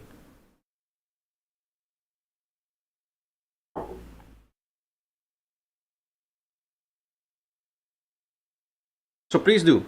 Thank you guys all for watching. I had a lot of fun making the kicks. What I would say is that it took me longer than expected. I was hoping to do a 3-hour stream. It's been 4.5. So it's definitely hard. And I also did not get to do all of the kicks that I wanted to make. My goal is to do two streams during the week outside of the Sunday streams. One of which is going to be sample making, stuff like this, cake making in the future. We're going to obviously finish the rest of the kicks here until we get to 100. I'm going to be making snares for the pack. I'm going to be making hi-hats, as you can see, crashes, claps, percussions. I'm going to be making a lot more samples. So I hope that this will be like a regular thing on the stream where I just chill and relax and I make samples during that time. A lot of interacting, a lot of talking with the stream, obviously. And then the other mid-week stream will be a production stream where I'm going to be a little bit more focused, trying to get some more work done on actual productions. Obviously, I'm also trying to work here as well.